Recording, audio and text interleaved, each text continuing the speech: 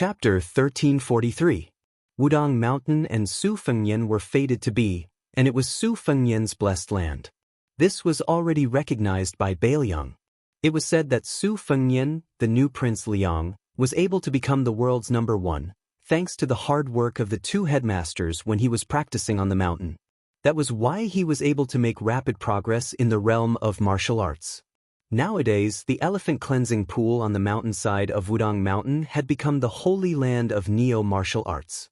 The stone house behind the waterfall was crowded with martial artists from all over the world who came to meditate and face the wall every day, just to touch the immortal aura of the invincible man in the world.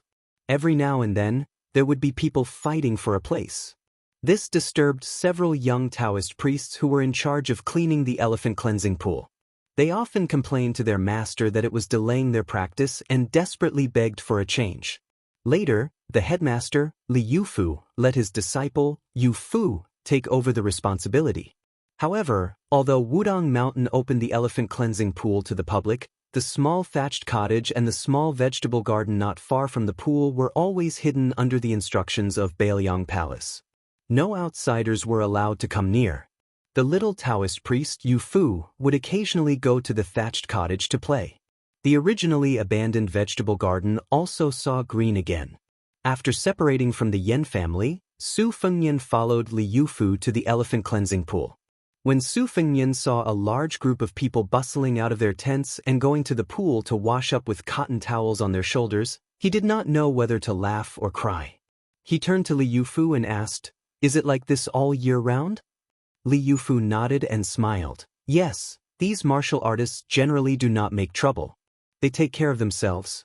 Every day, except for going to the square to practice martial arts in the morning and evening, they practice here. Wudong Mountain can't drive them away."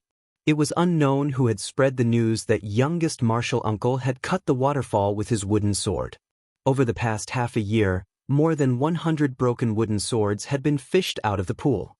Later on, there was another saying that the reason Wang Ye's divine skill was so great was because he found a martial arts secret manual at the bottom of the lake.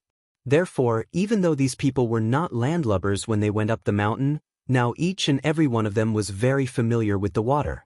However, they did not find the secret manual, but they did find a lot of pebbles as bright and clean as jade from the bottom of the lake. Scattered all over the place, there were at least several hundred of them.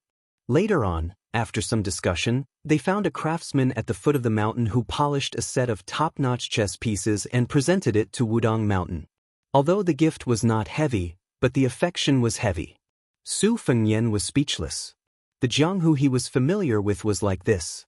The lower the level of the market, the more pitiful and lovable it was. He found a gap and squatted by the elephant pool.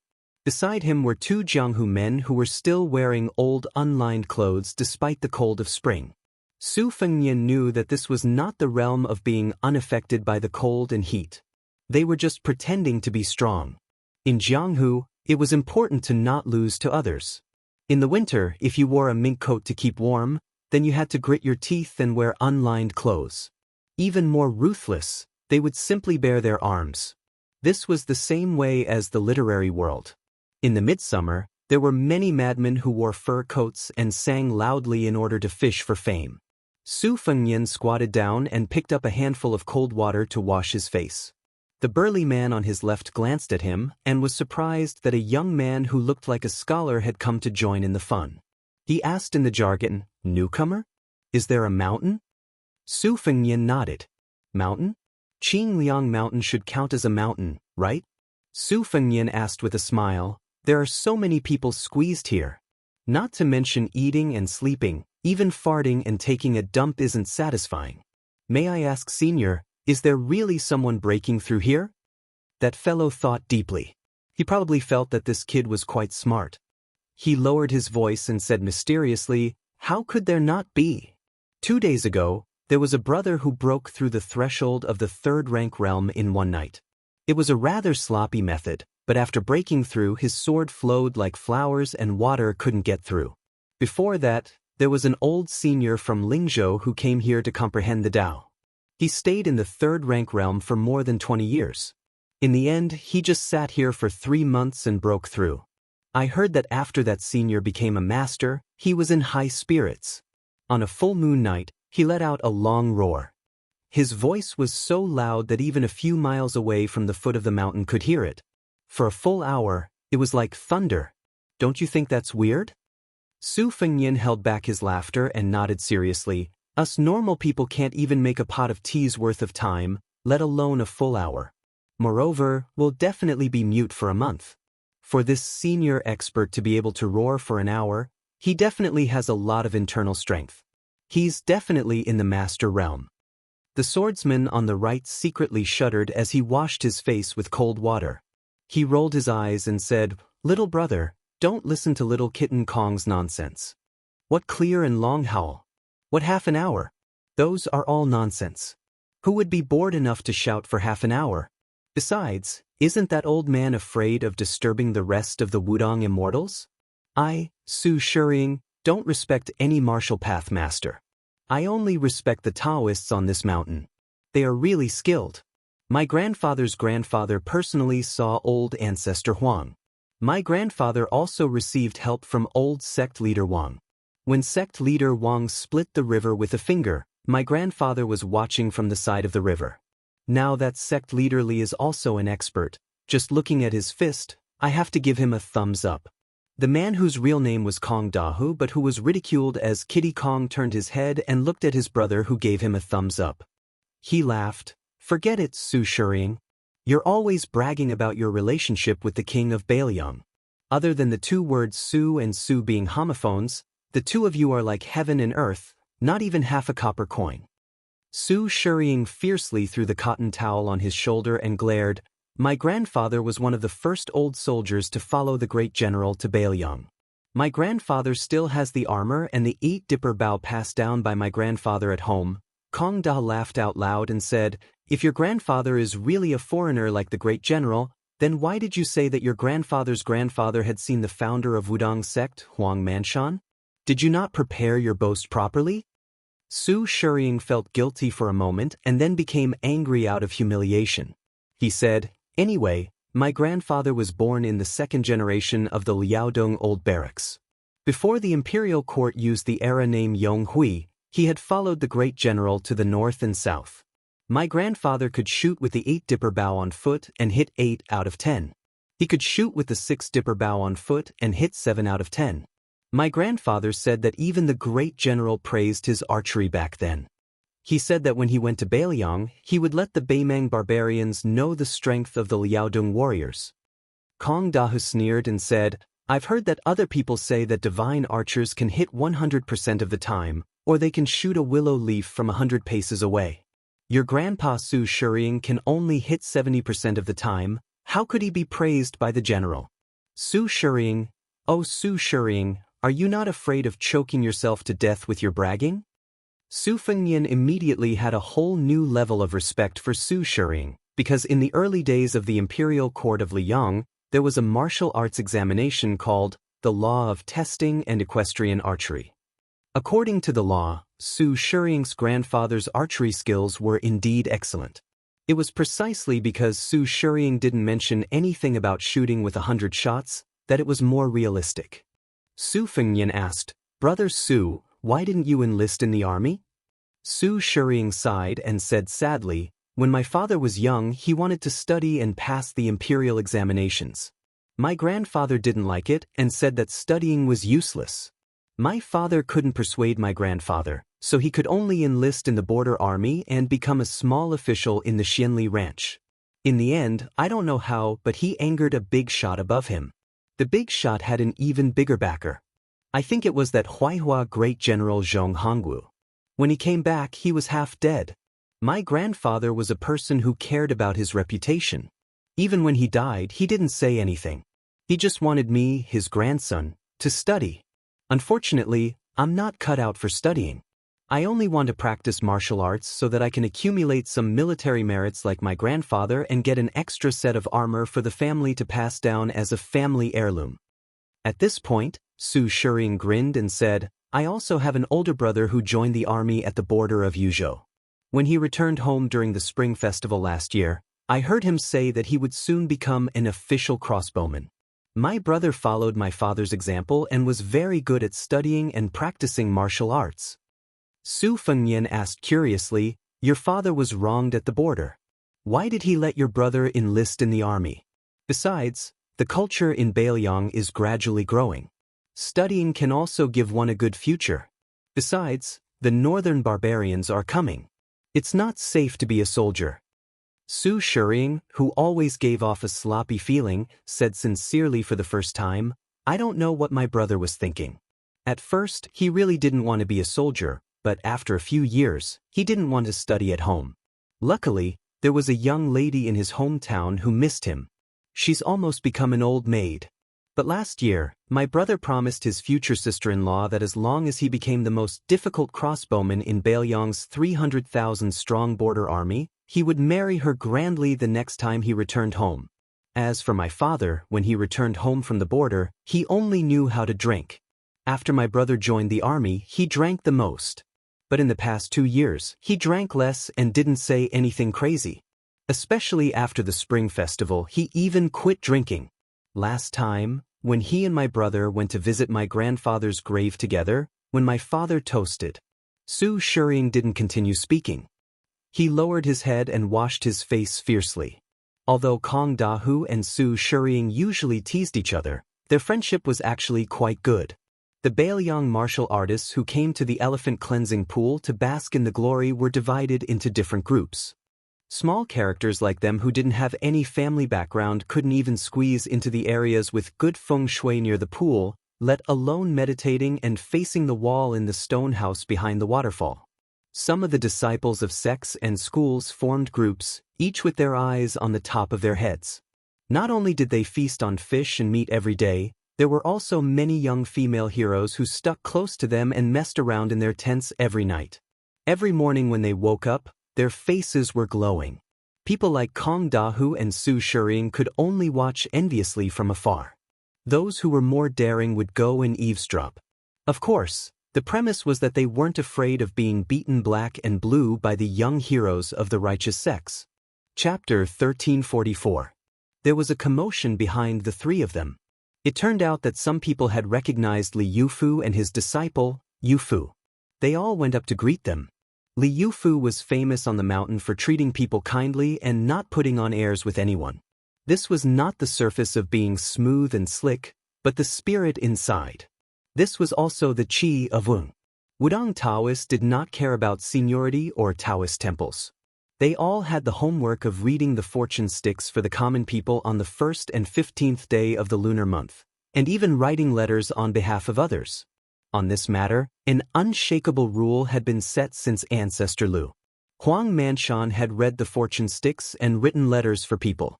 Wang Zhonglo was like this, Hong Shixiang was like this, Li Yufu was also like this, and maybe in the future, the little Taoist boy, Yufu was also like this.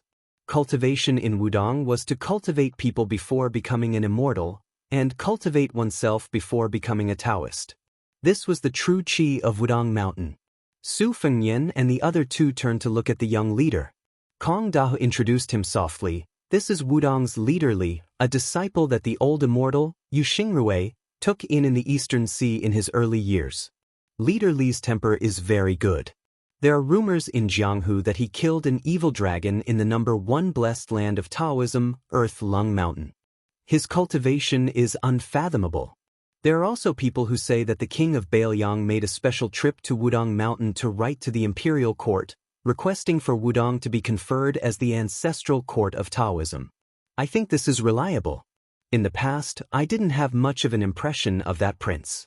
Later, he sent troops to the border and refused the imperial edict to enter Bailiang, which was very satisfying.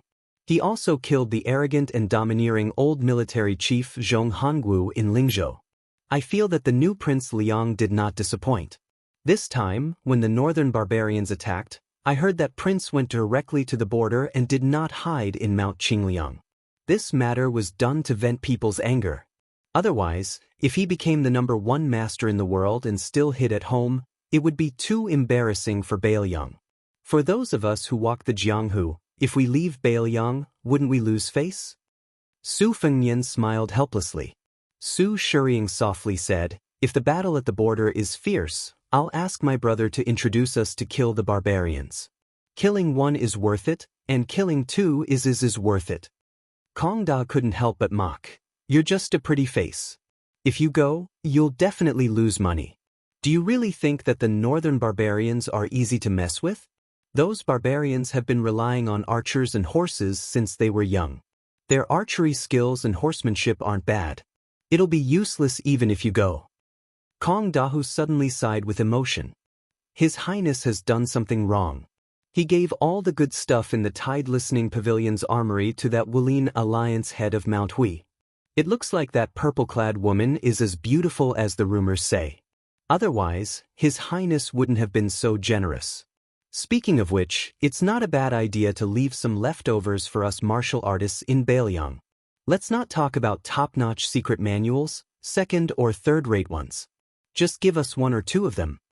Su Shuriying spat. With your little backbone, you want to become a peerless expert? Even if His Highness were to give you a pile of secret manuals, it would still be a dream. Kong Dahu didn't get angry. You, Su Shuriying, have a lot of backbone. Can't you just give me a few pounds?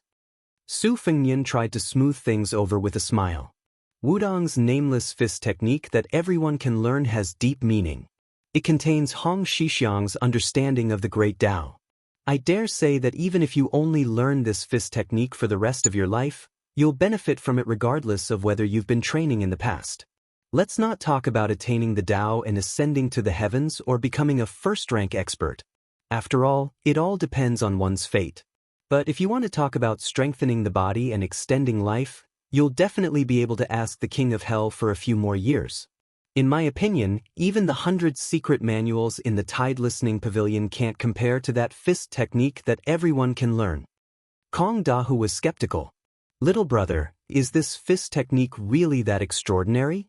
Su Fengnian nodded and said, it's just like an article written by a blind person. It looks very knowledgeable, but in everyone's eyes, it's just that. It's not really good knowledge.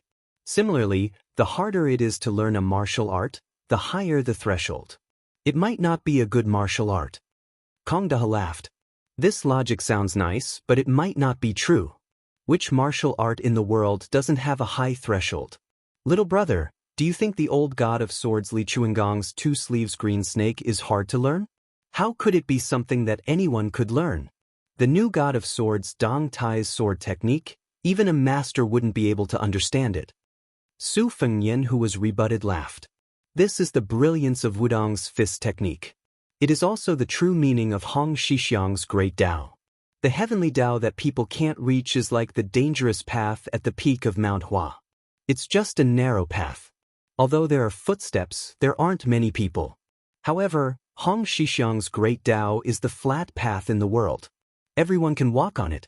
As long as one perseveres, even if one's talent is mediocre, one can walk far. Kong Dahu was stunned. He pointed at this brother and laughed.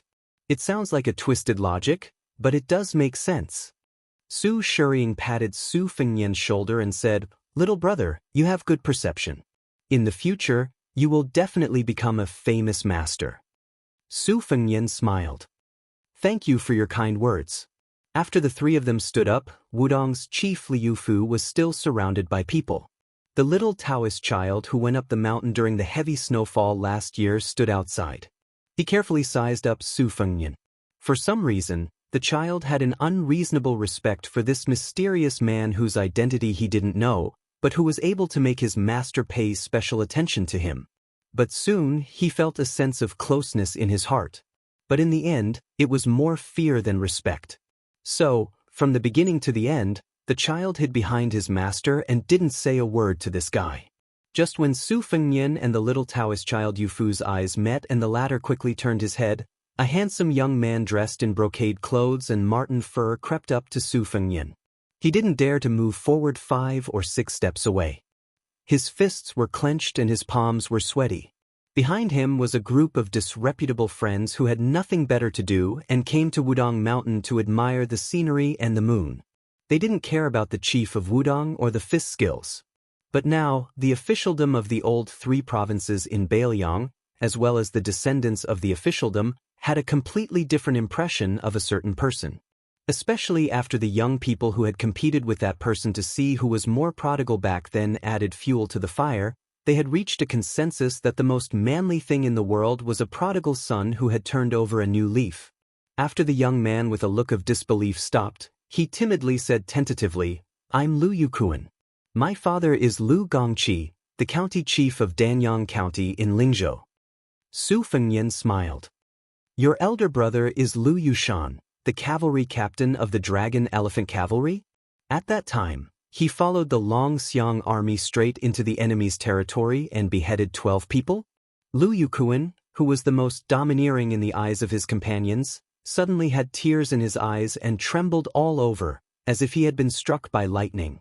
Eldest young Master Lu was about to kneel down, but when he saw the man in front of him gently shake his head, he immediately straightened his knees that had already bent a little, not knowing what to do. Last year, in the farce of the officialdom in Lingzhou, many meritorious generals were forced to take off their armor in front of the public by a young man with the title of Lingzhou General, revealing scars all over their bodies. Lu Yukuan was there to watch from a distance. At first, he did not feel that the scene was very shocking. But later, he saw his elder brother who had returned from the border. His elder brother, who had always looked down on him, almost broke off relations with his father and the whole family because his father, who was a civil official, made a few sarcastic complaints at the dinner table. Later, he drank wine with his younger brother for the first time and talked intermittently about the war on the border. He talked about how his fellow soldiers died in battle calmly. Only then did Lu Yukuan begin to understand the heavy significance. So Lu Yukuan climbed Mount Wudong in the cold spring. He just wanted to know how the new Prince Liang practiced martial arts. Su Fengyan did not want to reveal his identity here, so he stopped chatting with Lu Yukuan. Then he said goodbye to Kong Dahu and Su Shiying, gave Li Yufu a look, and walked to the hut with Lu Qingyan. After he left, Kong Dahu and Su Shiying looked at each other. How did this guy get involved with the dignified satrap's son? Looking at the situation, he was at least a figure with a family background of the same level. How could he be patient enough to talk to the two of them for a long time? The corner of Su Shiying's mouth twitched. At that time, he had pretended to pat that guy on the shoulder, for fear that these aristocratic sons, who liked to hide knives behind smiles, would turn around and attack him. He hoped that he would not be put in a sack and sink into the elephant washing pool before he could figure out a master. Lu Yukuan had the courage to observe for a long time. When he saw the king of Bailiang squatting and chatting with the two poor martial artists for a long time, he hurried forward and made a toast. He took the initiative to get close to them and said, "Brothers, I am Lu Yukuan from Lingzhou. It is fate that we met. I have wine, the most authentic green ant wine. Why don't the three of us drink it together?" Kong Dahu asked stupidly, "Young master, you don't charge, do you?" Lu Yukuan smiled helplessly and said, "You are slapping my face, aren't you?" Kong Daho and Su Shiying went to Lu Yukuan's luxurious silk tent in a daze and drank the boiling hot green ant wine. Around them, a group of playboys in bright clothes were looking at them with admiration, and the eyes of the few young and beautiful heroines were even brighter. When the two finally learned the man's identity, they were dumbfounded. In the 4th year of Xiangfu, Su Shiying, a cavalryman from Liangzhou, died at the border after his brother, who was a crossbowman. In the 6th year of Xiangfu, Kong Dao, a foot soldier from Yuzhou, died in Beimang's Aquarius Prefecture. The two of them smiled before they died and died without regrets. Chapter 1345. On the way to Little Lotus Peak from the thatched cottage, Su Fengyan and Lu Qingyan unexpectedly met the old and young of the Yan family again. This kind of fate made the old family head, Yan Song, feel quite marvelous. In their conversation, some of the misgivings of a shallow friendship lessened. If Yan Song's post in Liyang before the destruction of the Great Chu was added, the old man could be said to have been a seasoned official. He had seen the 4 reigning emperors of the Great Chu and Liyang imperial courts. In fact, he had seen the new Emperor Zhao Zhuan of Liyang a long time ago. However, when Yan Song was the assistant minister of the Ministry of Rites, Zhao Zhuan was still a young 4th prince who was not outstanding in any aspect. When he saw the old man who often went to the diligent room to teach, he also had to bow like a student. Yan Song's eyes were shrewd and ruthless, Naturally, he would not consider Su Fengnian to be an ordinary Bailiang pilgrim. Later, when Wudong sect leader Li Yufu received him, it confirmed the old man's opinion. It's just that both sides were well aware that there was no need to put it on the table too openly. As for which Bailiang's descendant this young man was, Yen Song, who had already seen the highest point of the Liang Temple, had nothing to do with Bailiang, so there was no need to fuss over it. As the two people climbed the mountain, they unconsciously talked about the blue-eyed Grand Secretary. Regarding Zhang Julu, Yen Song, who was standing in the opposing camp, felt regret. He said that Zhang Julu was still half a step away from becoming a saint. He had achieved the goal of helping the world, but unfortunately he was not able to protect himself. Deeply worried, Yen Song said, vassal kings, foreign relatives, eunuchs, military officers, civil officials. These 5 types of people, if they do not stand upright, are the most likely to cause chaos in the world. Our dynasty's empress is virtuous and virtuous. The foreign relatives have never been able to make a name for themselves, which is the world's greatest blessing. The eunuchs were led by Han Xianxia, Song Tonglu, 2 heads of the Directorate of Rights. There's nothing to say about their character, but they were all loyal to the Zhao family's Son of Heaven. They were also very cautious in matters of authority. Our dynasty's eunuchs scrupulously abide by their duties, so there's no need to worry about eunuchs interfering in politics. With the assistance of Zhang Julu, the late emperor did his utmost to weaken the feudal vassals, quietly suppressing military force, combining hardness and gentleness. It was quite effective. The new king of Jinggan, Zhao Sun, is also devoted to the country. The king of Guangling, Zhao Yi, has no ambition. Your Bailiang is restrained by Beimang. Even if you want to, you are powerless. Then there is only the king of Yanqi, Zhao Bing, who has elite troops and is good at hiding his strength. There is no big enemy in Nanjiang, so Zhao Bing can slowly accumulate power. He must be a big problem for our dynasty. Then Yen Song said self-deprecatingly, as for us civil officials, scholars can't rebel for 10 years. The emperor is the easiest to get rid of. The grand tutor has always been the highest pursuit of a scholar. Even if you can't become a grand tutor, there are so many second and third rank officials that you can be. As for posthumous titles, other than Wenzheng, there are a lot of other titles that can be taken into the coffin. Taking a step back, being an official is not promising, but you can still leave your name in history. That's why I say that we civil officials are the most ambitious, but also the least promising. But Yen Song suddenly paused.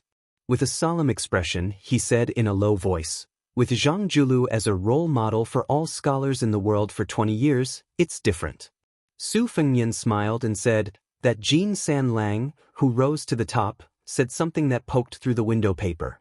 It was Zhang Julu who taught him that the people are important and the monarch is not. It was also because of this that Jean Lanting submitted to the new emperor that the late emperor decided to kill the Grand Secretary. Yen Song said bitterly, that little bastard, he's not a son. He's not a subject. Tantnon hit him well. Su Fengnian seemed to dismiss it with a smile, but Lu Qingyan intuitively sensed that he was revealing a trace of murderous intent. Yen Song sighed and said, almost all of the civil and noble officials of Spring Eternal Hui's Xiuqi and Ji Ping are excellent. There are no big problems to be found. However, after following Zhang Julu for so many years, once they lose the breadth of mind of the Grand Secretary, there will be a result of going too far is as bad as not going far enough. The more peaceful the world is, the easier it is for the competition between gentlemen to degenerate into a competition between personal feelings. This old man has many students, and the number of his favorite students can be counted with 2 hands. It's not that this old man is boasting, but he has always followed the teachings of the sage and taught without discrimination. In the first 10 or 20 years, nothing can be seen, but by the time this old man is about to retire, the difference is like heaven and earth. Regardless of whether they are from aristocratic families or from poor families, they can all be considered capable officials and have good governance. However, except for a few students who have managed to start and finish well, the rest more or less have some corruption. However, those with good family backgrounds have a much better table manners. Those who suddenly become powerful are unsightly. This old man was also puzzled. Later on, after thinking about it, It was one of the poor students who revealed the secret. They are afraid of being poor, and they are also afraid of being poor. Even if they don't think for themselves, they have to accumulate wealth for their descendants. Su Fengyan smiled and said, "Actually, this is human nature." Yen Song shook his head and said, "As an official, it is human nature to let your descendants have no worries about food and clothing. However, to let your descendants sit on a mountain of gold and silver for 10 lifetimes is too much." Yen Song took a deep breath and forced a smile. Perhaps this is only this old man's view of the big picture. Yen Song said bitterly, 2 years ago, there was a student who this old man hoped would one day become an important minister in the palace. He was almost 50 years old. After the scandal was exposed, he knelt outside this old man's study for several hours. This old man wanted him to die, but when he thought of that young face and that pair of clear and clean eyes when he asked me for advice, this old man couldn't be ruthless. In the end, he just let him lose his official position. I heard that now that the new emperor has ascended the throne, his thoughts are active again. He wantonly operates in the capital, trying to recover. You have to know that the target of his extravagant spending just so happened to be the clan members and nobles that he thought were the rats and worms of the country back then. I still remember that this old man had tried to console him back then. Su Fengyan asked, "Did he succeed?" Yen Song said incomparably self-deprecatingly, "With a lot of money to clear the way, and the identity of the student of my political enemy, of course he succeeded. He became the director of the Ministry of Rights. After that, he even wrote a letter to me, his teacher, saying that he would inherit my mantle and become the assistant director of the Ministry of Rights." Su Fengyan clicked his tongue in wonder and said, "This guy's skin isn't thin. It would be great if he came to our Bailiang." The old man asked doubtfully, "Why is that?" Su Fengyan joked, "Just his skin is as thick as a city wall, and he can help block tens of thousands of Beimang soldiers." Yen Song immediately laughed heartily. The other Yen family members beside him also laughed. The long mountain path eventually came to an end. At noon, they arrived at the top of Little Lotus Peak. Looking into the distance, they felt relaxed and happy. Yen Song sighed sincerely to Su Fengyan, who was standing beside him. To tell you the truth, this old man came to Bailiang because someone invited this old man. He happened to be one of Bailiang's students. He said that Bailiang was a good place for people to vent their frustrations. This old man didn't believe him, but that guy wrote 8 letters in one go. This old man was so annoyed that he thought that it would be good to visit the northwestern frontier fortress before he died. He wrote a lifetime's worth of feminine and graceful poems. Who knows, maybe when he's about to die, he'll be able to write 1 or 2 frontier fortress poems that will be handed down for generations. The old man's grandson stood up for him and said, "Grandpa's poems are wonderful." The late emperor praised them endlessly. Even Huang Longshi, one of the top 3 in the spring and autumn period, admired them. What's so feminine about them? The old man, who was in an extremely good mood, laughed and retorted, "Nonsense. What admiration? Don't flatter this old man." Huang Longshi only commented that it was weak and passable. Although he retorted, it was clear that the old man was somewhat proud of this harsh comment that sounded more positive than negative. Su Fengyan smiled and said, "It's not easy to make Huang Sanjia, who never praises people, say that." The old man narrowed his eyes and stroked his beard. "That's right. This old man can only accept such words from an outsider like young Master Su. What's the point of flattering his own grandson?" Lu Qingyan smiled knowingly. This old man was also a wonderful person. Chapter 1346. Lu Qingyan hesitated for a moment and said, "You said that Bailiang is powerless among the vassals, but I don't agree." Yen Song turned his head. "Oh." Unexpectedly, Lu Qingyan only said something that did not seem to make sense. She asked, "I think that as long as the general is here, the world will not be in chaos. Bailiang will not dare to go south, West Chu will not dare to send troops, and Nanjiang will continue to be dormant. What do you think?" Yen Song was silent for a long time. Yen Song, who seemed to be absent-minded, sighed softly and nodded. "I see. This old man understands." Lu Qingyan quickly said, "I don't dare." The old man looked away with a complicated expression and looked at Su Fengnian. If I remember correctly, you once said in Tai and City that you would do something for the people of the Central Plains? Su Fengnian asked, how did you guess? Yen Song said calmly, for a woman to have such knowledge, she must be the daughter of a big family. She also has a Qingzhou accent. Coincidentally, I have worked with Lu Feiqi, who is the backbone of the Green Party, in the imperial court for many years. Then her identity and your identity will naturally come to light. The old man snorted and turned to leave. Most of the Yen disciples did not know why their ancestor's face suddenly turned from sunny to gloomy. They just followed him down the mountain uneasily. They thought that the trip to Wudong Mountain was a trip with high spirits but ended with disappointment.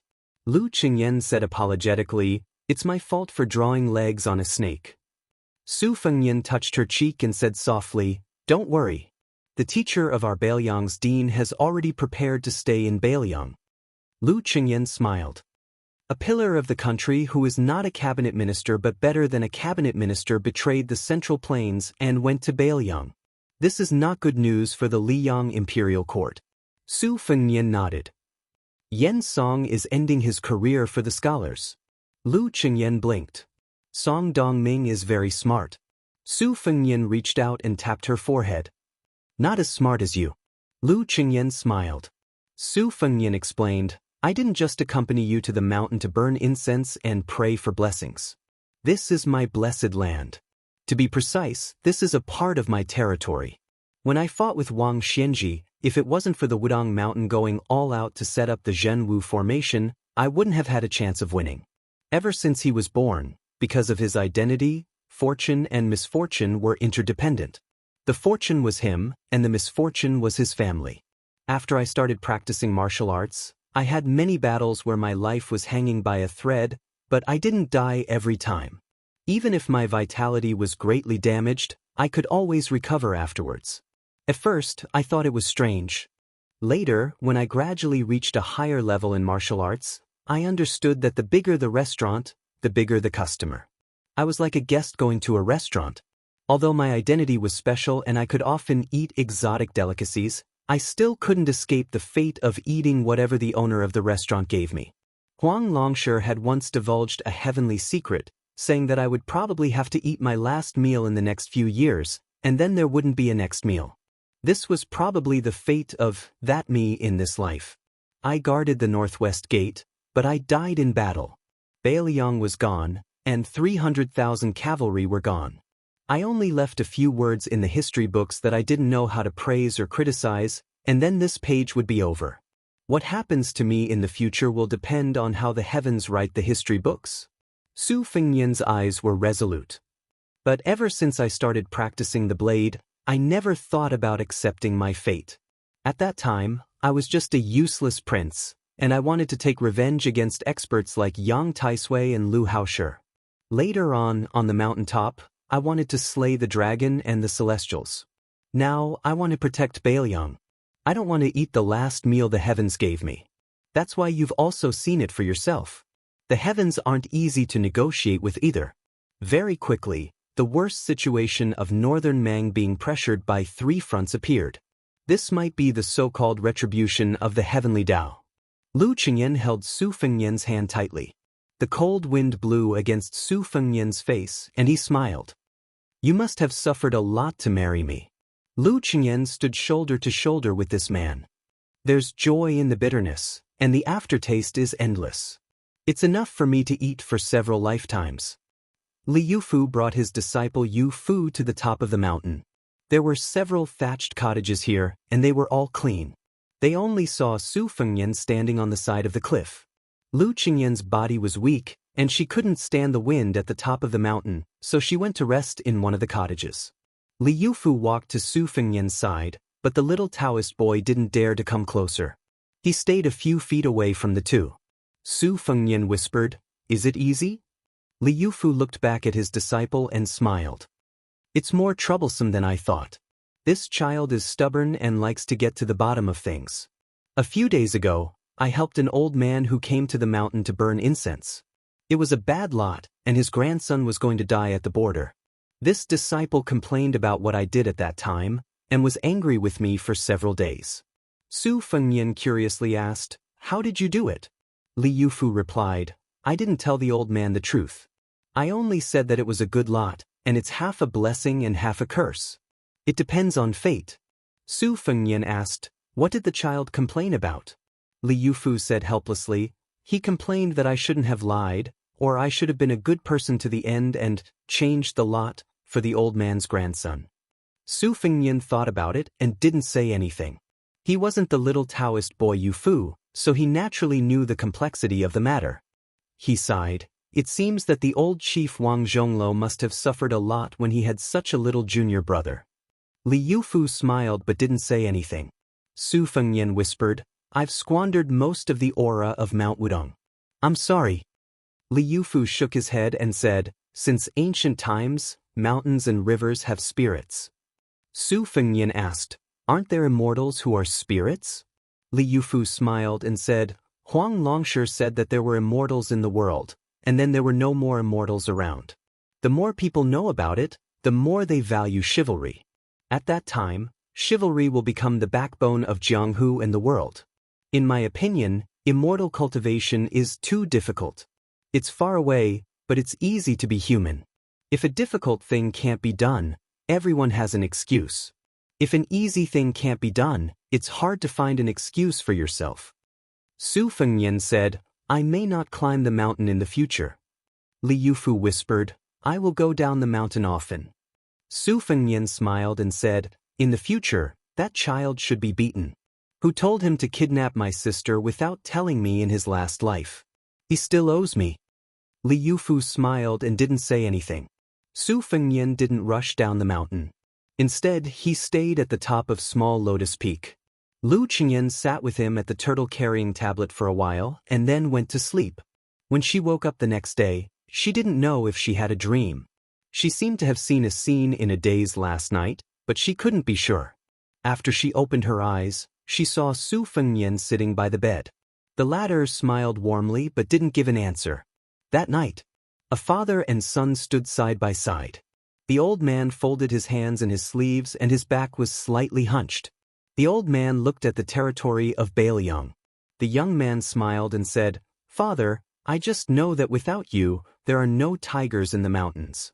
The old man just gave an irrelevant answer. "If you can't bear it, don't force it. I only said half a sentence before. There's no reason that no son can't die. The second half is true, but there's also no reason that no son must die." Su Fengnian shook his head and said, "I'm the king of Bailiang. I'm not guarding the country for the emperor of Zhao, nor am I guarding the northwest for the people of the Central Plains. Father, you also said that where mother was in the past was where Su Zhao's home was. Later, where our children were, was where your home was. So to me, Su Fengnian, where my parents' graves are, is where my home is. I'm afraid of death, but if there's a day when I die, I'm not afraid of dying in Bailiang." The old man pointed to the distance and laughed loudly. "This is a great place. I, Su Xiao, led the cavalry under my command and trampled all over the 9 countries of spring and autumn. Xiaoyan, will you go to Beimeng for me one last time?" Su Fengnian nodded and said, "Okay." Chapter 1347. On the Lantern Festival of the second year of Xiangfu, Bailiang Province, Chongqing City, the provincial city of Yuzhou. The lanterns were lit, and the fireworks were dazzling. Among them was a middle-aged man in a Confucian robe who was enjoying the scenery with his family. Although he was not eye-catching in the officialdom of Yuzhou Province, he was only a secondary Class 5 civil official. There were so many generals in Yuzhou Province, Tang Wenjin was just an assistant official from a poor family. His superior official, Xianxia, was able to enter the field of vision of the central government of Liang Province, especially the Ministry of War because of Gu Jiantong's favor. However, perhaps not many people in Yuzhou Province had heard of Tang Wenjin's name. Nevertheless, Tang Wenjin's significance to Yuzhou Province, especially the military significance of the frontier line, could not be underestimated. Tang Wenjin had made a great contribution to the Wutong system, which was said to be capable of killing 160,000 northern barbarians. It was Tang Wenjin who had followed Hong Xianxia step by step across the gourd mouth and participated in the whole process, from the drawing of the geomancy map, the selection of the Wutong system, and the excavation of the ground. It could even be said that Tang Wenjin had the most meticulous and perfect military map in his mind. Once the war broke out in Yuzhou province, if Hong Xianxia and Tang Wenjin were not at the gourd mouth, the effect of the Wutong system would be greatly reduced. Being exposed to the wind and the sun all year round, this civil official, who had a good reputation, had a dark complexion. His beautiful and fair-skinned wife, who was from Yanji County, made Tang Wenjin look like a big piece of charcoal. This time, Tang Wenjin returned to Chang'an City from the border to report the detailed military situation to the general of Yuzhou, Huang Fucheng. The reason why he enjoyed the lanterns with his wife and son on the Lantern Festival was not because he was bored, but because Tang Wenjin felt that if he missed this family reunion, he would be separated forever.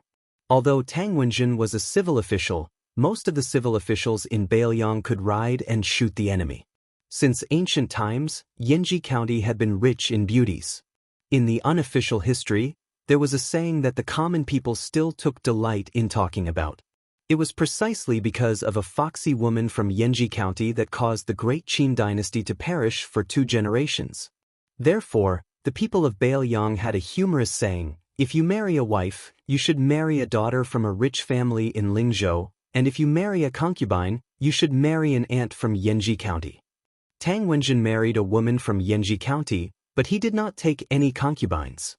For many years, they lived in harmony. The only flaw was that they gave birth to 2 daughters, but they did not have a son. However, Tang Wenjin did not feel any regret. He doted on his 2 daughters very much. On the other hand, his wife always felt that she had let down the Tang family. Tang Wenjin often joked and comforted her, saying that the Wubao beacons at the mouth of the gourd were his sons. If it was not easy for parents to raise their children with a handful of shit and a handful of urine, then Tang Wenjin, who was in charge of trivial matters, could indeed be called the biological parents at the mouth of the gourd. Tang Wenjin had some solid martial arts skills, so it would not be difficult for her to kill 3 or 4 northern barbarians. Moreover, it would only be meaningful if there were many skills in the army that could be used in a battle formation. Naturally, it would not be enough to deal with the top experts of the Jianghu. Tang Wenjin was a scholar in her bones, and she had never planned to play catch and kill with any experts in this life. Therefore, Tang Wenjin did not know that in the crowded crowd, there were no less than 10 pairs of eyes paying attention to him. Those gazes were all like dragonflies skimming the surface of the water. They were experienced and were not even enough to make Tang Wenjin have some kind of intuition. At most, he only misunderstood them as lechers who were drooling over the wife beside him. Tang Wenjin and his wife each held the small hands of their daughters. It was inevitable that he was a little absent-minded because his mind was on the mouth of the gourd. He was thinking about which Wu castle needed to be strengthened, which beacon needed more manpower, which post road and which pass needed to be assigned scouts. In the army of Bailiang, young civil officials such as Hong Xianxia and Tang Wenjin, as well as the new Honglu general Cao Xiaojiao, were forcibly classified into the Qin faction. Besides being in their prime years, these border officials were more or less influenced by the former governor of Bailiang, Chen Zhibao. They believed that details would determine the war situation. Therefore, they had a lot of differences with the veteran generals such as Yan Wenluan and Chen Yunchue. When the king of Bailiang changed, many people were afraid that they would be suppressed and purged. Thankfully, Su Fengnian did not touch the bottom line of these hardcore people after he took the throne. On the contrary, many of these hardcore people were promoted more or less. Undoubtedly, Cao Xiaojiao, the #1 troublemaker in Yuzhou province, was a typical example. They also reciprocated the tacit consent of Su Fengnian and the specific implementation of the policy of pacifying the border army and mobilizing the provincial army, which was carried out by Su Beiji and Chen Xiliang. Tang Wenjin had no impression of the king of Bailiang. He did not admire or dislike him. As long as he did not come to the defense line at the mouth of the gourd, Tang Wenjin would continue to work for him without complaint. Tang Wenjin suddenly smiled and felt a little proud. It was true that the mouth of the gourd had consumed a huge amount of Bailiang's provisions, But he and General Hong were using those stones to exchange for the lives of the Bailiang barbarians. It was a good deal for Bailiang. The late emperor of Liang, Zhao Dun, was an open-minded ruler. Although he and the empress lived a simple life, they did not forbid women from wearing makeup. Bailiang was far away from the emperor, so they did not know what it meant to overstep their authority. Although the people were poor, their families were not poor. Every festive season, rich and powerful women would compete with each other for beauty. As long as they had money and dared to wear it, they would not be restrained even if they wore phoenix coronets and robes. At this time, in the crowd, there was a young woman who imitated the heavenly treasure makeup style of the old southern Tang imperial women. She had a graceful figure and a personal maidservant who combed her hair into a bun. One of the two women was plump and the other was slender. They complemented each other very well and were very eye-catching. Many idlers who liked to wait for an opportunity to take advantage of them swarmed over. In order to block the disaster for her mistress, the maidservant had already dropped several of the exquisite little combs made of gold, silver, and jade. However, it was still impossible to guard against them. The young woman's delicate buttocks still could not escape from the disaster. She was gently patted by a nimble skinny monkey with a mouth full of yellow teeth. Obviously, he was a veteran. The young woman was so frightened that her face turned pale, and she hurriedly ran away. This scene happened to fall into the eyes of Tang Wenjin's wife. In addition to sympathy and annoyance, she also had a hint of jealousy and ridicule. She whispered to her husband, "Wearing such gaudy clothes and without the protection of a strong servant, isn't she just attracting bees and butterflies? Who's to blame?" Tang Wenjin did not care about these trivial matters. He nodded carelessly and had no intention of being a hero and saving the beauty. Cold women's temperaments were mostly unyielding and valiant. They were not inferior to men.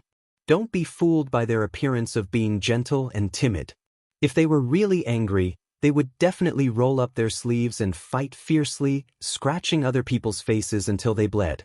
Wasn't the wife next to Tang Wenjin the same one who, after marrying from a small place in Yanji County to the provincial capital, rewarded the prodigal with a ruthless kick to the groin when she participated in the lantern market for the first time?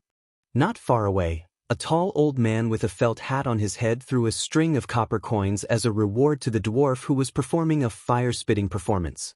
At the same time, in the sea of people, there was a traveling monk who was becoming more and more common in Bailiang. He carried a bamboo rack with scriptures on his back. There was a young couple dressed in coarse linen. They were buying a stick of candied haws for their child from the man selling them. In the northeast corner of the downtown, there was a prosperous Dongfu temple. From the top of the bell tower, one could overlook half of the market. There were young masters and beautiful women in luxurious clothes talking and laughing. There were poor scholars scratching their ears and cheeks, trying to recite something. There were old men in their twilight years muttering to themselves. In the corridor outside the attic, a short Taoist holding a horsetail fly whisk glanced at the scenery where Tang Wenjin was standing. Then he took out a small booklet from his chest and dipped his finger in his saliva. He opened the booklet and saw the name Tang Wenjin in the light that was almost as bright as day. He chuckled softly and said, "Wenjin, what a great name.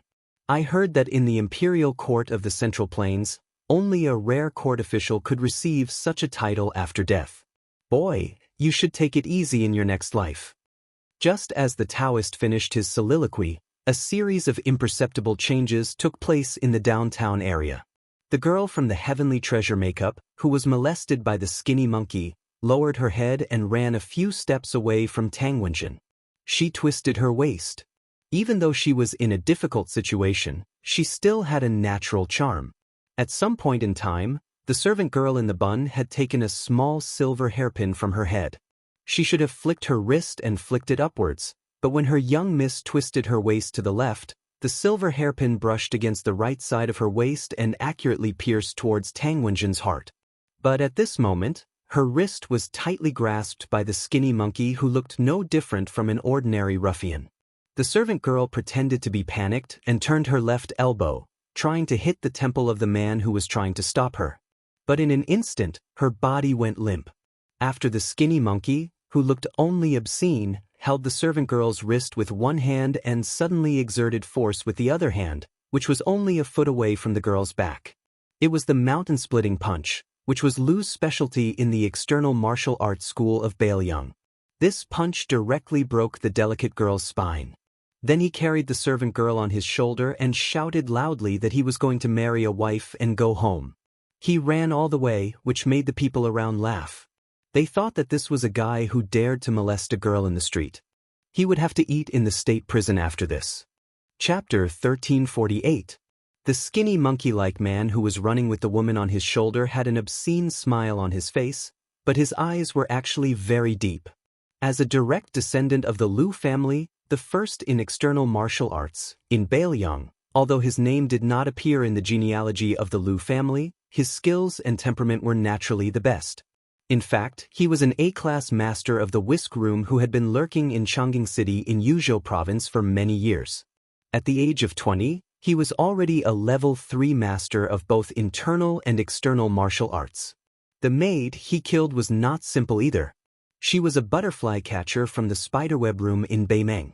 After the successful strike, the skinny monkey-like man did not make any unnecessary movements and directly withdrew from this unconventional battlefield.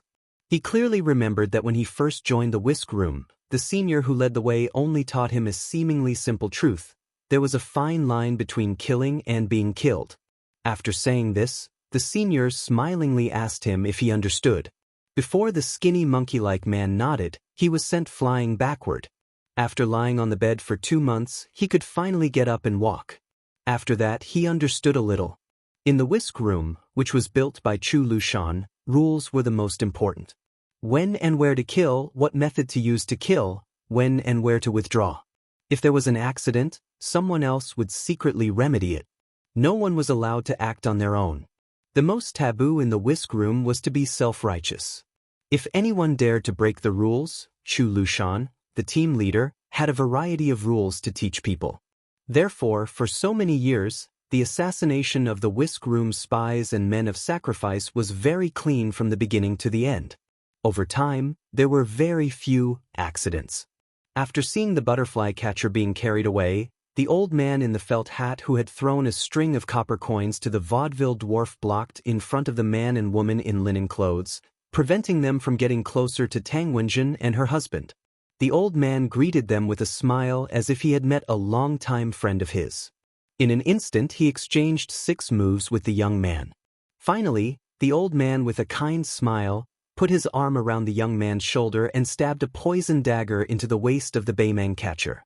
What's more, the dagger was quickly pulled out and stabbed again. The young woman who had disguised herself as the butterfly catcher looked at all of this as usual. Even when the old man in the felt hat supported her husband and quickly moved away from her, she did not move. However, the corners of her mouth were slightly raised. When the old man in the felt hat realized that something was wrong, his head seemed to have been hit violently and he leaned back. The old man with blood oozing out of his forehead saw a young child standing not far away. The child, who looked innocent, tilted his head and gently spat out the second hawthorn seed. Then the old man in the felt hat, whose vision was blurred, laughed. The butterfly catcher hurriedly squeezed into the crowd and disappeared in an instant. However, the child whose real age could not be guessed was left behind forever. There was a wooden stick that was originally used to skewer the candied hawthorn on his forehead. The honest old man who was selling candied hawthorns on the street picked up the child and quickly walked to the old man in the mink hat who was about to fall back. He inserted the stick that was full of candied hawthorns into the ground and freed one hand to support his old friend and the dead catcher. The old man in the felt hat was speechless. He looked at his old friend who had quarreled with him for half of his life. His lips trembled, but he could not say anything. The latter's eyes were red. He first wiped the blood on his old friend's forehead and then pulled his old friend's felt hat to cover his forehead. He said softly and hoarsely, "Lao Rong, when the Qingming festival comes back, I'll definitely bring you a pot of good wine that Master Chu gave me last year. Don't worry." The old man in the felt hat leaned back against the stick and slowly closed his eyes. A dozen or so steps to Tang Wenjin's right, a Wutong courtyard's eagle soldier and a northern Mang dragonfly catcher perished together, both of them using the dagger in their sleeves to kill each other. The two of them sat side by side on the ground, as if they were good brothers who held each other's arms after getting drunk. The young woman in the makeup that day was indifferent to the changes around her. Her only target was Tang Wenjin. The spider web that Li Mibi painstakingly managed had a pair of cocoons, 6 pole lifters, 300 catchers, and 80 butterfly catchers. She was the best among the butterfly catchers. She even had the chance to become the first female pole lift in Beimang. The premise was that she had to kill Tang Wenjin tonight. The 16 Yuzhou officials that she had killed before could not be compared to Tang Wenjin. Therefore, the death of those butterfly catchers was worth it. One step. She was only one step away from Tang Wenjin, who was still in the dark. Suddenly, the inconspicuous young woman beside Tang Wenjin bumped into her arms. In the corridor outside the clock tower, a burly young man with a sword appeared beside the short Taoist. He leaned his body and put his elbow on the railing. He narrowed his eyes and watched the hidden battle in the downtown area. He curled his lips and said, "What a waste of effort." The old Taoist withdrew his gaze. He seemed to be unwilling, but he still put away the booklet.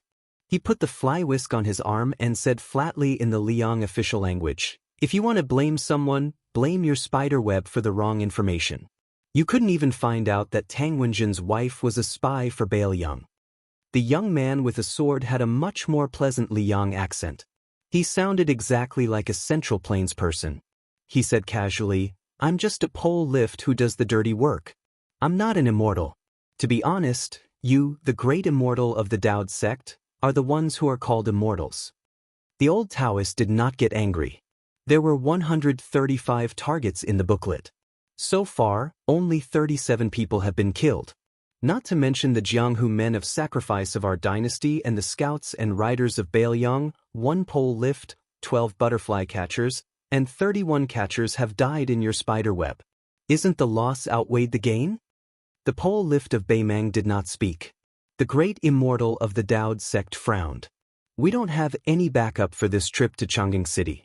Do you want to join hands with me to kill the heavily guarded Yuzhou General Huang Fujin?" The young swordsman with old age spots on the back of his hand sneered. "Apart from you, Cui Wazi of the Dao sect, who came with me to watch the show, the yin-yang face in the princess's tomb, the great music house of the chess and sword music school, and the 2 on the devil's master ranking didn't show up. Aren't you curious where they are? Why did the 5 of you only make a few moves along the way? It's not like Bailiang didn't send anyone to guard the front line of the Calabash Cave. Half of the Tide Listening Pavilion's experts are hiding there, waiting for an opportunity.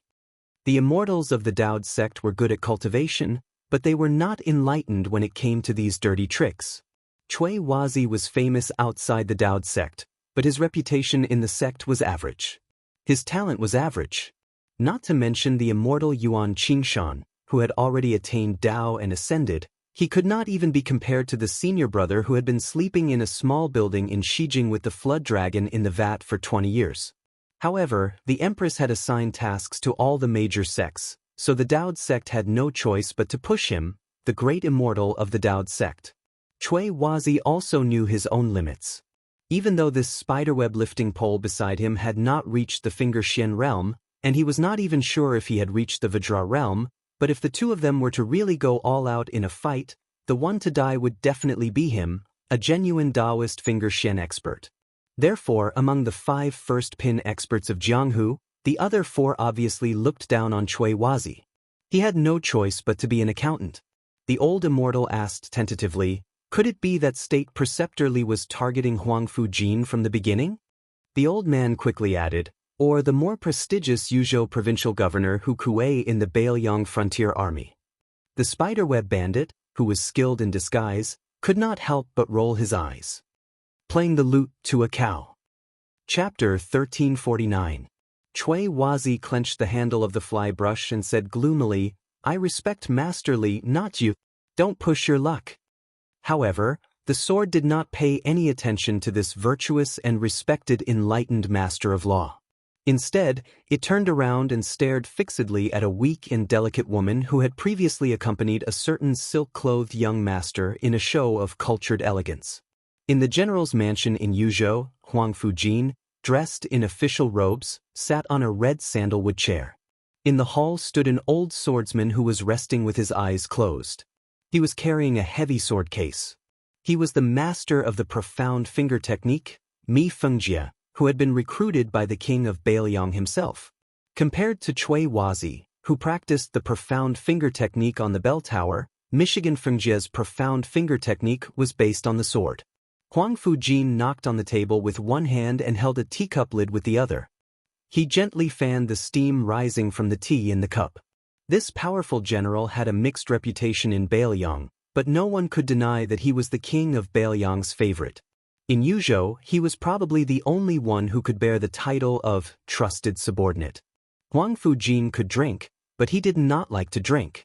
When he drank tea, he only drank strong tea that was so bitter that it made one's mouth feel bitter. Huang Fujin was silent.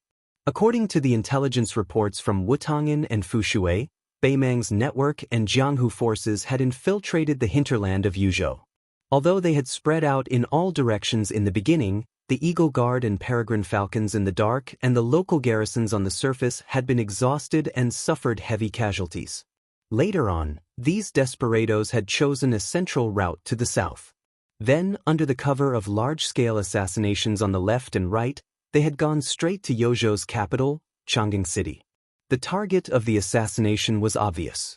It was either him, the general of Yuzhou, or Governor Hu Kuei. In Chang'an City, in addition to Mi Fengjie, who had a hidden identity, there were also many second-level supreme power masters in Governor Hu's mansion to protect Hu Kuei. There was also that crazy woman, Fan Shaochai, who was hiding in the city. It seemed reasonable for Beimang to attack Chang'an City, which was heavily guarded but had plenty of bait. After all, the life and death of Huang Fujin and Hu Kuei could affect the situation in Yuzhou province. Huang Fu she suddenly covered the teacup and said in a low voice, "That's not right." At the same time, on the outside corridor of the clock tower, Beimang, who realized that his identity had been exposed, lifted the pole and jumped without hesitation, leaving the Immortal of Morality sect to deal with the dangerous woman who had hidden herself deeply. He laughed and said, "Chui Wazi, it's time for you to sacrifice your life for the country. When we successfully kill Yan Wenwan, I will personally send the compensation to the Daoda sect." General Yan Wenwan's tent was not in the hinterland of Yuzhou. It was only 150 miles away from the mouth of the gorge. At first, when the Yuzhou border army heard that a large number of Beimang assassins had infiltrated, they sent out 20 scouts of each group of 50 people. Great Ancestor Gu was different from Qin Yunshui, who was stationed in Yuzhou. Great Ancestor Gu was in charge of the situation at the border of Liangzhou province. Because he was worried about the safety of the commander, he even asked Zhou Kong, the deputy commander of the cavalry army, to send the most elite crossbowmen to the old general's tent. He completely ignored Yan Wenwan's objection and sent them to the old general's tent in case of any accidents. As the spy reports were sent, it showed that the Beimang assassins kept coming south. Especially the tent of the deputy commander of the infantry army, Qin Yunshui, was attacked at night. The Yuzhou army suffered heavy casualties. If it were not for the fact that there were enough third-level masters and masters in the ambush, the consequences would be unimaginable. Although the alert of Yan Wenwan's tent did not weaken, everyone was obviously relieved. This day just happened to be the time when the northern Mang cavalry crazily poured in from the other side of the gorge, the smoke of war rising from all directions. Yan Wenwan led 1,000 cavalry to rush to the front lines. Around the 1,000 cavalry, the crossbowmen on the 3 white horses and the first-rate scouts of the Yuzhou infantry were carefully and skillfully scouting. The more they did so, the more uneasy Yan Wenwan's guard commander felt when the 10 of them blocked the path of the 1,000 cavalry. At the end of the road, the person in the lead was a woman whose face was covered by a white veil. Beside her was a middle-aged scholar with thin eyes and a long beard. He had a Xiaoyao bandana on his head and a dark purple bamboo flute at his waist. They were the Princess Tomb and Little Thoughts. Chess and Sword Music School, Great Music House. Behind the 2 of them were 2 of the 10 giants of the Beimang Demon Path. A dwarf sat on the shoulder of a giant. It was a weird scene. The Beimang Jianghu only knew their nicknames, Iron Horseman and Thirsty Horseman. The latter was especially notorious. Just like the demon Xieling who liked to eat people's hearts and livers, they liked to drink the blood of living people. In the most unsociable position at the back, a white-haired old woman was coughing heavily. She had a delicate and beautiful flower on her head. The other 5 were all outstanding first-rate experts of the Beimeng Jianghu. Yan Wenluan raised her arm and the 1,000 cavalry suddenly stopped. The old general chuckled and said, "This time, the northern barbarians have quite the appetite." The cavalry commander of the personal army was deeply worried. He urged his horse to Yan Wenluan's side. But before he could speak, Yan Wenluan laughed and said, "Don't worry. There's nothing for us to do today. Just enjoy it. In the end, there's still the existence of 10,000 enemies in the world. We generals who rely on the strength of our soldiers and horses have no choice but to accept it." In the cavalry commander's confusion, one of the cavalry silently stepped out of the formation. A man holding a long spear took off his helmet. This man, who was hailed by the world's famous general, Yan Wenluan, as the enemy of 10,000 enemies, slowly urged his horse forward. Many years ago, during the era when the sword god, Li Chungang, was the champion of the Jianghu, there was a man from Beiliang. 1 man, 1 horse, and 1 spear, he was unstoppable on the Beimeng grasslands. His name was the Spear Immortal, Wang Xiu. After that, the world only knew that Wang Xiu taught a disciple who surpassed his master, the white-robed Chen Jibao. But even the people of Beiliang, and even the king of Beiliang, Su Fengnian, did not know the reason why Chen Jibao was unable to take away the famous spear, instant, after killing his master, Wang Xiu. It was because someone used an ordinary wooden spear to block Chen Jibao, who was wielding the plum ziqing. Looking at the seemingly ordinary cavalry charging with a spear, the leader of the great music house sighed helplessly. "It's Su Yanbing. Our previous plan has become a joke." A gust of wind blew past him and the princess. The great music house felt even more helpless. "You're courting death."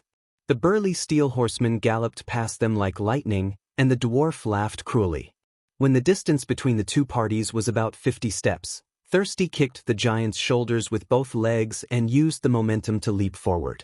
The thin and small figure's trajectory in the air was very ghostly and gaudy.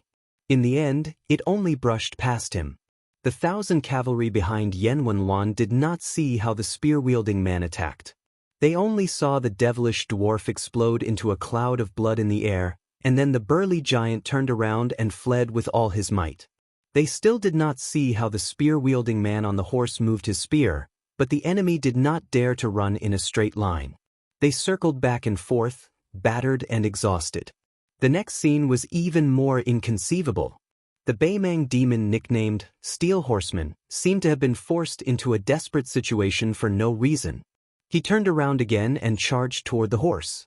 In the end, like an idiot committing suicide, he crashed into the tip of the spear, allowing the spear to pierce through his head. Su Yanbing flicked his wrist lightly and flung the giant corpse away. He continued to charge. It was not that Thirsty and Steel Horseman were too weak to withstand a single blow, but that the opponent they chose to attack with his spear had no chance of survival. In the past, when Wang Xiu, one of the 4 great grandmasters, fought against others, even if many of his opponents were on the same level as him, there were still very few who could withstand a single blow from him. Su Yanbing had already surpassed Wang Xiu's peak state by a lot. This was even more so. This meant that the battle between Su Yanbing and Chen Jibao in the future was destined to be a matter of a single spear. Chapter 1350. After the new jinshi in Liang, they were often not immediately appointed to an official post. Before they were officially promoted to an official post, they were sent to the 6 ministries and 9 ministers to practice their political affairs. This was the so-called jinshi system. After the new emperor ascended the throne, he went one step further on the basis of the assistant minister of the Ministry of War to patrol the borders established by the previous emperor himself. He created the precedent of the Ministry of War officials observing the borders. This was originally one of the proposals of the king of Jing and Zhao Sun in the past. The purpose was to prevent the Ministry of War from only thinking about military affairs on paper and not being practical. It could be seen that the current emperor of the Zhao family was especially fond of this young vassal king, who was loyal and devoted during the Jingnan crisis. This time, the Ministry of War was leaving the borders of the capital, which attracted the attention of the whole court. The ranks of the officials of the Ministry of War were not high. Among them, the assistant minister of the carriage department, Kong Zhenrong, the manager of the military selection department, Gao Tingshu and the others, and the manager of the military storage department, Yan Qiji. In the capital's officialdom, they were all typical, hairless, young faces. There were two reasons why the big shots in the imperial court paid attention to them. The first reason was that the first choice for observing the borders was not the expected two Liao provinces, where the assistant minister of the Ministry of War, Su Gong, was already coordinating with the Eastern Front. It was the northwestern frontier fortress of the Great Desert Smoke, Bailiang Road. The second reason was that the officials carefully selected by the Ministry of War were extremely thought-provoking. Among them, Gao Tingshu, the new second place, and Wu Zongxian, the same year in the officialdom, were able to rise to fame in Tai'an City. Obviously, it was not enough to rely on their first or third place status. If it were not for Jin San Lang, who spared no effort to add fuel to the fire, they would have been eclipsed by the government observation in 2 or 3 months at most. In the Zhao family yamen, where there were many high-ranking officials, the Yonghui era had lasted for more than 20 years, so there was no shortage of Zhuangyuan, and Tanhua. As for the Jinshi, there were even more. Who in the world did not know that Jin Lanting, who had helped Gao Tingshu and helped him, had regarded the Bailiang Su family as enemies? In addition, Yan Qiji and Kong Zhenrong's accompanying patrol was even more interesting. The Yan family entered the capital because of a woman, and Yan Jieshi and Yan Qiji became relatives of the emperor. What was even more unexpected was that the fourth prince, who had no ambition, could easily break the unshakable shackles of the imperial family's inheritance by not fighting for power. In the end, he smoothly became the emperor in the south. The emperor's father-in-law, Yan Jieshi, was previously a scholar of the Dongyuan Pavilion. Yan Qiji, who was often teased and bullied by the playboys of Tai'an City when he first entered the capital, had now become the emperor's uncle. Who did not know that the emperor not only had a deep relationship with the empress, but also had a close relationship with this gentle and elegant brother-in-law before he ascended the throne. Otherwise, how could Yan Qiji, who was also a Jinshi, become the head of the armory department of the Ministry of War? How could he be personally escorted by the assistant minister of the Ministry of Appointments and even have Minister Liu of the Ministry of War personally greet him? Kong Zhenrong was also born in Bailiang. His father, Kong Dai, had entered the capital to become an official and joined the second prince's tutelage. Kong Wuxia and Yan Qiji were brothers who could wear the same pants as the king of Bailiang when they were young. Adding on Li Hanlin, the only one left in Bailiang, the four of them had visited at least 70 or 80 brothels together in Bailiang, if not 100. Thus, there was a lot to chew on. Of the four brothers, not to mention Su Fengnian, the hereditary king of the border, even if Li Hanlin had a father who was a second-level official in Liang, what position was he in now? He was just a small crossbow bolt. Moreover, Li Gongda, who was widely recognized as a skilled official, had only been a governor for a few days. But had not even warmed the chair before he was quickly pushed aside by an outsider like Song Dongming. On the contrary, in the capital, not to mention Yan Qiji, who had an extraordinary status, Kong Zhenrong was already a powerful figure in the Ministry of War. If they were in any other province, even an old county governor would have to address Kong Zhenrong as his brother and treat him with great care. Perhaps, the latter would not be willing to accept it. Not long after they entered the border, they received the shocking news that the Beimeng army was advancing on 3 fronts. The old men of the Ministry of War intended to take a detour around the relatively peaceful border of Yuzhou as an explanation to the imperial court. After that, they would immediately set off for Jibei to greet Yuan Tingshan, who had recently risen to power. After that, they would go to Liao province and meet with Gu Jiantang and the right assistant minister of the Ministry of War, Su Gong. It was supposed to be a safe and peaceful journey. However, they did not expect that they would encounter such a tricky situation as soon as they entered the eastern part of Yuzhou. Who knew if that northwest barbarian surnamed Su would feel that he had been disgraced by the imperial court and become so bold that he would order the Bailiang frontier army to disguise themselves as Beimeng cavalry and wipe out all the officials of the Ministry of War. Among the officials of the Ministry of War, a few old men who had witnessed the dangers of the officialdom hurriedly stopped at a courier station at the border. They discussed for the entire night but still failed to come up with a perfect plan. However, the young and vigorous Gao Tingshu did not agree with them. Not only did he propose to go straight to the calabash mouth of Yuzhou, but he also proposed to take a look at Hutsu City, which was the most impregnable pass in the northwest of Liangzhou province. The old men, who were already afraid of the cold, were so scared that their lips turned purple. If not for the fact that the bannerman was a junior in the officialdom who had a good impression on both Gu Jiantang and Minister Liu, he would have been kicked out of the Ministry of War by the time he returned to the capital. Compared to Gao Tingshu, who was like a newborn calf that was not afraid of tigers, Yan Qiji, who had been gentle and courteous along the way, was much more amiable in the eyes of those old foxes in the officialdom. After a torturous night at the courier station, they did not know how many times they had picked the wick. In the end, it was Yan Qiji who came up with an idea that made the old men feel more and more appropriate the more they thought about it. The imperial uncle proposed not to go to Yuzhou province or the northern line of Liangzhou province, but to go directly to Bailiang Palace and Mount Qingliang. Liang Shihu, who was in charge of the specific affairs of the department for purging officials, stroked his beard and made up his mind. He squinted his eyes and smiled as he said, "Good." Official Liang found this young imperial uncle more and more pleasing to the eye. Going to Mount Qingliang, which was famous throughout the world, was a good idea. No matter how unruly the king of Bailiang was, even if he had dared to send troops to resist an imperial edict, he would not be so daring as to kill someone in his own palace, right? Besides, with the friendship that Yan Qiji and Kong Zhenrong had built up with the king of Bailiang, even if there was not much left, going to Bailiang Palace would not be a hongmen banquet. Besides, who had not heard of the spectacular sight of tens of thousands of carps swimming in Tidehark Lake?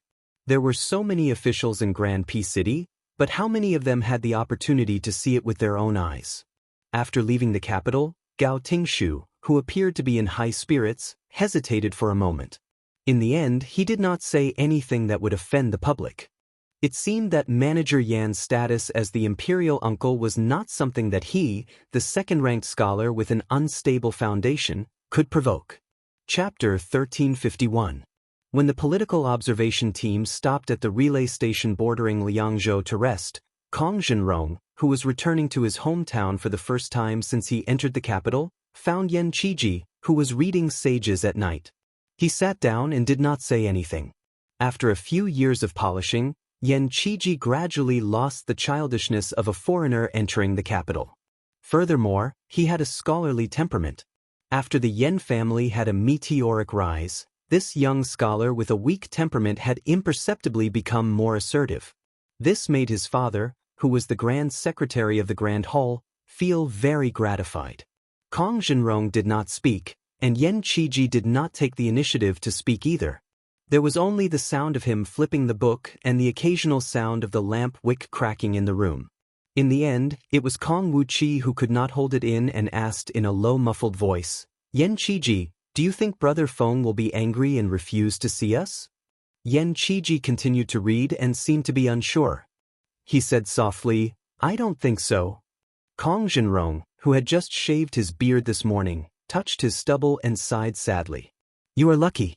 You and Hanlin have been together with Brother Feng for a few more years. I ran to the capital a few years before you. The last time Brother Feng went to the capital, my father was muddle-headed and tricked me to go to the south of Jingji early. In the end, we did not meet. Yan Qiji, you read more books. Do you think Brother Feng will think I am not loyal?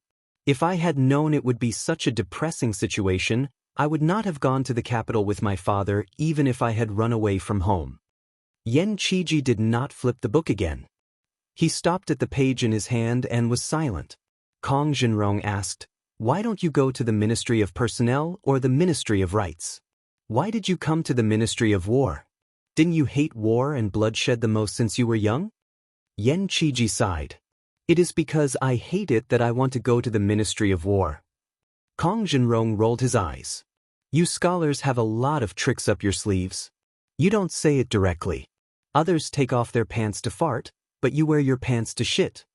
Yan Qiji's eyes suddenly sharpened. He looked out of the window and whispered, when you go back, tell Uncle Kong to stop writing to King Tang of Gangnam-do. Seeing Kong Zhenrong's confused appearance, Yan Qiji almost squeezed out word by word. Especially the matter of King Tang sending people to the capital to present the auspicious white deer. Tell your father not to get involved. Kong Zhenrong wondered, isn't this a good thing? Yan Qiji sneered, you don't have to care about anything. You just need to tell your father that it was an unintentional remark I made after a family banquet. Your father knows the severity of the matter. Kong Zhenrong, who used to be Yan Qiji's shield, looked at Yan Qiji's face and said softly, eating chicken Yan, I don't think I know you. Yan Qiji's originally tense face softened a little. He picked up the book on the table again and said almost to himself, I didn't want to either. The following trip to Liangzhou made the hearts of the officials, including Liang Zhenrong of the Department for Purging Officials, slowly relax. Not only did the local armies of Liangzhou open the gates for them, there was also a newly appointed lieutenant who personally escorted them to the outskirts of Liangzhou city. Although there was a hint of surveillance, at least on the surface, it gave enough face to the Ministry of War's political observation this time. Liang Zhenrong did not have a military background, but as an old official of Zhang Lu of the Ministry of War, his vision was not bad. He could tell that Beiliang's local army was strong, far superior to the capital and Jizhou. Naturally, he began to feel fear of the Su family's 300,000-strong cavalry. He sighed with emotion. It turned out that Beiliang's light cavalry was already so majestic. When the group of officials who were looked at like monkeys by the people of Liangzhou arrived at the gate of the king's mansion at the foot of Mount Qingliang and saw the two stone lions that were as tall as two people, even the experienced and knowledgeable old men of the Ministry of War looked at each other and gasped. How majestic! Yan Qiji and Kong Zhenrong's expressions were complicated. Gao Tingshu snorted coldly, scaring Liang Zhenrong into coughing heavily, afraid that the people of Beiliang Palace would hear. In Liang, there had always been a saying that the local officials were 3 feet lower than the officials of the capital. This meant that the prestige of the officials of the capital was naturally 3 ranks higher than that of the local officials. Now, there was no need to mention the officials of the Ministry of Personnel who were arrogant towards the officials of the capital. Although the Ministry of War, which had lost its backbone, was beginning to be overshadowed by the Ministry of Personnel led by the new, heavenly official of Liang, Yin Maochun, its prestige was still there. Liang Zhenrong was the chief official in charge of all the political plans in the world and a proud scholar. Therefore, when he led the way through the side gate of Beiliang Palace, he had the air of a capital official that swayed his sleeves as he walked. Even the steward of the king's mansion could not help but take a few more glances. The king of Beiliang, Su Fengnian, did not appear from the beginning to the end. It was the deputy of Beiliang's Ministry of Economy, Song Dongming, who came out to greet the guests. He said that the king of Beiliang was in charge of military affairs at the border and could not leave. Liang Zhenrong and the other old foxes could not wait for the son of a butcher to ignore them. They said a bunch of flowery words that did not cost any money and praised the king of Beiliang for being so busy every day that he even had to go to the front lines to guard the northwestern border for the imperial court. Song Dongming, the self-appointed deputy of Beiliang's Ministry of Economy, smiled and accepted everything on behalf of the king of Beiliang. It was probably because the deputy had the aura of a famous scholar from the Central Plains that made people feel like they were bathing in the spring breeze. Liang Zhenrong and the others immediately felt a lot better. They also felt that it was a pity that Song Dongming was a bright pearl covered in dust. If he went to the imperial court in the capital and stood side by side with the officials of the imperial court, that would be a sight to behold. After Song Dongming held a welcoming dinner for the officials from the Ministry of War, unexpectedly he did not have any intention of fooling around. As soon as he put down the chopsticks on the table, he stood up and led everyone to his office on the mountainside of Mount Qingliang to take a seat. He took the initiative to talk about the Northern Liangdao military officer's appointment and the border army's promotion and change, including the sensitive and important military affairs. Observing politics from the Ministry of War was a bit like patrolling on behalf of the heavens, but Liang Shihu dared to think this way when he went to Jizhou. How could he dare to be so arrogant in northern Liangdao? He had originally thought that they would be lucky if they could eat a few meals and drink a few pots of green ant wine. He had even prepared himself to be ignored. The elders, including Liang Zhenrong, insisted on only listening and not speaking. However, Gao Tingshu was not so particular. He asked many times about the distribution of troops in Bailiang and the specific military affairs at the border. Song Dongming did not show any displeasure and always found some excuse to skip the questions. Liang Zhenrong was originally happy that Gao Tingshu was the first to stick his head out. If he could really find out the truth, it would be a great contribution. However, after the young manager kept asking, Song Dongming narrowed his eyes and lowered his head to drink his tea. Liang Zhenrong could no longer sit still. He glanced at the door in fear, afraid that if the deputy threw his cup, 500 executioners would rush out and push them to the ground, chop them up, and feed them to the dogs. Liang Zhenrong hurriedly tried to smooth things over. He said that he had heard that the scenery of the Tide Hark Lake was the best in the world and wanted to bring his colleagues to see it for themselves. Song Dongming did not stand up this time. He only smiled and let his subordinates lead the officials to Tide Hark Lake. Song Dongming then went to the top of the mountain alone. He looked at Su Fengyan, who was travel-worn, and asked, "Since you're back, why don't you talk about the old days?" Su Fengyan shook his head. He looked at Tide Hark Lake and said, "Sir Song, come with me to the back of the mountain. Let's go together and engrave the 296 names on the tombstone." Song Dongming nodded. The deputy of the administrator, who was walking with Su Fengyan to the back of the mountain, was obviously angry for a long time. Finally, he could not hold back his anger and said, "What a good saying. But what about the 296 people in Bailiang?" Su Fengyan said calmly, "Bailiang will remember it." Chapter 1352. Behind the mountain was a forest of steels.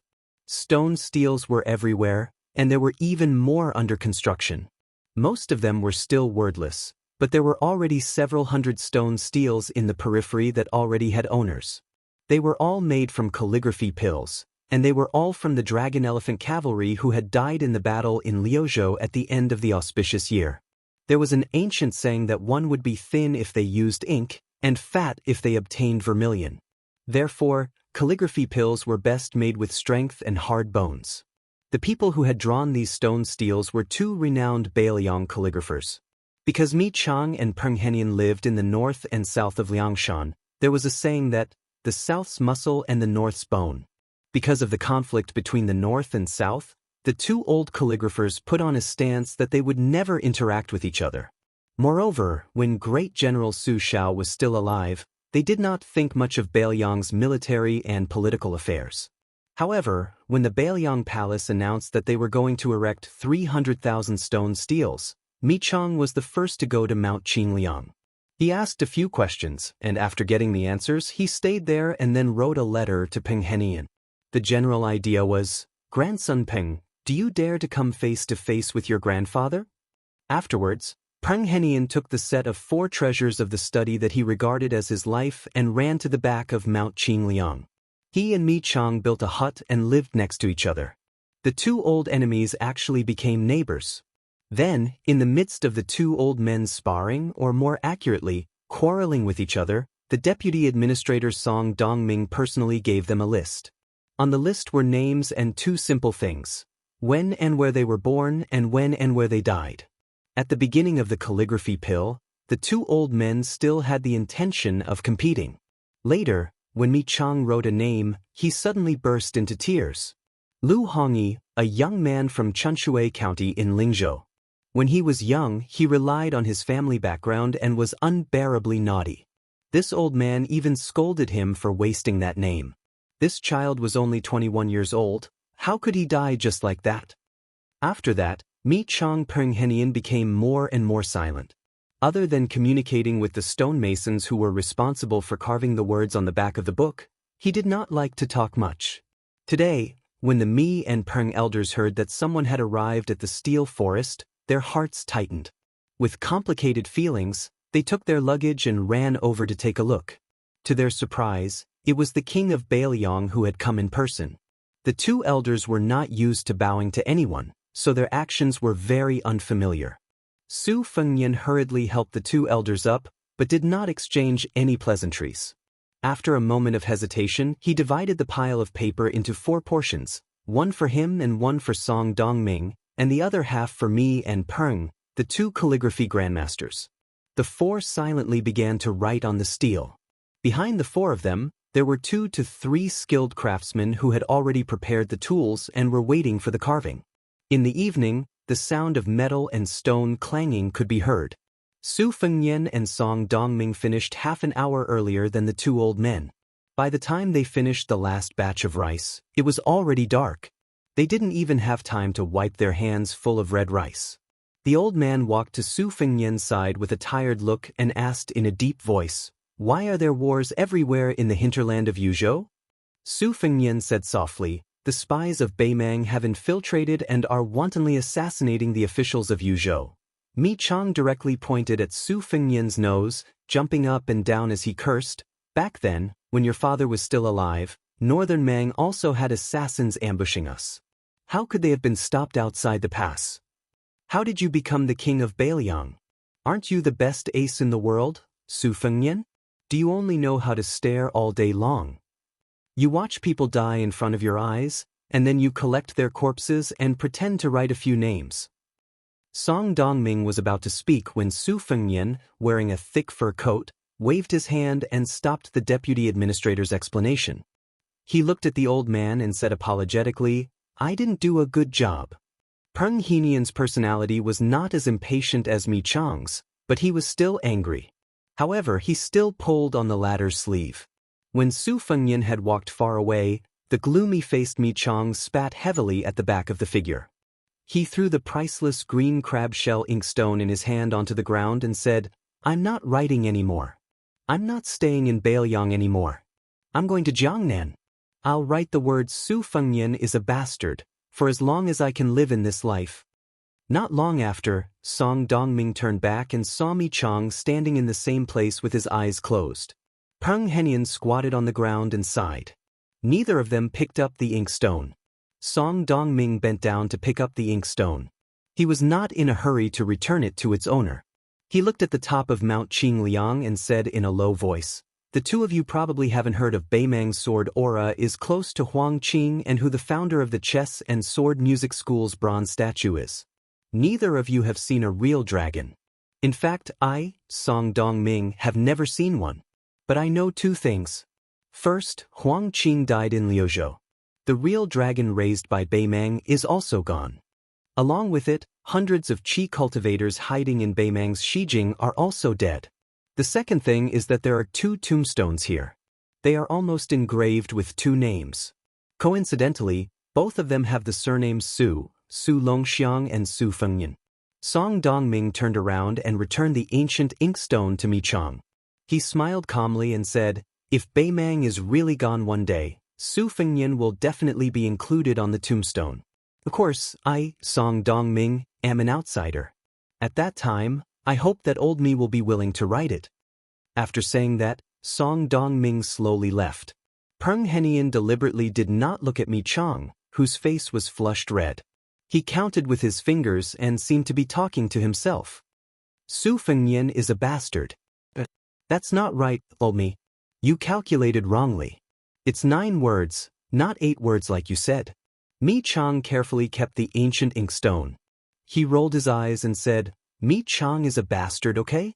It's exactly 8 words." Peng Henian laughed out loud and said, "Sure, why not? Isn't your birthday in a few days? I'll write a piece of calligraphy for you. How about that?" Mi Chang did not care about being polite.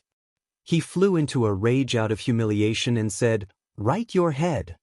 Chapter 1353. After that, the 2 old men did not immediately leave the steel forest. Like last time, they carefully examined the stonemason's carving to prevent any mistakes. Generally speaking, even for the book core, because the stonemasons who carved the book core were often very different in terms of calligraphy, there was often a situation where the book core was out of shape. Although Mi Chang and Peng Henian did not ask for too much, they still wanted to make it perfect. Perhaps the two old men felt that this was the only thing they could do well. However, the stonemason's carving skills were satisfactory. Although they were not as good as the original, they were enough to express 50 to 60% of the original book core's charm. The stonemason's meticulous carving was naturally much slower than their writing. Mi Chang carried a lantern and checked the steels one by one. Suddenly, he heard Peng Henian anxiously calling him over. Mi Chang thought that one of the stonemasons had made a mistake and ran over to take a look. He did not expect that Peng Henian was standing in front of a row of steels. There was no stonemasons working in front of the steels. He only saw old man Peng squatting in front of a steel with a lantern. He could not wait to stick his eyes on the steel as if he had discovered the book core. Mi Chang went over to take a look. It was the king of Bailiang's Su Fengyan's book core. At first glance, the meaning was not ordinary. However, in Mi Chang's opinion, although it was indeed superior, it was still far from being a celestial item. It was far from enough to make Peng Henian make a fuss. Peng Henian did not turn around. He stretched out his hand and touched the carving. Soon, he staggered backward and fell to the ground. His eyes were closed and tears flowed out of his eyes. He threw the lantern away and covered his face with his hands. His expression was extremely painful. He pointed at the steel and shouted, "Old me, come closer and look with your eyes wide open. But remember, don't look for too long. Remember." Mi Chang raised the lantern and looked carefully.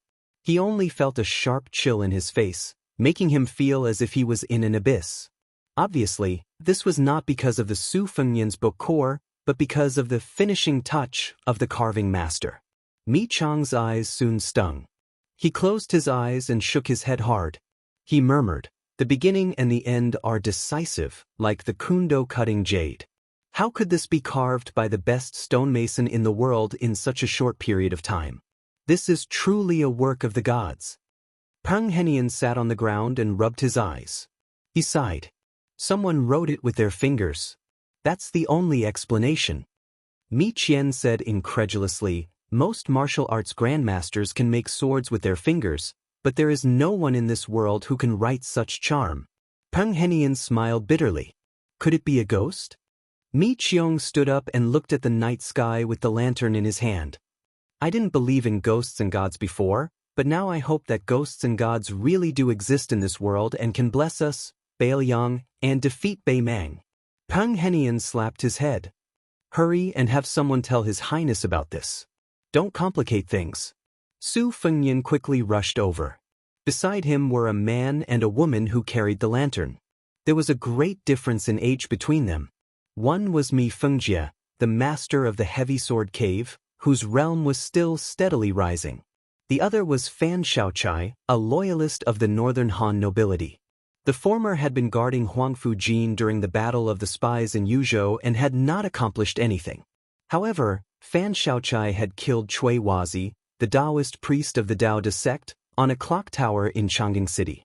By the time the spies from Wutong'an and Fushui went up to clean up the mess, the scene they saw was truly tragic. Minced meat was everywhere, and the walls were stained with blood. At the time, they saw Fan Xiaochai sitting on the balcony railing, fiddling with the flybrush that had been left behind by a Xian finger expert. She did not seem like a powerful top-notch assassin, but rather like an innocent young girl. Su Fengyan squatted in front of a monolith. Beside him was a middle-aged man who was also the leader of Bailiang Palace's guards. The latter was apprehensive as he reported, "We've found it. This stonemason is called Wu Jiang. He should be using an alias. He has been a third-rank servant for 16 years and 4 months. His nickname is Old Ginger, because the old man likes to eat ginger, regardless of whether he eats or drinks." Last year, when the Monolith Forest was recruiting craftsmen, Wu Jiang was transferred here from the prince's estate. His Highness, this subordinate was incompetent and did not recognize him well. "Please punish me." Su Fengyan shook his head. "It has nothing to do with you. There is no need to blame yourself." Su Fengyan slowly stood up. He turned to Mi Fengjie and asked, "How is it?" Mi Fengjie said in a low voice, "I only saw a word and a sword. The sword aura was unstoppable." Su Fengyan smiled. Wujiang. Wu Jiang family, is the Chu without boundaries? Su Fengyan said softly, this person has no ill intentions. You don't have to investigate this matter. Su Fengyan returned to Mount Qingliang and walked towards the mausoleum. His parents were sleeping there. After Su Zhao's death, Su Fengyan built a cenotaph for his master, Li Shan. Su Fengyan walked into the mausoleum path alone and remembered many things. His master said that the words on tombstones were the saddest in the world because the epitaphs were all written by the living in the world of the living to the dead in the world of the dead. The deeper the feelings of the person who wrote it, the harder it was to write it, the more godly it was. According to his will, Li Yishan's ashes were scattered on the yellow sand of the northwest border. Originally, his master did not want a grave, but Su Fengyan still made a cenotaph on his own initiative. He did not write an epitaph, just like the monument forest behind Mount Qingliang. He only wrote his name and the time and place of his death. He believed that his master's spirit in heaven would not be too angry about this. Su Fengyan felt that Huang Longshi was dead. It was a strange feeling, but he did not doubt it. The three great devils of spring and autumn, Cat Man Han Xianxia died in Su Fengyan's hands. Butcher Su Xiao was gone, and 3-inch tongue chaotic spring and autumn's Huang Longshan was also gone. The three were no longer in this world. Huang Longshi occupied the top 3 of the 13 ranks of spring and autumn. He boasted that he was first in 19 Dao, first in cursive script, and first in divination of yin and yang. Sword armor Li Chungang died. Soldier armor West Chu's war Saint Yi Baikui died in the Battle of the Western Fortress, which made Chen Jibao. The peerless Sei Jia, the Empress of Chu, had also passed away. Zither armor, the blind zither player of the old southern Tang, drowned in the river with his zither after the fall of the country. Western Shu painting armor Zhou Yuan, before he died, he painted a long scroll of Shu's mountains and rivers. He lay on the scroll and died drunk. Earth armor Situ Shentz, proficient in geomancy, looking for qi, pulse, and acupoints. After Li Yang unified the world, he was secretly sentenced to death. Dharma armor Sun Ping, cooked and eaten by the people. Taoist armor Qi Xuanzhen died on the demon-slaying platform. Monk Shurja Dragon Tree died outside the Dao sect in Biming. Out of the 13 ranks of spring and autumn, 12 of them had already passed away. Only one unimportant Dao armor was left. It was likely that he had also died in obscurity due to the general trend of the world. In fact, ever since Gu Jiantang became recognized as the world's #1 saber master, this Dao armor, who had only appeared briefly in Jianghu and whose name was unknown, was mentioned less than Li Chungang, who had stayed under the tide listening pavilion. When Li Chungang returned to being a sword immortal in the great snow plains of Mount Hui, he could not be compared at all. On a night in early spring, snowflakes floated down from the sky. The snowflakes seemed to be getting more and more intense. Su Fengyan could not help but stop and raise his head to catch the snowflakes. For some reason, Su Fengyan thought of White Fox's face and his or her 2 sabers, spring thunder embroidered winter. Su Fengyan still did not know who White Fox's face was.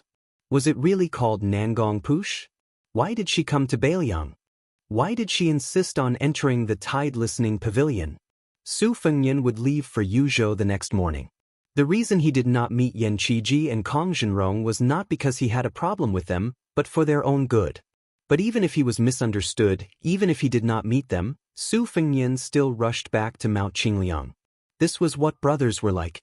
Su Fengyan only recognized 4 brothers in his life: Li Hanlin, Yan Qiji, Kong Wuqi, and Wenhua. Suddenly, Su Fengyan, who was walking slowly in the wind and snow, saw a strange figure standing in front of the 2 tombstones with his back to him. This scene did not make sense, nor did it make sense. The Bailiang Palace of today could be said to be heavily guarded, compared to the situation in which His Royal Highness had deliberately created a loose exterior and a tight interior in order to fish. Not to mention entering the forbidden area of the mausoleum. The figure turned around and said flatly, "Return on a snowy night." Chapter 1354. Su Fengyan did not know who the person on the stele was referring to, but with his excellent memory he recognized the old man's identity at a glance. It was the old servant of Mount Qingliang who had temporarily become a stonemason, Wujiang, who loved eating ginger. When they first met, the old man was standing among the group of stonemasons. His figure was stooped, his face weathered, and he was not eye-catching. If Su Fengnian had not fallen so much, he might have been able to see some clues at that time. Su Fengnian did not retreat, but instead advanced slowly. Only then did he realize that the old man, who had straightened his back and did not pretend to shrink back, had an excellent bearing. He actually had the powerful aura of an elder in the palace hall. In Su Fengnian's impression, the older generation of masters who were pure Jianghu people, except for Han Shengxian and Sui Xiegu, were easily intimidating. At first glance, Old Huang, the old man in the sheepskin coat, and the old Zhenren of Mount Longhu, Zhao Shituan, were not even close to the high and mighty masters of the martial arts. This confirmed Su Fengnian's previous guess. Even if the old man, who used the pseudonym of Wu Jiang, was not the West Chu dynasty's master of calligraphy, Qi Lianhua, who was known as the second of the millennium ranking, he was still closely related to the master of calligraphy. It was not difficult for a person to hide one's inadequacies, but it was not easy to hide one's inadequacies in calligraphy. Qi Lianhua, who was born in a powerful family, was recognized as a master of calligraphy with extraordinary talent. However, in the Dechu dynasty, he was only an official in the Hanlin Academy. He only did small things like helping the emperor surnamed Jiang write articles on titles and inscriptions on steels. He edited half of the history books of the previous dynasty that died without any illness. Therefore, at that time, he was also nicknamed Qi Lianhua and Tianhua Lang. The latter implied that Qi Lianhua could only add flowers to brocade and not provide timely help. After the fall of West Chu, the Qi family of Guangling declined. Qi Lianhua's whereabouts were also unknown. Qi Lianhua was originally the West Chu's book armor, who was known for his semi-cursive script. As soon as his Warring State style was published, it was praised as the world's second semi-cursive script. Later, Nalin Yusi, who was appointed by the Liang government as the double champion of spring and autumn calligraphy, had the world's first semi-cursive script, Xingguan style, to compete with him. However, the people of the world were not willing to accept this saying. They did not recognize Nalin Yusi as the double champion, and only recognized that Qi Lianhua's calligraphy attainment was close to that of the ancient sages.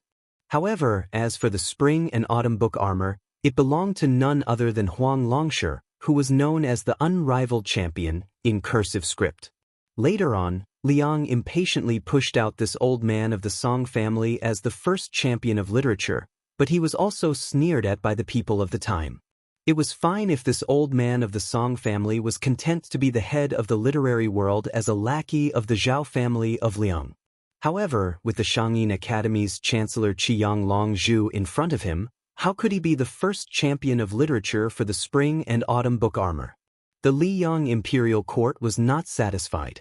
Although there was no first champion of literature, there was no second champion of martial arts. Therefore, they wanted to push Wang Xinji of the martial arts city as the first champion of literature. However, they were directly rejected by the self-proclaimed second in the world old monster Wang. As a result, there were many dazzling versions of the spring and autumn book armor. Among them, there was a certain number champion of the Taoist surnamed Zhao from Mount Longhu. However, the most widely circulated and most convincing version was still the earliest version. Although many people missed out on the spring and autumn book armor, no matter what, as long as they were nominated by others, they were naturally dragons and phoenixes among men. Su Fengnian's master, Li Shan, praised Qi Lianhua's calligraphy skills to the extreme. He said that the running script was worthy of being called the best in both ancient and modern times. Therefore, Su Fengnian was naturally implicated. When he practiced running script in his youth, he always copied the few authentic Qi pads that had been handed down for generations. He didn't know how many times he had scolded Qi Lianhua. Su Fengnian was very curious. If the old man in front of him was really Qi Lianhua, how did he become a West Chu loyalist who had slipped through the net of Mount Qingliang? In order to make the Bailiang Palace, which was full of experts, misjudge him, it was not enough to rely on mere forbearance. It was necessary to have the support of terrifying strength. Su Fengnian was not surprised by the old man's hiding in the Su family. Jiang and I was the only bloodline of the West Chu imperial family. Naturally, the West Chu scholars, who had been raised by the country for 200 years, would not be able to repay the kindness of the king even if they did not die. However, what really made Su Fengnian apprehensive was that the fact that the fallen princess Xianxia had been brought back to Beiliang by Su Shao was a huge secret. Otherwise, Chao Changqing would not have secretly investigated the Liang court for so many years without any results. How did the old man in front of him know about this? Su Fengnian did not immediately retreat from this mausoleum. Instead, he looked into the eyes of a remnant of the old Chu. This was actually a very big risk. Although Su Shao had taken the liberty of leaving behind a precious, remnant evil, surnamed Jiang for West Chu, after all, Su Shao had personally taken down the western fortress. He had also personally led the troops to break down the main gate of West Chu's imperial palace. The emperor and empress had died right in front of Su Zhao's eyes. It could be said that Su Zhao's feelings toward West Chu could only be described as personal gratitude and national hatred. Moreover, the current Guangling road was filled with smoke, and the battle in Liang was not going well. In the eyes of the common people, even if the Beiliang cavalry could not withstand the invasion of Beimang's million-strong army to the south, it was definitely more than enough for them to retreat out of the barren northwest and run to the central plains to clean up the West Chu rebel army. At present, from top to bottom, many people felt that this was undoubtedly the king of Beiliang, Su Fengnian's choice of retreat. Leaving Liang would not result in the loss of a single soldier, and Beiliang would also have enough military merit to arrange a retreat for its generals. Everyone was happy. As for the 300,000 border troops, at worst, they could just disband them. In any case, the Great Pillar State Gu Jiantong's 2 Liao border troops could absorb more than 100,000 soldiers in one go. For this reason, the imperial court of West Chu paid close attention to the Beiliang frontier army's movements, especially Su Fengnian's. They were afraid that the young vassal king would one day lose his mind and lead his army all the way to the central plains, using the Dechu as a proof of allegiance to the new ruler of Liang. At this moment, the only experts at Su Fengnian's side that could act were Mei Fengjie and Fan Shaochai, and they were both outside the mausoleum, forbidden from entering the forbidden grounds. The Sword-Eater ancestor, Sui Shegu, and the Wu clan's 100 cavalry were on the northern front of Liangzhou, in case Beimang tried to assassinate Chu Lushan in the Beiliang Protectorate, regardless of the cost. Su Yanbing was still single-handedly pursuing that group of top-notch Beimang experts that had infiltrated Yuzhou. Tantai Pingjing and the disciples of the Guanyin sect were also working with Su Yanbing, determined to keep that little idea and the Great Yu house in Yuzhou. In the past, where in the world would Su Fengnian not be able to go? The old man carefully sized up this somewhat absent-minded young man, a complicated look in his eyes. Perhaps his very existence made the surrounding atmosphere a little more hostile, but for some reason, the old man in his twilight years did not seem to harbor any hostility. Su Fengnian's peak cultivation was no longer present, but his sharp intuition was still present. As a result, when Mei Fengjie and Fan Shaochai realized that something had happened in the mausoleum and rushed into the garden, Su Fengnian only raised his hand, indicating for them to withdraw. Mei Fengjie silently left. Fan Shaochai hesitated for a moment, then continued to stand in the distance. Su Fengnian also did not make a fuss about this female sacrificial warrior's overstepping her bounds. Chapter 1355. The plainly dressed old man put his hands behind his back and said with a smile, "Su Shao has never done anything that I like in his life, but he did give birth to a good son." Hearing these incredibly disrespectful words, Su Fengnian couldn't help but furrow his brows. However, he quickly felt relieved. The older generation of scholars had always paid attention to strength of character. Otherwise, how could they have the confidence to rule the world together with the emperor? Besides, it was very likely that this person was a lone official of West Chu who had concealed his identity. It was reasonable for him to have a monstrous grudge against Beiliang and Su Shao. Su Fengnian asked with a smile, "May I ask if you are the master of calligraphy of West Chu?" The old man's expression was somewhat strange. He neither denied nor admitted it. He just stared straight at Su Fengnian.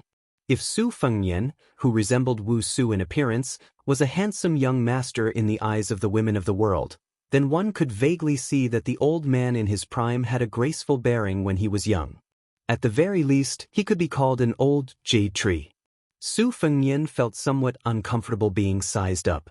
When people looked at him in Bailiang, they mostly looked at him with disdain as His Royal Highness wasted his good looks. Later, in Tian City, they looked at him with disdain as the son of a butcher. After the results of his battle with Wang Xinji came to light, there was a great change. Even Bailiang border generals, such as Li Mofan and Wang Lingbao, who were known for their arrogance, had a heartfelt reverence and admiration in their eyes. Only the old man in front of him had a strange look in his eyes. The old man said softly, "Earlier, when I saw your calligraphy on the steel, I could see that you had put in a lot of hard work.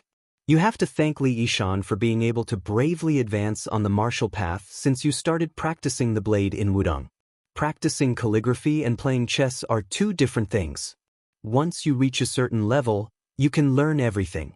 Although not every master of calligraphy or chess can become a capable official of the world, or a grandmaster of the martial path like Li Mi's disciple, it is very beneficial to the molding of a person's temperament."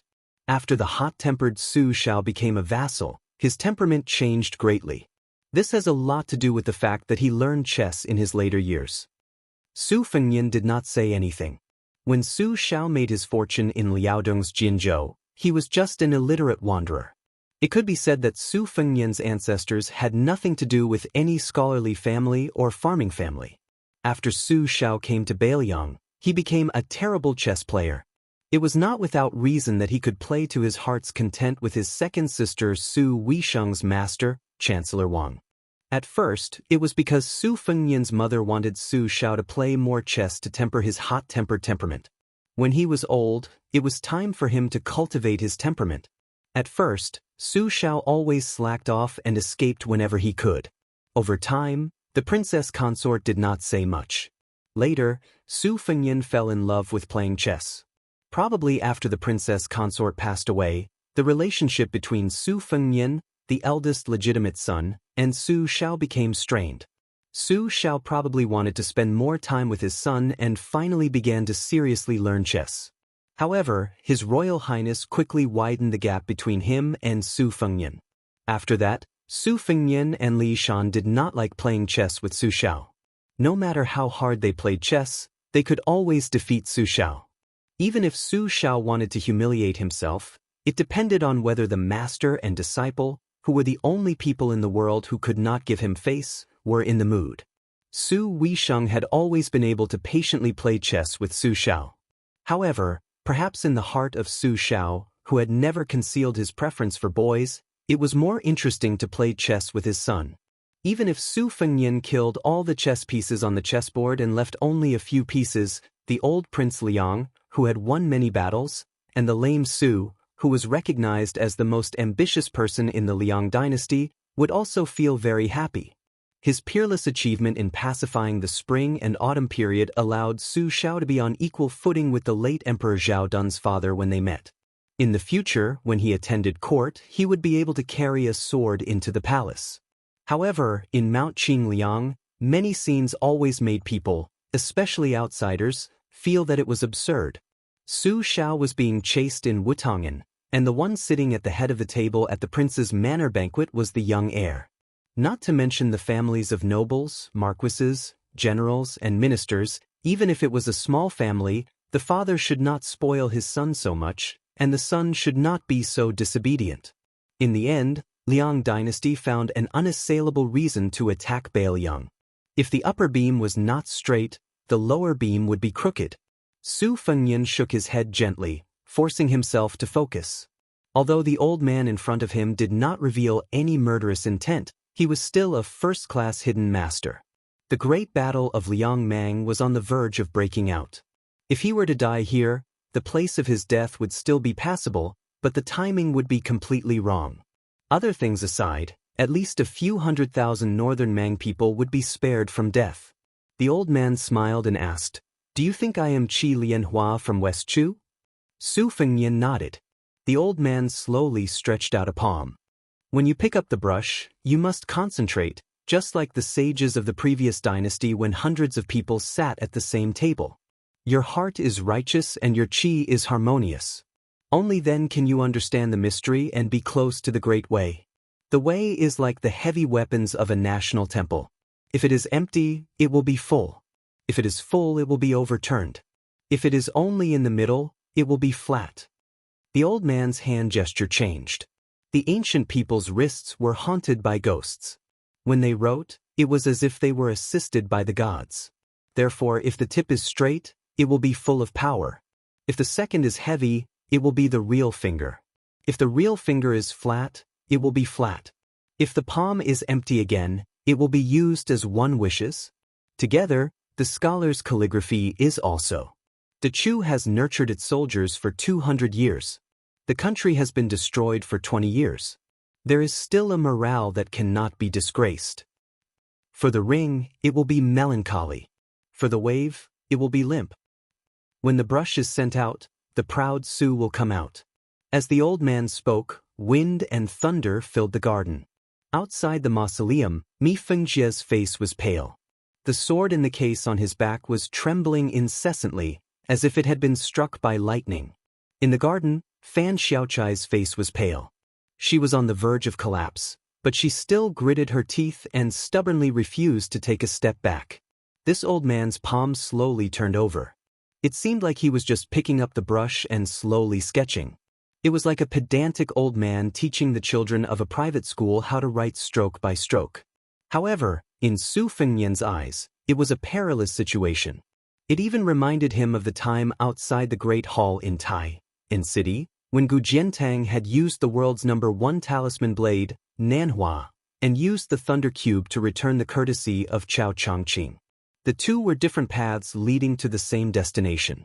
They both had the ability to turn something rotten into something magical, reaching the realm of perfection.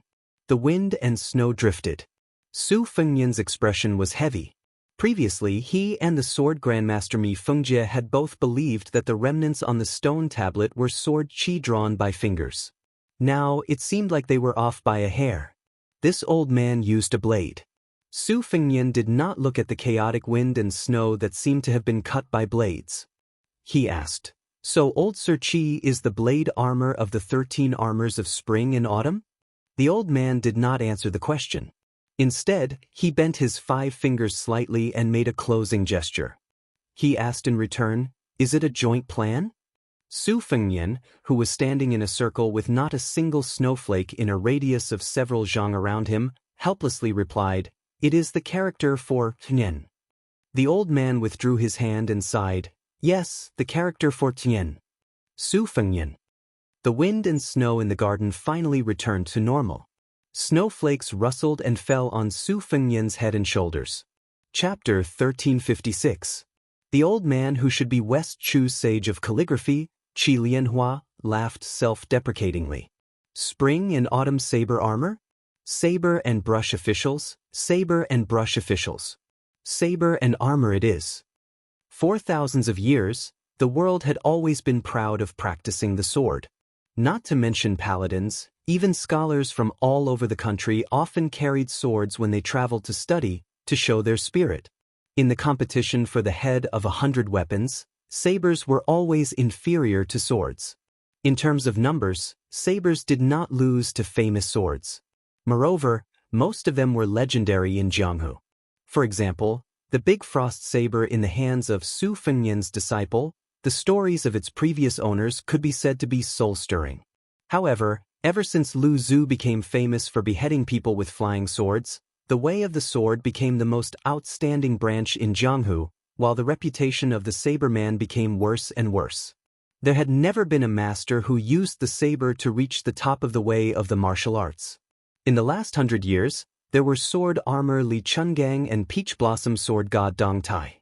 Although they both lost to Wang Xianji, no one could deny that these two champions of the way of the sword were outstanding. On the other hand, the #1 saber user, Gu Jiantang, had never been ranked high on the list of martial artists.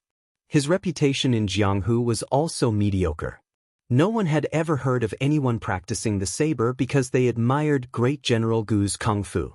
There were some who picked up the saber because they envied great General Gu's military achievements, but the world's men, even the devil Han Diaoxi, said before his death that he had once thought of roaming Jianghu in green with a sword, let alone other young men. How many women had heard of Li Chuangong's name and could not forget him? Even Su Fengnian himself, who pretended to be a young swordsman in Beiliang before he practiced the saber in order to deceive women, wished that he could hang famous swords all over his body. The sage of calligrapher, Qi Lianhua, was actually the saber and armor that only Jianghu caught a glimpse of. This truth was really moving, and even more so, it made people envious of West Chu's flourishing scene in those days. It was indeed worthy of being the orthodox literary lineage of the Central Plains.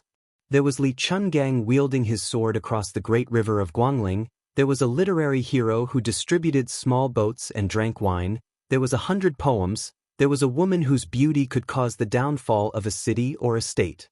There was also the state preceptor Li Mi and the proud master and disciple of the Chao family working together to stop a game of chess when the snow began. It was no wonder that some people said that the destruction of West Chu was not the fault of the emperor, the scholars, and the common people.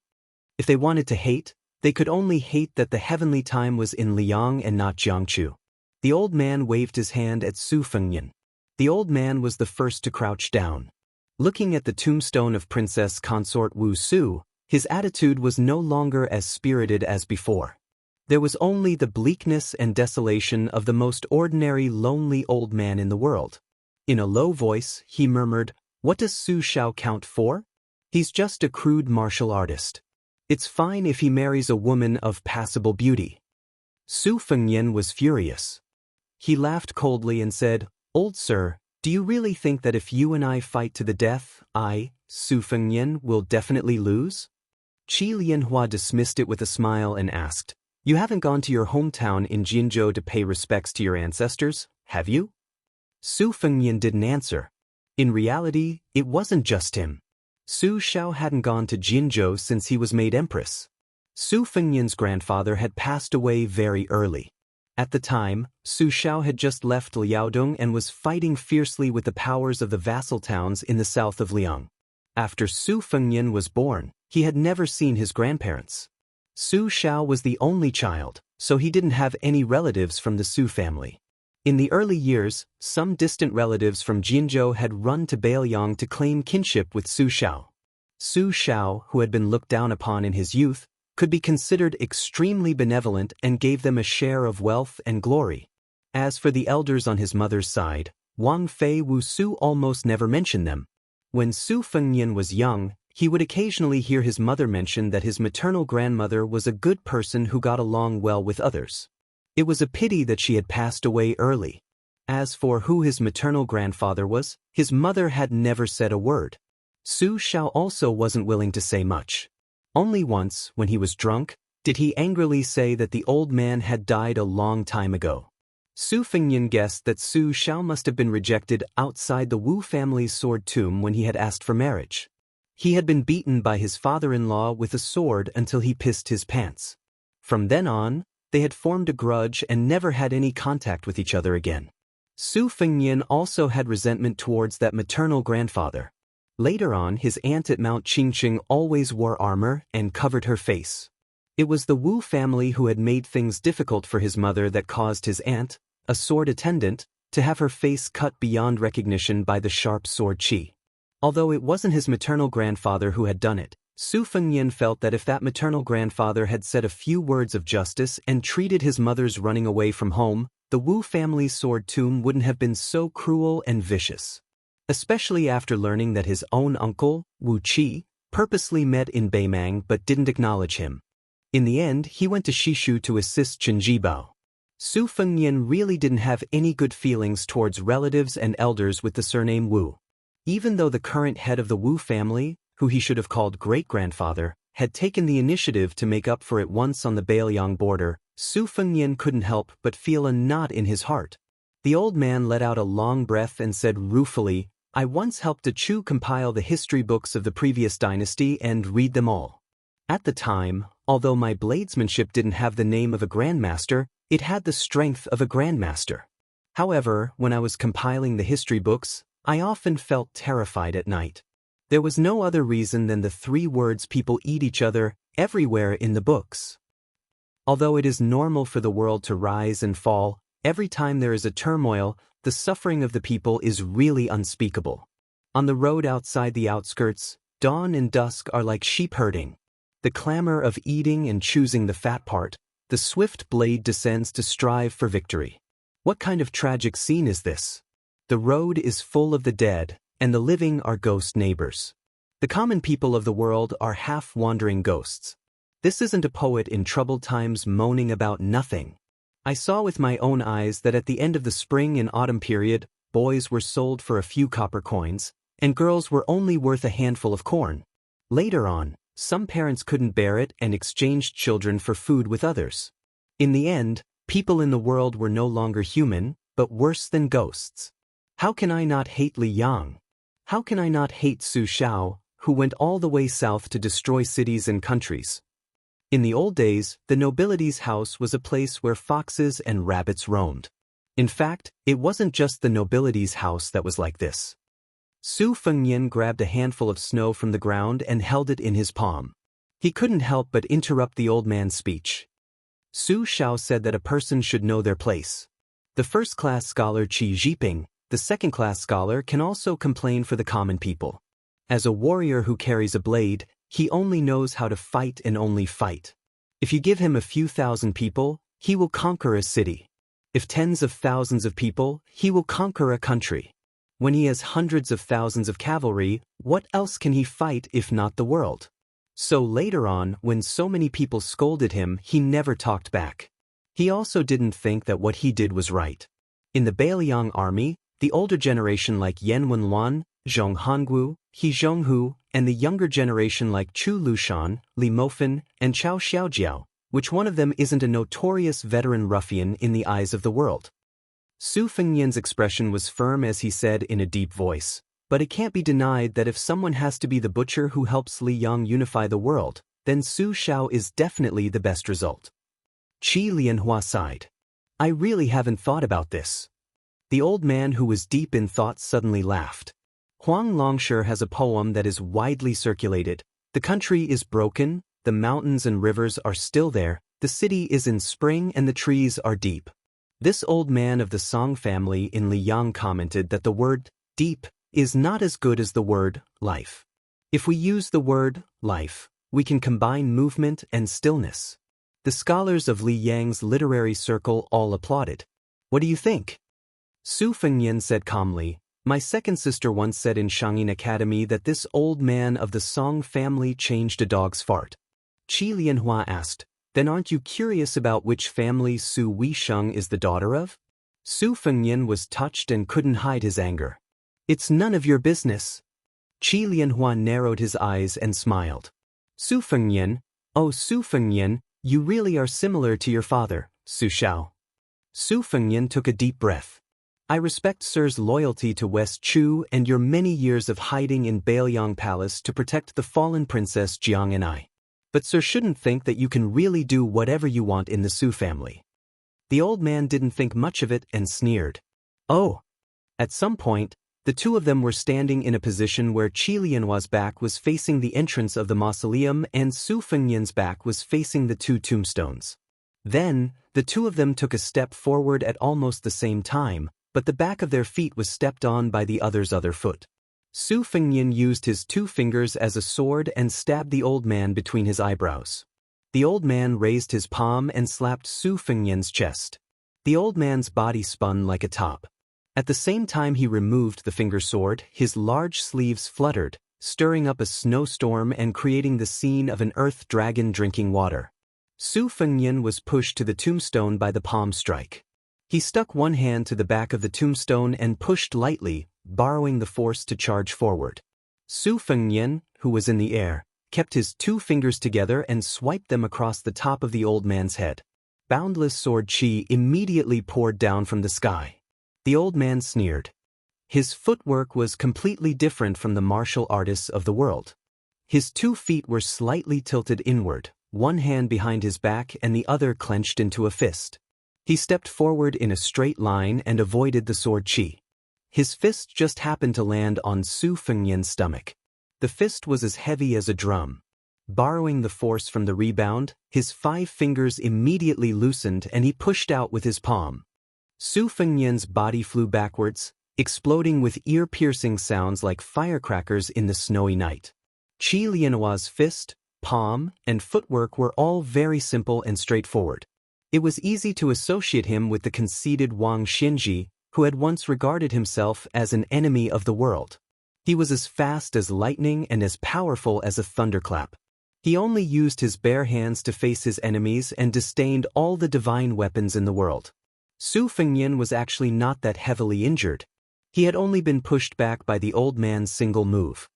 His heart was in turmoil, and the qi in his body that was already in a mess became even more unrestrained, like adding oil to boiling water. This gave him a new understanding of the spring and autumn saber armor. He originally thought that Qi Lianhua was at most on the same level as Sui Xiegu, but it seemed that he was at least a little bit higher. If it was before the Zhanlong, in Liuzhou, Su Fengnian was confident that even if saber armor went all out and he was careless, he would not be in such a difficult situation. After Su Fengnian landed, a trace of blood seeped out of the corner of his mouth. However, he did not wipe it away. He did not care, nor did it matter. Su Fengnian had experienced many life and death battles, and this was not the first time he had experienced them. The old man clicked his tongue and said, "With your current terrible situation, you would have at most used 3 moves to put your life on the line. Against a normal Vajra or mysterious finger expert, 3 moves would have been enough. Unfortunately, you met me." Su Fengnian calmly said, "There was no need for 3 moves. 1 move was enough." The old man asked, "Even if you die, you still want to protect the 2 tablets behind you? If you die, what's the point of the tablets? Aren't you, Su Fengnian, the king of Bailiang? Don't you know how to choose?" Chapter 1357. The old man was probably a true old man. He was rather talkative. At this moment, he was still advising him with kind words. "Kid, the world's beauties are like bamboo shoots after the rain. Even if it's a source of soldiers, there's still an endless supply of them. However, there are 2 things that are difficult to replenish. One is the heavy cavalry on the battlefield.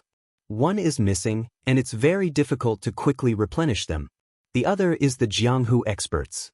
Every one of them needs talent, luck, and many years of training to become one. Especially you, Su Fengnian. You have to cherish your life. If you die." The snow gradually grew heavier. Su Fengnian ignored the old man's nagging. He raised his hand.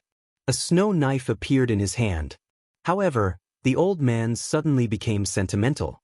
He clasped his hands behind his back and looked at the sky. "Bailiang, fighting a country with the power of 1 land. If you die," the old man muttered to himself, his expression bleak. "I don't care at all whether Bailiang has a king of Bailiang or not. However, how can I, Qi Lianhua, not care whether Su Fengnian dies or not?" A hint of confusion appeared in Su Fengnian's eyes. After being struck by Qi Lianhua's fists and palms, the qi in his body actually showed signs of turning from bad to good after experiencing the initial violent tremors. It began to stabilize. The old man's face was filled with anger. He glared and said, "Kid, only now do you understand my good intentions?" Su Fengnian was confused, but he still gripped his snow knife. He asked in confusion, "What are you trying to do?" The old man who had once said that he would return on a snowy night became even more angry. "Kid, aren't you a clever person? Why are you so stubborn?" Su Fengnian was also angry. He glared at him. Looking at the stubborn young man, the old man seemed to remember some things from the past. The stubborn old man who had been unyielding in this world all his life softened a little. His tone was gentle, and he said somewhat helplessly, "I was afraid that you wouldn't be able to guess. Didn't I use the alias Wu Jiang?" Su Fengnian didn't know whether to laugh or cry. "Didn't I already guess that you are Qi Lianhua in the spring and autumn saber armor?" The furious old man suddenly stomped his foot heavily. The wind and snow above the entire mausoleum froze. "Didn't Su Shao tell you that his father-in-law's surname isn't Wu? Even if that bastard Su Shao didn't mention it, didn't mention it to you either?" Didn't I tell you that there was a swordsman surnamed Qi who fought in the Wu family's sword tomb for a woman of the Wu family and almost destroyed half of the sword mountain? Su Fengnian turned around. His expression could not be seen clearly, and there was no change in his tone. No! The old man was truly enraged. He pointed at Su Zhao's tombstone and cursed, "You barbarian from Jinzhou. Back then, in order to marry my daughter, you said that you wouldn't kneel to the heavens or the earth, but now you're kneeling to your father-in-law. You're just a small military officer with a few hundred people under your command, yet you dare to threaten me. If I don't agree, you'll definitely lead an army to wipe out Dechu. I should have killed you with a single palm at that time." When the old man fell silent, there was only the sobbing of the wind and snow in the courtyard. The old man's eyes were kind, but his face was also full of guilt. He gazed at the back of the young man who was far, far more pleasing to the eye than Su Xiao. He slowly said, "The first time I secretly saw you, it was when the Su family's armored cavalry was on their way to Bailiang. It was also a snowy night like this, in a small temple. You were punished by your mother to study all night. You held a book in your hands and sat on the knees of the Buddha statue in the main hall. Under the light of the Buddha statue's everlasting lamp, you read until dawn. Beside you, there were 4 clay statues of heavenly kings. They either carried sabers or swords, or their faces were ferocious. The light of the lantern was dim. Outside the hall, the wind and snow were like female ghosts weeping and complaining. Even an adult would be afraid, but a child like you was not afraid. I watched you from the beam for the whole night. I really liked you from the bottom of my heart. You really are my grandson." The old man's heart surged with a heroic spirit that came from his grandson. "I don't recognize Su Xiao as my son-in-law, but I like you as my grandson. Even if Su didn't recognize me as her father, I still shamelessly came to Liangzhou. After Su died of illness, I changed my name and became a lowly servant. Who am I, Qilianhua? I can win and lose on the chessboard with Dechu's imperial advisor Li Mi. I can drink wine with Tai Fu Sun Shiji and talk about the country. I can stand shoulder to shoulder with Yi Baikue on the battlefield. I can make Chao Chongqing, who is waiting for the imperial decree, call me half a teacher." Su Fengnian, who had his back to the old man all this time, squatted down and looked at the 2 tombstones. He asked, "Why didn't you formally marry my grandmother back then? Instead, you let my grandmother and my mother depend on each other for survival in the eyes of the family." The old man was silent.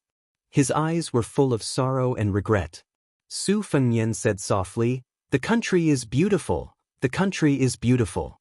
The country is in front and the beauty is behind. Do you think the country is more important? Or do you think that a real man doesn't have to worry about not having a wife? You are the famous icing man of spring and autumn. Do you think that women are just icing on the cake in your life?" Su Fengnian asked again, "Why didn't you protect my mother during the white clothes case in the capital?"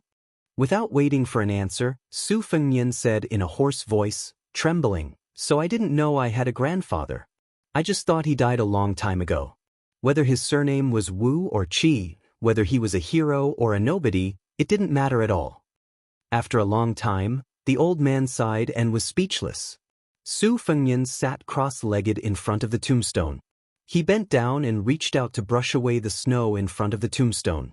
Qi Lianhua walked to the tombstone and lowered his head to look at Su Zhao's tombstone. He said indifferently, "When I heard the news and rushed to An City, it was already too late." The old man said self-deprecatingly, "It doesn't matter if you don't recognize me as your grandfather or if you think that Qi Lianhua is cold-blooded. I think that no matter how much you dislike the man your daughter chose, a married daughter is like water that has been poured out. Moreover, at that time, 3 sabers and armors couldn't kill the Liang Emperor, Zhao Dun. Since that's the case, as for the Yuan Benshi, Su Xiao, Han Xingxian and Lu Haoshi, as long as Su Xiao is alive, it's him who has the courage to do it. If Su Xiao can't do it, there are still my daughter Wu Su's children." The old man turned to look at Su Fengnian, who was constantly sweeping the snow with his hands. He said softly, "The Taoist saints said that life and death are like sleep. When you sleep, you can get up and live. When you sleep, you can't get up and die. Therefore, there is a great terror in this world. When people are alive, they cry instead of laughing. In the Buddhist scriptures, there is also a great terror of life and death. The old man also squatted down and said freely, "Maybe you're right. Su Xiao is much stronger than the spring and autumn saber armor or Dechu. It's just that I don't want to and don't dare to admit it." The old man looked at Su Xiao's tombstone and said with a smile, "In the end, I couldn't even drink a cup of wine from you." Su Fengnian said softly, "It's too late." Su Fengnian's eyes reddened. In the past, I couldn't understand why there was a pair of shoes in the box under Su Xiao's bed that didn't fit anyone in the Su family. The old man was stunned. Then the old man laughed loudly. He clenched his fists and rested them on his legs. Spring and autumn is a dream of spring and autumn. People live for a lifetime, but life and death are two things. When you come, you cry, but when you leave, you smile. Then the old man stretched out his hand and held a cup. A crystal-clear cup of snow appeared between his 5 fingers. Snow fell from the cup. He said loudly, "Father-in-law toasts to my son-in-law. A cup of snow for wine. A cup of wine without wine. Little Nian, this old man wants to make a trip back to Guangling. I've left my hometown for too long. Don't send me off." After toasting, the old man turned around and patted away the snow on one of his grandson's shoulders. He took out a yellowed book from his bosom and gently placed it beside Su Fengnian. With one last sentence, the old man stood up and shook his sleeves. He began to stride towards the entrance of the mausoleum. As soon as he left, his figure flashed and disappeared. Su Fengnian, who was a step too slow, was completely unable to stop him. Outside Liangzhou City, the old man walked further and further away. His speed was so fast that even Bailiang's erranked horses could not match him. A cold blade gradually formed from snow appeared in the old man's hand. Everyone knew that De Chu practiced calligraphy all his life. His favorite characters were Su, Nian, and Chun. His daughter, Wu Su, was gone, but his grandson, Su Fengnian, was still alive, and he was very promising. He had nothing to worry about in this life. It was time to get rid of the nickname of Qi Banbu. There was no harm in making the name of Qi Tianhua a reality. Little Nian, take it as your grandfather's last selfish act. Let the world know that after your father died, you still have an elder in this world. With me, Qi Lianhua, there is no one who can disgust Bailiang without paying the price. The great pillar of the country, Gu Jiantang, can't. The new emperor of the Zhao family can't either. Little Nian, you just need to guard the northwest gate of the Central Plains. Su Fengnian's figure flew quickly and stood alone at the top of the city wall. However, all he could see was a vast expanse of whiteness. After standing for an entire night at daybreak, Su Fengnian remembered the old man's last sentence and muttered to himself, "Can I really do it?" In the spring of the 2nd year of Xiangfu, a terrifying piece of news was sent back to the capital from the borders of Liao and Liao. Gu Jiantang had lost. Moreover, he had lost to a person who used a blade. More importantly, the martial arts grandmaster who had appeared out of nowhere did not mention his name. He only mentioned an unimaginable identity. At dusk, in the suburbs of Tai, in city, 2 men who were about 1 generation apart in age sat opposite each other in a pavilion. The younger one was the young phoenix of the Song family, Song Kelly, who had recently made a comeback in the capital. Song Kelly had not yet taken up a post in the capital, but Jean Lanting, the assistant minister of the Ministry of Rights, had invited Song Kelly to his family banquets several times. Many old people in the capital, especially the nobles of the imperial clan, had also expressed their goodwill. Chapter 1358. Song Kelly, who was supposed to be proud of his success, had a sad look on his face. He looked at Mr. Yuan who was drinking and said sadly, "Even if that person is a great guru who is better than General Gu, the city was able to deal with the man with a sword who brought his family along. Why can't they deal with another martial artist?" Yuan Benshi smiled and glanced at Song Kelly without saying a word. Song Kelly's hand on the table was clenched tightly. His face was pale and his lips trembled as he said, I know. After the late emperor died, Mr. Yuan's identity is just an old man in the Hanlin Academy who has no one to rely on. The current emperor can't wait to get rid of his shackles. The appearance of that old man gave him a once-in-a-lifetime opportunity to kill with a borrowed knife without staining his hands with blood. Therefore, the imperial guards in the capital city can't be mobilized.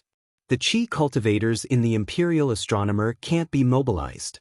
The Jianghu masters who rely on the imperial court can't be mobilized either. Mr. Yuan, is Tai in city going to burn the bridge after crossing the river again? Does the Zhao family not want any face at all? Song Kelly lowered his head. Mr. Yuan once taught me that serving the emperor as a subject is akin to burning a stick of incense for a Buddha. A new emperor brings in a new subject, and it's because the incense is broken. Yuan Benshi, whose tongue was cut in half, looked calm. He put down the wine cup and said vaguely, "Yes and no. What I said earlier was only the way of being an official. But there's a more original way of being a person that can't be forgotten. Offering incense to the emperor is actually a skill, not a Tao. Song Kelly, your real Tao is to add oil to the world besides burning incense. This is the foundation that Grand Secretary Zhang Julu left for Liang. As a counselor, I don't think I'm inferior to anyone. But as a subject, Zhang Julu is the first person to start a new era. You should learn from his Tao, not my skill. Otherwise, Song Kelly would only be a Yin Maochun or Zhao Yuling at best. What was the point of Yuan Benshi nurturing Song Kelly? How will you stand out among your peers like Sun Yin in the future?" Yuan Benshi looked at the twilight outside the pavilion and said with a smile, "The famous ministers and ministers of the spring of Yonghui are destined to leave their names in the annals of history. But for those of you who started during the auspicious talisman era, perhaps your legacy in the annals of history will be better than that of those old people. That's because Yonghui has Zhang Julu who makes all the scholars in the world pale in comparison. Your generation is different. Chen Wang has the smooth and slick Fu Long, Sun Yin has the shrewd Tu Long, and you, Song Kelly, have the fierce lone minister. Each of you has your own dazzling style." Song Kelly didn't dare to raise his head to look at Mr. Yuan, who had accompanied him all over the country last year. Yuan Benshi said in a low voice, "Various parties tried to rope you in, but I kept telling you to wait for the best offer. So last night, the ceremony directorate chief Song Tonglu's disciple found you and gave you a verbal order. You don't have to feel guilty. If you can't wait to tell me about Yuan Benshi, then I will be disappointed." Song Kelly suddenly looked up. Yuan Benshi smiled indifferently and said softly, "He's here." A person walked over from afar. There was a strange, snow-white long blade hanging from his waist. Song Kelly stood up and blocked the steps of the pavilion. The old man didn't seem to move, but Song Kelly, who was skilled in martial arts, was thrown out of the pavilion. After the old man sat down, Yuan Benshi put 3 wine cups on the table and gently pushed a clean cup in front of the old man. Yuan Benshi smiled calmly and said, "Back then, I was curious as to why Mr. Qi would force his way through the gate of Taiwan City. Later, I saw Xie Feiyu give me many authentic copies of Mr. Qi's calligraphy. In the early years, there were many Chun characters, and in the later years, there were many Sunian characters. Zhao Go had tried to assassinate His Royal Highness 16 times in Bailiang, and 3 of them were most regrettable because of Mr. Qi's interference." The old man didn't raise his cup to drink. Instead, he put the snow-white blade on the table and said, "This old man will still let people drink a few mouthfuls of death wine. Drink slowly." Yuan Benshi raised his head and drank all the wine in his cup. "Since Mr. Qi has the intention to kill but doesn't have the intention to do so, why are you still pretending?" Qi Lianhua sneered and said, "It turns out that Yuan Benshi is nothing more than this." Yuan Benshi shook his head and said, "In life, some people are greedy for wine, and some people are greedy for life. It's human nature." Qi Lianhua said, "Li Yishan and Nalin Yusi, one helped Su Xiao to conquer the spring and autumn period, the other helped Zhao Bing to seize the world. This is the real world. As for Huang Longshi, you can't even compare with him. You, Yuan Benshi, have been guarding the world all your life. What's funny is that you haven't been able to guard it. The reason why I didn't kill you is that not killing you is better than killing you." Yuan Benshi mocked himself and said, "Mr. Qi, are you deliberately keeping me alive so that you can fight each other?" Qi Lianhua stretched out a finger and tapped the snow-white blade made according to the earliest Su blade. It's a good Su blade, but it's too boring to use it to behead a dog. Yuan Benshi was unmoved and said with a smile, Mr. Qi, since you didn't kill me, then I also have a word of advice. Killing me is just a small matter, but it's not easy to go to the city to find Emperor Zhao Zhuan. Compared to the former emperor, the current emperor is much more afraid of death. I believe that Su Fengnian would rather his grandfather return to Bailiang safely than to see you die heroically in An city, even if the way you die can be called magnificent. Su Fengnian has finally made a clean end to his past life and future life. If you leave, it won't even be the icing on the cake, let alone providing timely help. Qi Lianhua was surprised and said, You, Yuan Benshi, only have half of your tongue left. Not only can you speak, but you can also speak a few words? Yuan Benshi still looked happy and pointed to the wine pot.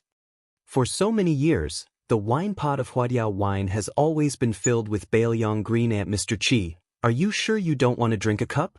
Qi Lianhua raised his cup and drank it. The old man got up and left the pavilion, but he left the blade and said, You 3 emperors of Liang have all wronged Su Shao. Yuan Benshi watched the old man leave. After a long time, he nodded quietly. Song Kelly staggered into the pavilion with his hand on his chest. He was relieved to see Mr. Yuan safe and sound. After Song Kelly sat down, Yuan Benshi stood up and looked at the sky. He said sadly, The sky is going to rain, and the mother is going to get married. But I don't want some things to happen just like that. A smile appeared on Yuan Benshi's face. Mr. Qi, I'm just saying good words when I'm about to die. When Mr. Yuan turned to the stone table and held the cold blade, Song Kelly suddenly had a bad feeling and his face turned pale. Yuan Benshi looked into the distance. It should be Song Tonglu waiting. Zhao Zhuan doesn't have the courage to do that. Yuan Benshi withdrew his gaze and tossed a brocade pouch to Song Kelly. Tell that head seal eunuch that if he wants to live longer and better than Han Xianxia, let him see something like this. Song Kelly fidgeted as if he had received a hot potato. His eyes were bloodshot. Yuan Benshi said sternly, Song Kelly, put away the brocade bag. Get up and take the blade. Song Kelly stood up subconsciously, but he panicked and took a few steps back. He didn't look like a young phoenix of the Song family anymore. Yuan Benshi took a step forward and handed him the cold blade. Song Kelly shook his head frantically. The master of Liang rebuked him with a ferocious face. If you don't kill Yuan Benshi, how can you stand by the emperor's side? Song Kelly's face was full of tears. He kept repeating, Mr. Qi, I won't kill you, Mr. Qi, I won't kill you. Yuan Benshi sighed and put the blade on the table. Then he turned his back to Song Kelly and said calmly, Heroes don't have freedom. If you don't kill me, I'll be a useless person. Even if I live a few more years, there will be no trace of me in the world. Yuan Benshi closed his eyes and said softly, Song Kelly, don't let me down. Huang Longshi and Li Yishan, I'm one step behind you. Nailan Yusi, I'm one step ahead of you. Song Kelly held the cold blade with trembling hands. Yuan Benshi suddenly opened his eyes and looked at the afterglow in the distant sky. The emperor's tutor with a half-inch tongue opened his mouth and took a deep breath, as if he was borrowing the last breath of this world. He roared, Take the head. Song Kelly's face was full of pain. He raised the blade and chopped it down. The head eunuch of the ceremony directorate, who wore a bright red python robe with a cold expression, leisurely walked to the bottom of the steps of the pavilion. He saw the young man, whose life had been full of misfortune, sitting on the ground in a daze. Blood and tears flowed from his eyes, and he held the head in his arms tightly. Outside, in city, the old man narrowed his eyes and looked at the towering city wall. He smiled. I, Qi Lianhua, have always been ambitious but not capable. I've always wanted a lot of things. I wanted to surpass the ancients in calligraphy, I wanted the prosperity of my family, I wanted the longevity of Dechu, and I wanted the well-being of the common people. But in the end, I achieved nothing. The old man held his hands and sighed. My last request is very small. I just want to be a senior who can let me have a clear conscience. It was on this day that an unknown old man entered An city and went straight to the imperial astronomer. He killed all the Qi trainers and 800 guards of the imperial astronomer. This crazy old man didn't say anything from the beginning to the end. He only said one sentence to himself before he died. Xianxia, don't forget what Grandpa said to you. Remember to believe in yourself and Bailiang with you. The old man's words were exactly the opposite of Yuan Benshi's unintentional words. When the time comes, heaven and earth will work together. Chapter 1359.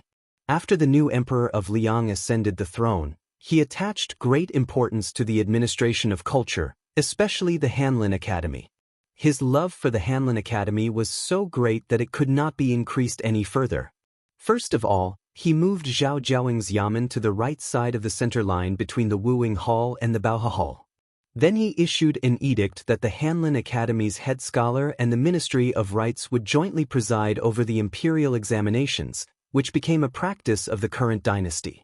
Therefore, the saying, "In the future, those who are not from the Hanlin Academy are not allowed to enter the pavilion," spread everywhere in the capital. Today, the Hanlin Academy, which was holding a grand housewarming ceremony, could be said to be a gathering of heroes. What a dazzling lineup of splendid scenes. Jean Lanting, the assistant minister of the Ministry of Rites, who made his name here, Li Jifu, the new Zhuangyuan of the first year of Xiangfu, who held a post in the Hanlin Academy, Wu Zongxian, who was both Tanhua and a new talent in the chess world, Song Kelly, the young phoenix of the Song family, who moved to the Hanlin Academy because of meritorious service, Yan Qiji, the son of the grand scholar of the Dongyuan Pavilion, Chen Wang, the assistant minister of the left scattered cavalry of Liang, Sun Yin, who was once the right chancellor of the Imperial College. Before this group of young talents, the oldest of whom was no more than 30 years old, gathered together, many important officials and officials who had a relationship with the Hanlin Academy had already left one after another. For example, Zhao Yuling, the second in command of the Imperial Secretariat, Tantanan Huanwen, who was recognized as a veteran of the Hanlin Academy, the heavenly official Yin Maochun, who had been in charge of the Hanlin Academy for more than 10 years and had recently entered the Ministry of Appointments, and the Minister of War, Lu Baijia, the sword immortal of Tangxi, who had the title of Xiaguan, had come either alone or together. They really made the brand new Hanlin Academy shine, staining it with an air of nobility and elegance. At this time, in the secluded courtyard at the beginning of spring, under a small tree with branches as small as jujube flowers, everyone was enjoying a game of Go. The people playing Go were not national players, nor were they the famous Wu Zongxian who had defeated 3 national players in a row in the capital. Instead, they were 2 people whom everyone in the court felt were unfamiliar with. There was a huge age gap between the two. There was a stone table and 4 stone stools. On the table was a yellow rosewood chessboard that was very old-fashioned. On the left and right sides of the chessboard were black and white Go boxes that contained white and black Go pieces. On the stone stools were embroidered cushions. The 2 people playing Go were of course sitting and chatting. However, the people sitting on the other 2 stools were the pinnacle of honor in the world, the current emperor, Zhao Zhuan, and the empress, Yan Dongwu. Other than the handsome young man nicknamed Little Bookcase by the emperor, there was also a commoner from Liang who was still a commoner. He was Fan Changho from Xiangzhou, Guangling Road. Together with Wu Zongxian, they were known as the First and Third Nine. In the past, Fan Changho was more skilled than Wu Zongxian, so he was also known as Fan Shiduan. At the same time, Fan Changho was good at painting dried rocks, wild plum blossoms, and winter bamboo. Among them, wild plum blossoms were the best, and they were proud and unsullied. Now in Tailian City, there was a saying that Fan Changho was a tree alone in spring. His paintings could be said to be priceless in the capital's officialdom. Before Wu Zongxian became famous, the hidden Fan Changho was specially summoned to the capital by the emperor. The reason for this imperial edict was that his real identity was Little Bookcase from the imperial astronomer. Under the emperor's instructions, he and Wu Zongxian played 6 games in a row, 3 slow and 3 fast. Wu Zongxian lost all of them cleanly, so Fan Changho, who was known as the #1 player in the chess world, naturally entered the emperor's sight. The prize for this game that the emperor personally set was not small. If Fan Changho won, then he could directly stay in the Hanlin Academy as the Yellow Gatekeeper. Now the Hanlin Academy was the well-deserved dragon pavilion for all the scholars in the world. The spectators were the smartest few people in the Liang dynasty. In fact, they were well aware that whether Fan Changho won or lost on the chessboard was not important. To simplify the emperor's heart, Fan Shiduan had already won outside of the chessboard. Little Bookcase was probably endowed with extraordinary talent, but in the end he was still a child. He did not have a good sitting posture. His body was slanted, one hand supporting his chin, the other hand moving quickly. It was almost as if he was hitting the board when Fan Changho placed a piece. On the other hand, the plainly dressed Fan Changho was at a disadvantage in terms of the demeanor of an otherworldly master. But this disadvantage was only in terms of the eccentricity of the imperial astronomer. In reality, Fan Changho was sitting calmly and attentively. Whether it was slowly picking up a piece from the chessboard or not moving, when he was thinking long and hard, they both had the demeanor of a grandmaster. Fan Shiduan's response to Little Bookcase's aggressive attacks, both inside and outside of the chessboard, was neither too fast nor too slow. For the time being, there was no sign of victory or defeat between the two of them. Including Emperor Zhao Zhuan, the people who were able to stand aside and watch the game, not to mention Wu Zongxian, who was very good at chess, even Chen Wang, who had never played chess with anyone before, had good eyesight. Even Empress Yen Dongwu, who was known as the female scholar of Bailiang in the past, could not take her eyes off the game and was very focused. Yen Qiji was standing right behind his elder sister, who was known as the mother of the empire. He was the only one who gave up halfway when he went to the border to observe the political affairs. He parted ways with the Ministry of War, who was sent from Jibei to Liaoxi, and returned to the capital alone. This incident had damaged Yen Qiji's reputation in the scholarly circle. However, with the great protective talisman of the imperial uncle, no one dared to jump out and criticize him. Yen Qiji looked at the intrigue on the chessboard. He quietly raised his head and looked at the old Chinese parasol tree whose branches were filled with the joy of spring. His face was filled with fatigue. If the trip to Liangzhou had disappointed him and Kong Wuqi, then the trip to Jibei had angered Yen Qiji. The defense line in Jibei had been an important military base for the Central Plains to defend against Beimang since the Han family. Although Li Yang paid more attention to the two Liao provinces, the generals who held the military power in Jibei were all carefully selected by the Ministry of War and candidates who were placed high hopes on by the imperial court. But what did Yen Qiji see in Jibei's northern pass? It was retreating before the battle and shrinking the defense line. Faced with his reprimand, the few border defense generals were vague. Gao Tingshu, who was picky in Bailiang, was surprisingly silent. Obviously, he had received instructions from someone in the capital. Yen Qiji retracted his gaze and looked coldly at Jin Sanlang, who was not far away from him. The latter also sensed the unfriendly gaze from the young imperial uncle, but he responded with an impeccably gentle smile. Yen Qiji met his gaze.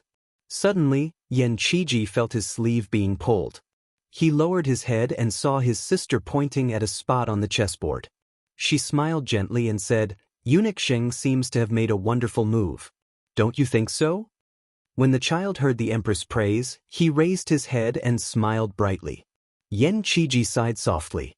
He stopped arguing with the assistant minister and turned to watch the game. Fan Zhangho's response was still lukewarm. This made Chen Wang, who was also a relative of the imperial family like Yen Qiji, see him in a new light. Ordinary poor scholars would spread their tails like peacocks if they wanted to see the face of the emperor. It was not easy for Fan Zhangho to be so relaxed. The Zhuangyuan, Li Jifu, was the son of a wealthy family in Liaoning. In terms of poetry, he was not as good as the second place, Gao Tingshu. In terms of the four arts, he was far from being as good as Wu Zongxian. Thus, most people in the court thought that he was not worthy of the title of Zhuangyuan. In reality, in the poetry club founded by Jean Lanting, it was rare to hear Li Jifu speak so loudly. However, a few days ago, the Minister of Revenue, Baigua, had asked to borrow Li Jifu from the Hanlin Academy. This made people realize that perhaps Li Jifu was not as unlikable as he appeared on the surface. Today, the only person in the group who could compete with Jean Lanting, Chen Xiaobao, only spoke a few words with Li Jifu. Wu Zongxian had originally wanted to go up and get familiar with the left Sanchi's assistant minister, but soon there was an awkward silence. Compared to everyone present, Song Kelly's appearance today was the most unexpected.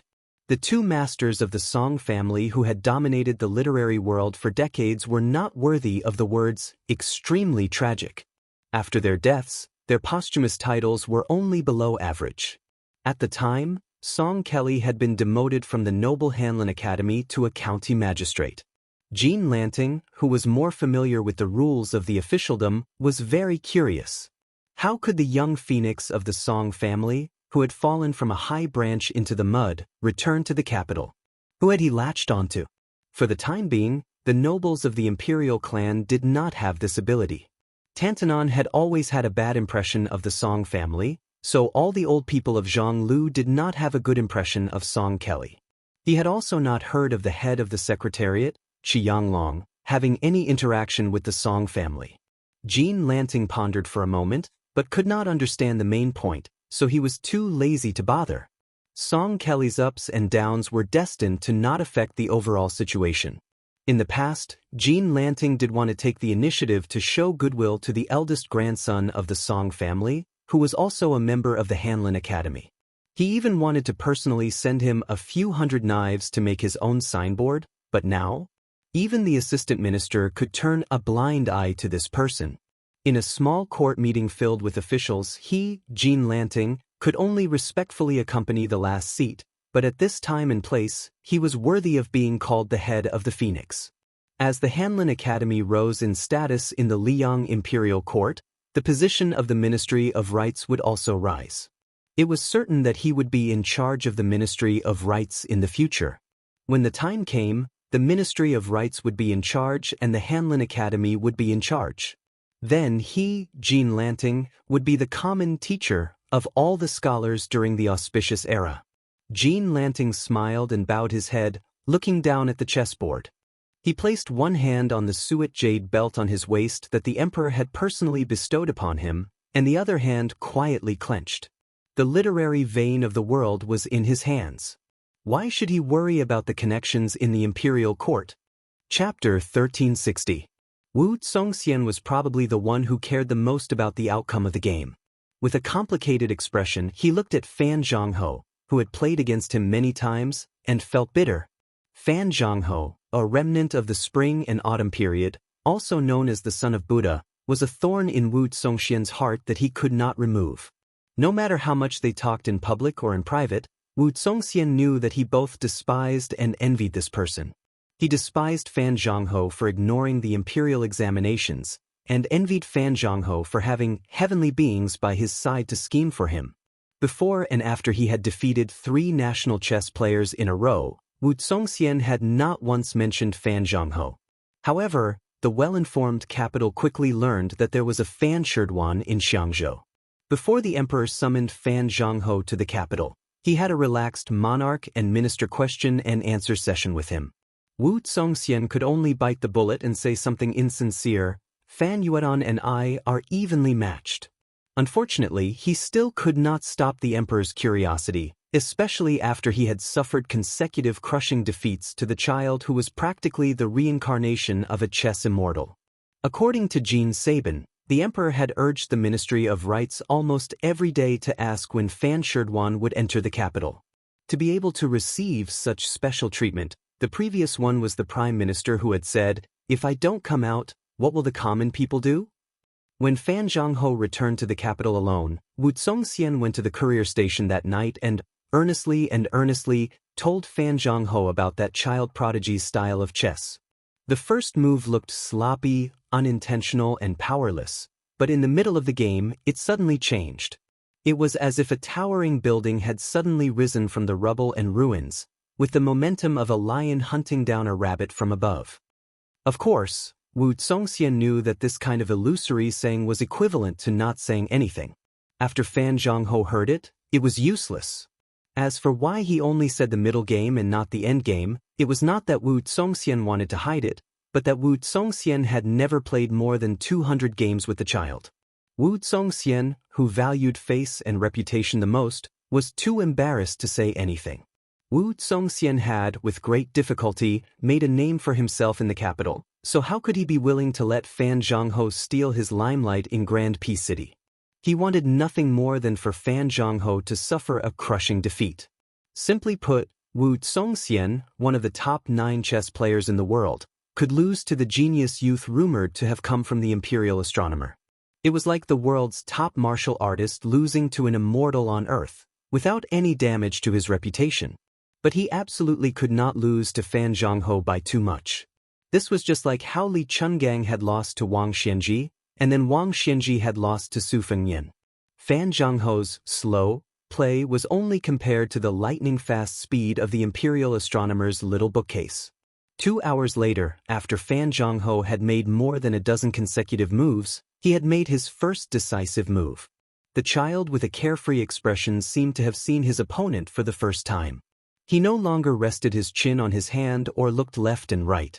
He sat up straight, but he did not look at the game. Instead, he stared straight at Fan Zhongho, who was rolling up his sleeves with his head lowered. Everyone present, including Wu Zongxian, could not see the essence of this move, let alone the other spectators.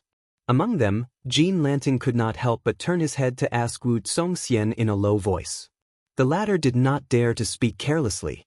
Sun Yin stretched out 2 fingers to rub his earlobes and yawned. Song Kelly narrowed his eyes and pursed his lips tightly. Chen Wang was carefully observing the changes in the expression of the imperial astronomer. Li Jifu carefully looked at the emperor, who was leaning forward with a frown. Yen Qiji, whose mind was on the chessboard, bent down and whispered to his sister, Yen Dongwu. If the calm and composed Fan Zhongho was included, not counting the Emperor Zhao Zhuan, the Empress Yen Dongwu, and that imperial astronomer Jian Zheng, then today under the green Paulownia tree of the Hanlin Academy, there were as many as 4 people from the northern Liangdao: Chen Wang, Sun Yin, Yen Qiji, and Jean Lanting. Gangnam-do had Wu Zongxian, Guangling had Fan Zhongho, Liangliao had Li Jifu, and the capital had Song Kelly. From this, it seemed that the current emperor was more magnanimous than the previous emperor towards Bailiang. The emperor looked at the little bookcase with interest. For the first time, he showed a fierce expression towards a certain person. He tried to smooth things over. Let's close the game for now. You two can play later. Little bookcase, Fan Zhongho, try your best to make this game a famous one. If the ending is even better, I will ask the masters in the palace to paint for you. I have to go attend a small court meeting. If I am late, I will be nagged by Tantanon for half a day. Jean Lanting, dressed in purple robes, quickly bowed slightly and made a path for the emperor and the empress. The emperor held the empress's hand and left with a smile. Yen Qiji saw them off alone. As the assistant minister of the Ministry of Rights, Jean Lanting also had to attend the small court meeting. However, the emperor did not say anything, so he could not stick to the emperor's side. After all, he could be suspected of using the emperor's power to intimidate others. After the 3 families left, he purposely pulled Wu Zongxian out of the Hanlin Academy. The latter had been observing politics at the Ministry of Rights. Compared to the quiet Li Jifu, who had a higher ranking in the court examination, Jean Lanting favored Wu Zongxian, who was also a pillar of the poetry club. He also had a higher opinion of Gao Tingshu, who had already made a name for himself in the Ministry of War. Yen Dongwu asked softly, "Why do you think so highly of Fan Zhongho?" The emperor turned his head and winked at the empress. He said softly, "Winning in chess is just a small matter. What benefit does it bring to the country? However, King of Jing and Zhao Sun has a blind chess player, Lu Su. As the emperor of a country, how can I not have a Fan Zhongho by my side?" Yen Dongwu could not help but laugh. "You can be angry over this? Your Majesty, are you still a child?" The emperor said with a face full of resentment, "Am I old in your heart?" Yen Dongwu suddenly remembered that his younger brother, Yen Qiji, was still following behind him. He coughed lightly. The emperor laughed out loud and did not take it to heart. He purposely slowed down his pace, allowing his brother-in-law, who had been snubbed in Jibei, to catch up with him. Then he comforted him softly, "I won't advise you to do anything regarding Jibei. I just want you to not be anxious. I heard your sister say that she does not want to stay in the Ministry of War anymore. Where do you want to go? The Ministry of Rights or the Ministry of Appointments? Yen Dongwu was about to speak when the emperor tightened his grip on her hand. She could only swallow her words. Yen Qiji was obviously afraid of his sister, who was becoming more and more imposing. He hesitated for a moment before saying softly, "Your Majesty, I want to come to the Hanlin Academy. There are many books here." Chapter 1361. The emperor glared at him and said, "When there are no outsiders, call me brother-in-law. However, it's not a problem for you to come to Hanlin Academy, but you have to start as a servant first. Otherwise, I don't mind letting you be a big servant. Your temper is too gentle and you don't want to fight for anything. You will definitely be ostracized by many elders. Those old scholars are not the same as the officials of the 6 ministries. They don't care if you are the emperor's uncle." Yen Qiji nodded. The emperor turned to Yen Dongwu and smiled gently, "You two should talk more. As an outsider, I won't be an eyesore." When the emperor walked away with Song Tonglu, the number 1 eunuch of the dynasty, Yen Dongwu asked in a low voice, "Why didn't you return the thing I gave you to that person?" Yen Qiji's face was slightly pale. He said guiltily, "I didn't see Brother Feng." She said sternly, "Shut up." Yen Qiji's body trembled and he asked carefully, "Or should I secretly destroy it?" Yen Dongwu almost instantly became angry. Then she tried to suppress her anger. Her face was uncertain. Finally, she gritted her teeth and said, "Hide it well." Yen Qiji was dejected. After Yen Dongwu calmed down, her tone softened and she praised, "You didn't say you were going to the Ministry of Rights and the Ministry of Personnel. Very good." Yen Dongwu stood face to face with her brother. She helped him fix his collar and said softly, "You have to remember one thing. When Zhengwen is loyal and respectful, these 3 beautiful titles must come from Hanlin Academy." Yen Qiji said timidly, "Sister, I didn't think so much." "Really?" Yen Dongwu bent 2 fingers and knocked on her brother's forehead. She smiled. "You, a fool has a fool's fortune." Yen Qiji wanted to say something but stopped. Yen Dongwu obviously guessed what he was thinking. She shook her head and said, "Don't worry about the things in the palace. Let's go back. I have a feeling that the young people in that courtyard will." Speaking of this, the empress stopped talking. She looked up at the sun. It was dazzling, so it was a bit dazzling. Yen Qiji returned to the courtyard. Under the tree, the child was asking with a cold face, "Who did you learn chess from?" Fan Zhangho smiled and said, "Since I was 4 years old, I learned chess from the ancients." The child pointed at the last move on the chessboard. "The ancients couldn't make this move." Fan Zhangho calmly said, "Our generation is inferior to the ancients. How can we face the future generations? It's true that you learn chess from the ancients, but when it's your turn to play chess, you can't sit and wait for eternity." The child snorted and glanced at the chessboard.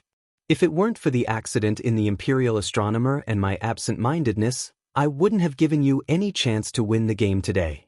Come to the star-picking pavilion of the Imperial Astronomer tomorrow." Fan Zhangho declined to comment. The child, who acted like an old man, ran away in big strides. Only at this moment did he have the childishness of his age. Ever since he was a child, he had been running around the little bookcase of the Imperial Astronomer. It was not easy for him to find the empress whom he was closest to. Contrary to the imposing manner of this child when he played chess with others, when he saw Yen Dongwu, he had a childish smile on his face, like a child who had met his sister who loved him dearly. Yen Dongwu rubbed the little bookcase's head and said sympathetically, "It's been hard on you. The Imperial Astronomer has suffered such a huge accident, and His Majesty still wants you to play chess with others. I'll help you scold him later." In the accident in the tight blockade not long ago, there were more than 800 guards who had died in the battle. Most of them were elite Imperial soldiers who were highly skilled in martial arts, and there were also dozens of masters who had koi fish pouches. Especially the latter, when they were escorting something to Guangling Road, more than 100 of the top Jianghu people who had been recruited by the Ministry of Justice of the Imperial Court had all died mysteriously. Zhao Go had already been seriously injured, and this loss was no different from adding fuel to the fire. But compared to the real loss, the death of the Qi cultivators in the Imperial Astronomer was nothing at all. Among these so-called immortals, there was no lack of experts with the mysterious finger divine ability, and they were indispensable to the imperial court of Liang. Their existence in itself was a kind of magnificent deterrence that could symbolize the majesty of the heavenly Tao. The emperor was the person who was destined by heaven, so he was under heaven's command.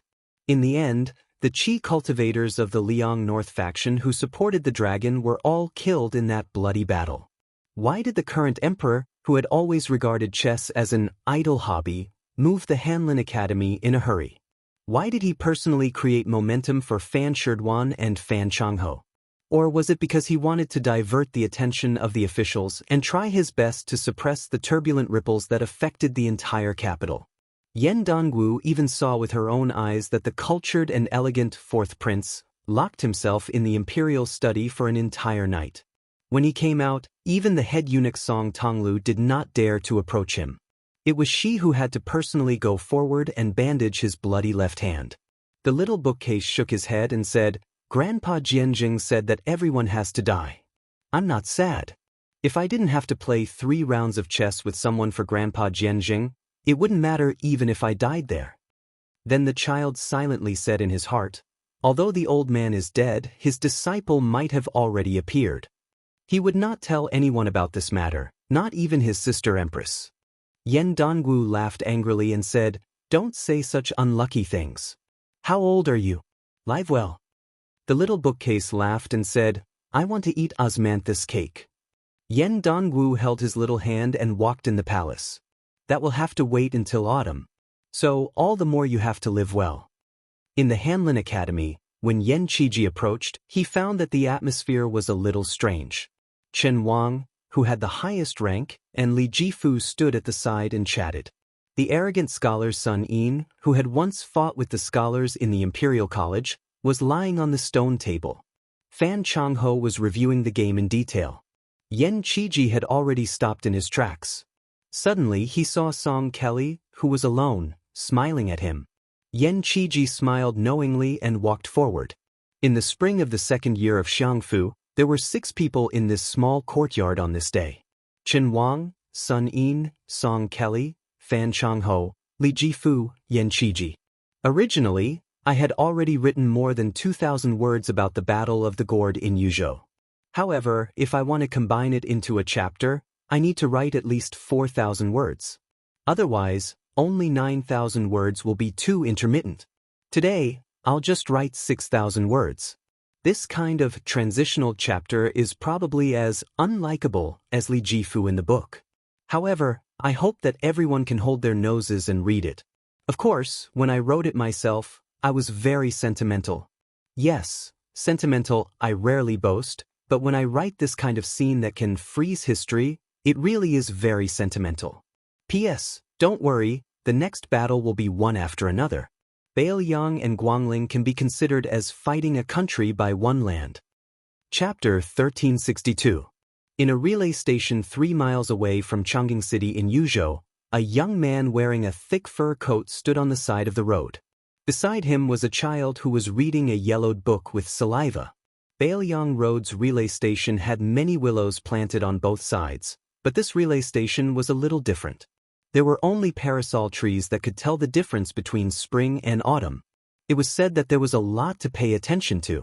Back then, when General Su Shao was conferred the title of king, the rich people of Chongqing City, in order to please this butcher, who was known to kill without blinking an eye, specially changed to nearly 1,000 green sycamore trees. It was all because His Royal Highness had the word Feng in his name. Feng does not rest on sycamore trees. Unfortunately, the army took a detour and continued to head west. Su Shao did not enter the city at all. This made those rich people feel very embarrassed. However, after His Royal Highness was conferred the title of King of Bailiang, the new King Liang's trusted aide, Huang Fujin, was promoted to General of Yuzhou and became the master of Chongqing City.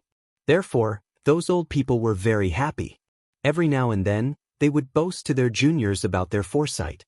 Last year, When Huaihua General Zhong Hongwu was in charge of Lingzhou, the officialdom was turned upside down, but Yuzhou was peaceful. These old men were very proud. Huang Fujin also took care of these old people's families. Currently, there was an interesting saying in Chongqing City, "It's never too late to flatter someone." Dust rose from the relay station in the distance. The sound of horse hooves was getting closer and closer. The young man put away his thoughts. The leading rider was wearing a rare purple robe in Bailiang. It should be known that the purple robe in the capital was inferior to the red robe in the capital. It meant that the power of the purple robe in the capital was not as good as the local officials in the red robe. When the governor dismounted and was about to kneel, the young man smiled and waved his hand.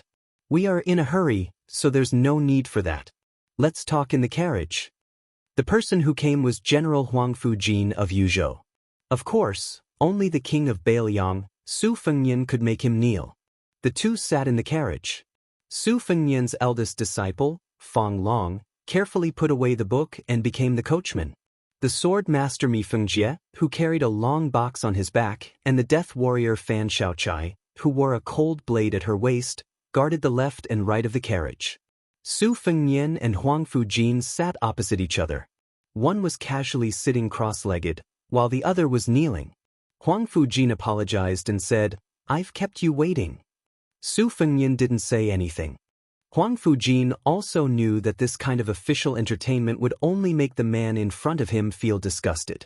He immediately said, "According to the latest intelligence reports, the spider web pole catchers, butterfly catchers, and Beimang Jianghu experts who infiltrated Yuzhou have all been killed. Apart from the 6 missing, 2 of them were instigated. One of them was used to fish out the 6 fish that slipped through the net, while the other was used as a hidden chess piece to return to Beimang." Su Fengnian nodded. He wouldn't meddle in specific affairs and wouldn't criticize the whisk room that Chu Lushan had painstakingly built. Thus, he changed the topic and asked, "How's Su Yanbing?" Huang Fujin replied, "He's still on the way." Apart from Tai Chi and Koku, who died on the spot, the other 8 fled northward. 6 days ago, Pabing Peak's chief Wei Yila was the first to be abandoned by the other experts. He killed Yu Fengqi for Su Yanbing. 4 days ago, Beimang's devil Ahima died 30 miles north of Yozhou's border, but he successfully stalled Su Yanbing. Fortunately, 3 days ago, the Qi cultivators of the Guanyin sect found some clues and discovered that the 6 had turned back to Shilu County in the northwest of Yuzhou. They almost escaped. 2 days ago, another 2 Beimang experts were killed by Su Yanbing's spear. Su Fengnian chuckled softly and said, "Then there's only the small idea of the princess's grave left. The great Yu Fu, that old lover of spider webs Li Mibi, and Tai Madai, who had the highest chance of becoming a sword immortal after his sword aura neared Huang Qing's level.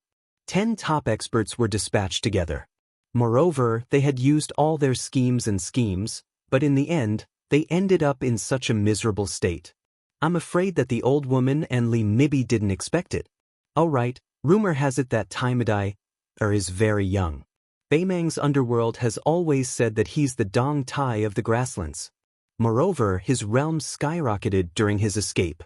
Not only did he rapidly advance to finger Xian, but his last sword move also had some demeanor of a sword immortal. Is this true?" Huang Fujin nodded and said, "Tai Madai is different from the other Beimang experts who have stagnated in their realms. His martial arts cultivation improved by leaps and bounds. Almost every time he went through a life-and-death battle, he would gain something. According to the spy report, this person is at most 28 or 29 years old. He has a medium build, but moss grows under his armpits like dragon scales. It's rumored that he has the aura of a real dragon." At this point, Huang Fujin sneered and said, "Tai Madai's ancestor was indeed a mighty lord of the grasslands. The last bit of vitality of the great Feng dynasty was tormented by his ancestor. As for the dragon scales under his armpits, I think it's nonsense." Su Fengnian shook his head and said, "It's not that simple. Since Huang Qing's fate didn't bestow a piece of the willow after his death, it must have landed on Tai Madai. Perhaps the bronze man grandmaster's portion was also given to him." Although Huang Fujin was from the underworld, he hated the underworld the most. It could even be said that he hated it to the bone. Su Fengnian suddenly laughed and said, "In the end, he still died. Who asked him to meet a half-step martial saint? I can see that Uncle Su's realm is also rising steadily. His small half-step is more terrifying than others who break through several realms." Su Fengnian narrowed his eyes and leaned against the wall of the carriage. He said slowly, "The old underworld will soon be extinct under the iron hooves of war horses. I wonder what the underworld will be like in the future. Before this, be it the Fish Dragon Gang in Bailiang or the Great Snow Plateau in Mount Hui, they'll all be short-lived. Dao De Sect, Chess and Sword Music School, Mount Bubang, Princess's Grave. Mount Wudong, Su Yanbing, Suaxia Valley, Mi Fengjie, Wu family's 100 cavalry and 100 swords. In addition, there were the Guanyin sect in the South Sea and Mount Lantua in the west who could no longer leave. How many more masters would die in Bailiang? Huang Fujin said resentfully, "Northern Mang has just casually mobilized 20,000 cavalrymen, and all 80 strongholds outside the Great Wall of Northern Ji County have moved inwards. What a bunch of fearless good-for-nothings. If they are so capable, why don't they just give up Hengshui and Silver Harrier cities as well?" Su Fengnian said calmly, "The general of Silver Harrier City, Lu Yenlang, is a famous fence-sitter. When the wind blows in the capital, he can move faster than the officials in the capital. With Yuan Tingshan in North Ji County, it's certain that they'll deliberately let Bailiang win. Let's not have any hope." With a gloomy face, Huang Fujin said, "If Lu Yenlang really gives up Silver Harrier, then Horizontal Water City will be left alone outside the border. Besides, the general who controls Horizontal Water City, Wei Jingtang, is one of the few favorite students of Grand Secretary Zhang Julu who rose up in the military. For many years, this man has always had a strong hostility toward Bailiang. Now that Zhang Julu is dead, Wei Jingtang can barely protect himself, let alone go against the Ministry of War. Perhaps he will withdraw even more decisively than Lu Yenlang. With that, North Ji County's gate is wide open. Once Beimang continues to send in more soldiers, and with Gu Jiantong's Western Frontier Army remaining still, there's a possibility that North Ji County will be attacked from both front and rear. Yu Luandao's Yuzhou cavalry will be in a bad situation. Previously, when they roamed outside the Great Wall of North Ji County and cut off Beimang's army supply, they will become empty talk." Su Fengnian sneered and said, "Don't worry. If Lu Yenlang and Wei Jingtang don't want to guard the gate, we'll let Yu Luandao's 10,000 Yuzhou cavalry help them." High up in the sky, a handsome bird suddenly broke through the clouds and dived down. Yu Dilong, who was acting as the coachman, raised his arm with a bright smile on his face. The bird landed on the child's arm with its claws like hooks and a powerful force. Fortunately, Yu Dilong's chi was strong and vigorous. This gerfalcon, a 6 years phoenix, came from Liaodong. It was brewed by Chu Lushan himself and gifted to His Royal Highness. The tributes from Liao were divided into 9 grades. Among the gerfalcons, which were said by the hunters of Liao, 9 years death and 1 life is rare. The 3 years dragon and the autumn yellow were the 2 rare breeds, and the 6 years phoenix was even harder to find. Su Fengnian was traveling Jianghu for the first time. Other than Old Yellow and the inferior horse, he was accompanied by this 6 years phoenix. Yu Dilong cheerfully called out, "Master?" Su Fengnian poked his head out of the curtain and took the spear falcon. He intimately patted its head before untying the string on its leg. Then he lightly shook his arm. The 6 years phoenix spread its wings and flew high up. It circled above its master's head a few times before suddenly rising up and flying away. The information that came back was only 3 simple words: "Guard to the death." The meaning was very clear. Wei Jingtang would guard Horizontal Water City to the death. Su Fengnian sighed softly and said, "The wind knows the strength of the grass." In his joy, Huang Fushi asked doubtfully, "Why would Wei Jingtang risk his life to guard Horizontal Water City? Could it be Protector General Chu's secret plan?" Su Fengnian shook his head and said, "No matter how skilled Fu Shuifeng is, he can't bribe a scholar like Wei Jingtang." Su Fengnian thought for a while and said, "It's probably because his master Zhang Julu's death that made Wei Jingtang make up his mind." Huang Fushi was still indignant. It's a pity that Ji province only produced one Wei Jingtang. Su Fengnian said expressionlessly, "Why don't you say that the Liang dynasty only produced one Zhangjulu?" After a short silence, Su Fengnian smiled and said, "It seems like you have to go to Yuzhou alone. I'll go to Jibei to find you Landao and take a look at that Wei Jingtang." Huang Fuxi's heart trembled and he said in shock, "Your Highness, are you going to take the risk and personally lead the troops out of the calabash?" Without waiting for Su Fengnian to speak, Huang Fuxi jumped off the carriage and rushed to the front of the post house. He then knelt down with a thump and did not say a word. He just knelt there. Yu Dilong hurriedly stopped the carriage. After Su Fengnian got off the carriage, he walked over to help this general of Yuzhou who had lost his composure. However, Huang Fuxi, who was once mocked by the officials of Lingzhou as the #1 watchdog under Mount Qingliang, refused to get up. Su Fengnian said in a low voice, "Get up." Chapter 1363. Huang Fujin lay prone on the post road and said in a dull voice, "If I don't stop His Highness today, I will be scolded to death by Protector General Chu, Commander Yen, and Second Princess tomorrow. A king of Bailiang who killed tens of thousands of enemies and died in battle can't compare to a king of Bailiang who's living well in Bailiang."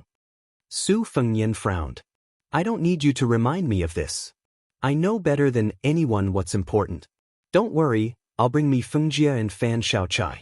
Besides, although my realm isn't as good as before, it's not hard for me to escape and protect myself. There aren't many top experts left in Beimang." Huang Fujin was determined to be stubborn to the end. He looked up at Su Fengnian and asked, "What if Tuoba Bodhisattva comes to kill you?" Su Fengnian said helplessly, "Tuoba Bodhisattva is on his way to Lu province. Besides, have you forgotten about Su Yanbing who's about to finish things off at the border of Yuzhou?" Seeing that Huang Fujin was still unwilling to get up, Su Fengnian kicked him and said angrily, "Huang Fujin, your death remonstrance is 1,000 miles away from the imperial censor of Grand Peace City. Get up." Huang Fujin got up slowly and hesitated for a moment before saying softly, "Your Highness, I'll say something rebellious. You can't die. If you die, I'll never be able to become the Gu Jiantang of Bailiang." Su Fengnian only glanced at Huang Fujin's heartfelt words and dismissed them with a smile. Then he and Yu Dilong each got on a horse and rode away with Mi Fengjia and Fan Shaochai. Huang Fujin didn't wipe the sweat off his forehead. Both sides knew that what Huang Fujin really wanted to say wasn't the Gu Jiantang of Bailiang, but the Su Shao of Liang dynasty. One day he would be crowned king. Huang Fujin didn't mind that Su Fengnian knew about his ambitions. The four riders galloped eastward on the post road. Lu Long, whose horsemanship was already very exquisite, turned his head to look at the cavalry and asked, "Master, what did this Yuzhou general say? What oil and what lantern?" Su Fengnian laughed and said, "You want to say that he's not easy to deal with? Who did you learn from? Junior sister Wang Sheng or junior brother Lu Yunzhang?" The child chuckled. Su Fengnian teased, "Missing Wang Sheng? Then why didn't you go to Beimang with her?"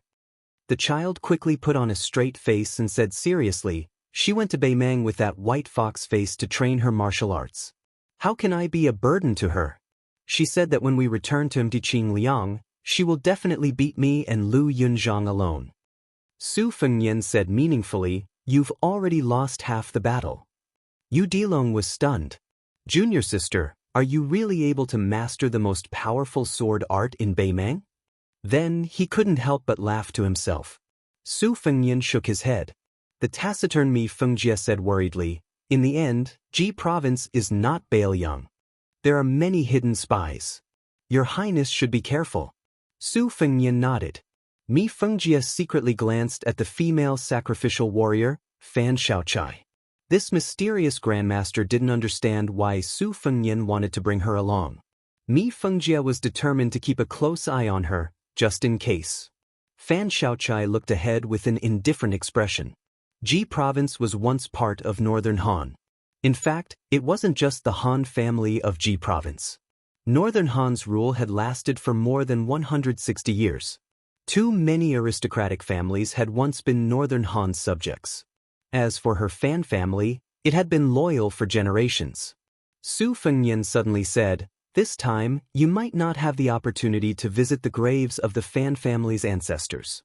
If you decide to stay in Ji province, I can agree to it right now. You don't need to be in a hurry to answer. We can talk about it when we get there. Fan Xiaochai suddenly bit her lip, causing blood to seep out. Her eyes were crazed. She laughed. I don't have the face to visit the graves of my ancestors.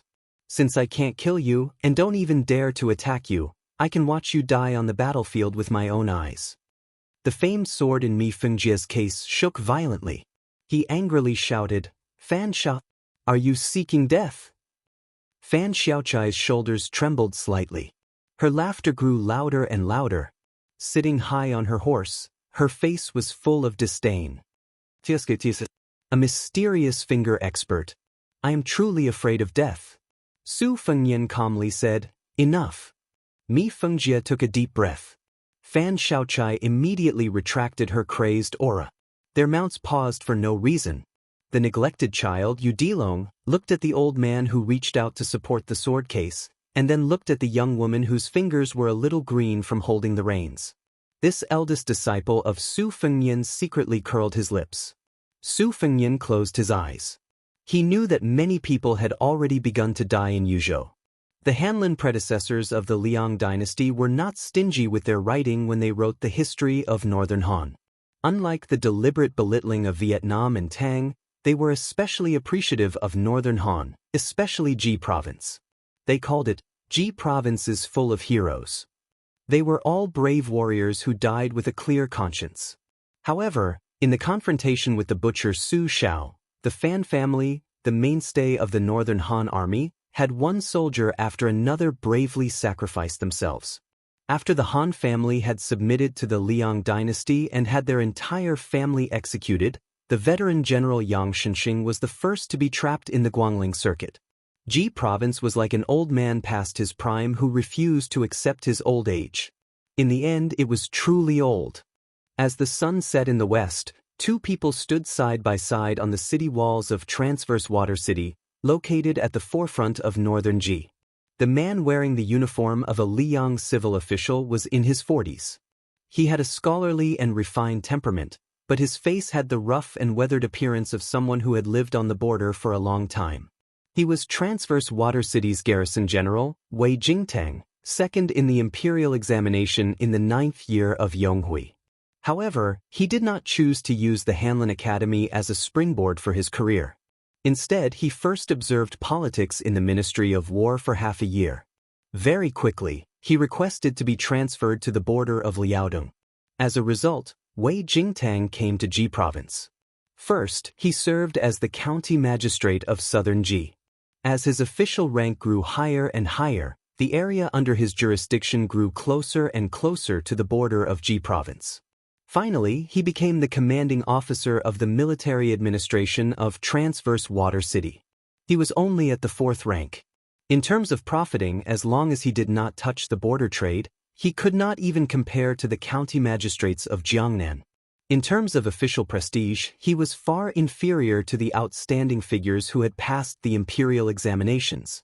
There was a man from the same hometown as him who was only a top 3 jinshi. When he was young, he had a grudge with him. In the capital, he was only the commanding officer of the Ministry of War. Over the years, he had been making things difficult for him. Previously, when the Ministry of War was observing politics at the border, there was a man from the same year who brought a letter to Wei Jingtang. In the letter, he asked Wei Jingtang how the sandstorm in the northwest tastes. He even threatened to make Wei Jingtang drink in this godforsaken place for the rest of his life. Wei Jingtang smiled at this. That fellow student who had clung onto the capital's 3rd Prince Jean would probably never be able to understand how the barren desert frontier fortress in his eyes was, and how it could make a scholar give up his brush and join the army without regret.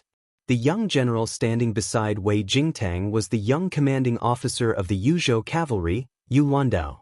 Previously, when the Beimang cavalry demonstrated their power outside the pass, Lu Yanlang gave up on Silver Sparrow City, leaving behind only a few old and weak soldiers and a dozen or so officials who didn't know how to show respect to their superiors. Yu Luandao's cavalry wasn't in a hurry to enter the city. Instead, they set up camp outside Silver Sparrow City. When they realized that there wasn't any movement in Transverse Water City, they entered the city alone 2 days ago to find Wei Jingtang. After that, Yu Luandao's subordinates took over the granary of Silver Sparrow City. Wei Jingtang had the right to control it, but he just turned a blind eye to it. Some of his subordinates were angry, but Wei Jingtang only said one sentence: Transverse Water City can't touch Silver Sparrow's grain. If we take even 1 grain, someone will lose his position. However, instead of being treated as an invasion by the Beimang barbarians, what's wrong with handing it over to someone who is willing to draw a blade against the Beimang? The extraordinarily handsome Yu Luandao didn't just have the peerless blade passed down from his ancestors, Great Luan, on his waist, he also had a brand new cold blade that was equally eye-piercing. He asked softly, "Lord Wei, I still don't understand. However, I still want to thank you on behalf of the Bailiang." Wei Jingtang was silent. His expression was resolute as he gazed at the endless desert of yellow sand. Not moving south was a crime. Allowing the Silver Sparrow's grain to be taken by the Yuzhou cavalry was an even greater crime. If that official from the Ministry of War returned to the capital and wrote a report, saying a few words of incompetence in governance, it would be another crime. Being punished for several crimes was already enough for Wei Jingtang to lose his head. Those old brothers of his who had exchanged their lives with him in Transverse Autumn City didn't understand either. Some of them almost wanted to tie him up and take him to Jinan, saying that Transverse Water City could be defended to the death by them. They didn't need Wei Jingtang alone. However, Wei Jingtang still stood here in the end. Yu Luandao laughed. Although there are some people from Jizhou who risked their lives to support the grain supply for my 10,000 cavalry, without the Silver Sparrow's granary, we would still be stretched thin today. That Yuan Tingshan can't wait to give me a taste of his own medicine. Wei Jingtang said impartially, although his character is like a clown and is loathsome, I have to admit that this man's management and command of troops is not bad. Yu Luandao looked at the wisps of smoke rising from several tens of miles away, then smiled and said, "Lord Wei, just take it that I'm just trying to spite you. Today, I'm going to teach you one thing. Although the cavalry of Tranquil Province is not as strong as the cavalry of Liang Province, they are much stronger than your northern Ji cavalry." Wei Jingtang smiled faintly and said helplessly, "I'll wait and see." Yu Luandao turned around and was about to leave when he suddenly turned back.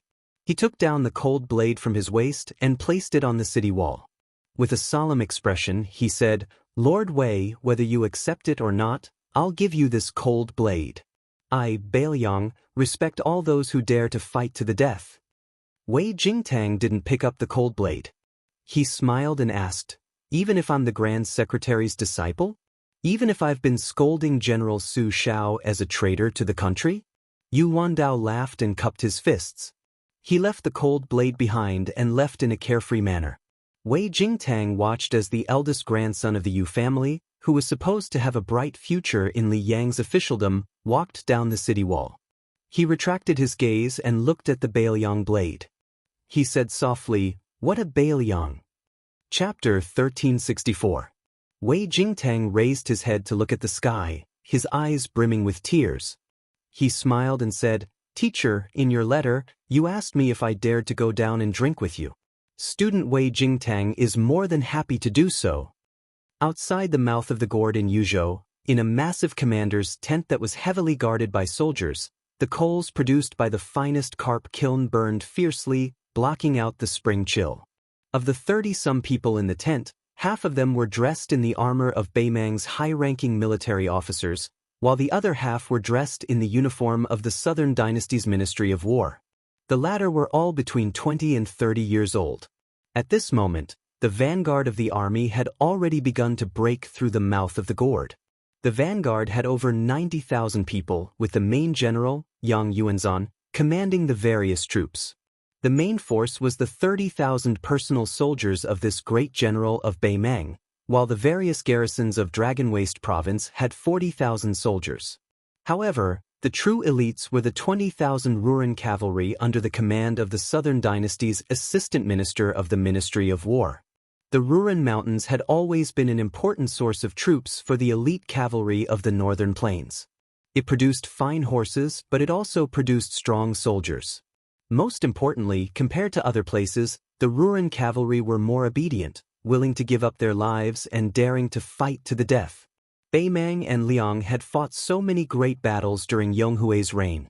The valiance displayed by the Ruran cavalry had even caused many famous generals of the Central Plains to raise their eyebrows. Back then, even the old Grand Secretary of Liang had to admit that the barbarians here had the style of the Great Qin. Other than the vanguard led by Yang Yuanzhan, who had already driven south, the remaining 200,000 soldiers were still biding their time outside the mouth of the gourd. Compared to the invasions of the nomads in history, this expedition south to Beimang was clearly more methodical. Yang Yuanzhan was the nominal commander-in-chief of Beimang's eastern front. However, after Yang Yuanzhan led the troops out, there was no chaos in the seemingly leaderless commander's tent. Countless orders for the deployment of troops were accurately issued from here to the various armies. This was all thanks to Dong Zhuo, the #1 military and political figure in the Southern Dynasty. After he became the king of the Southern Courtyard, he focused on restructuring the Ministry of War and added the position of strategist in front of the curtains. He took the opportunity to promote a large group of young people to become the staff of the Ministry of War. Everyone was bestowed with fine clothes and jade belts by the emperor. Hence, they were nicknamed strategist in front of the curtains. Even though their ranks were not high, they were considered to be of low status and power.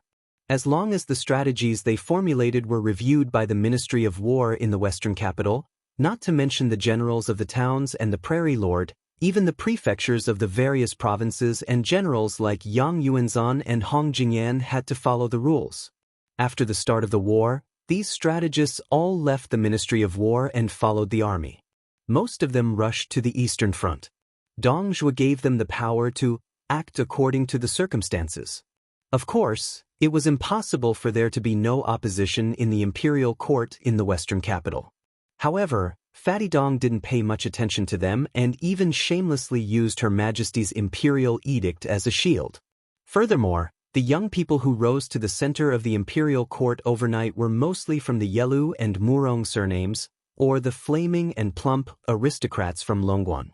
They were the young talents from the north, 7, south and 3 surnames A in Beimang. It could be said that Dong Zhuo's exceptional promotion had captured almost all the top aristocrats in Beimang in one fell swoop.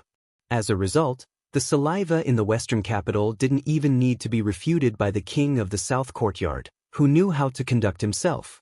However, Beimang soon realized how insidious and cunning Fatty Dong was. These strategists were divided into two groups. One group went to the Eastern Front to impede General Yang Yuanzhan, and the other group went to the Western Front where General Lu Gray was. Only the Central Front didn't have any strategists. However, the general situation had been determined. In addition, the war in the north of Liangzhou was destined to be the deadliest and bloodiest. It wasn't easy to gain military merits there. Therefore, the old and cunning elders behind the strategists could only pinch their noses and admit defeat. However, when almost everyone thought that the Battle of Heluku in Yuzhou was just a side dish to the war in Liangzhou, the king of the South Courtyard, Dong Zhuo, actually came here in person and joined a group of strategists. In the military tent as spacious as a hall, Dong Zhuo stood at the northernmost position at one end of the long table. On the table was a sand table with mountains, rivers, and cities. The terrain of Heluku could be seen at a glance. In the last years of the Great Feng Dynasty, there was a generation of mathematicians who proposed the tilt reordering method in their works. Later, there was the 6 directions map.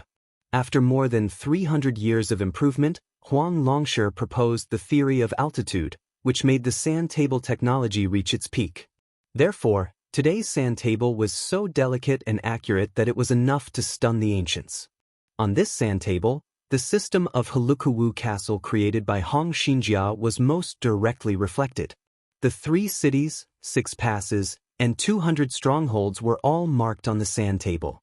As the number of beacon towers was too small, only those important beacon towers that occupied dangerous places were marked with small flags less than an inch long.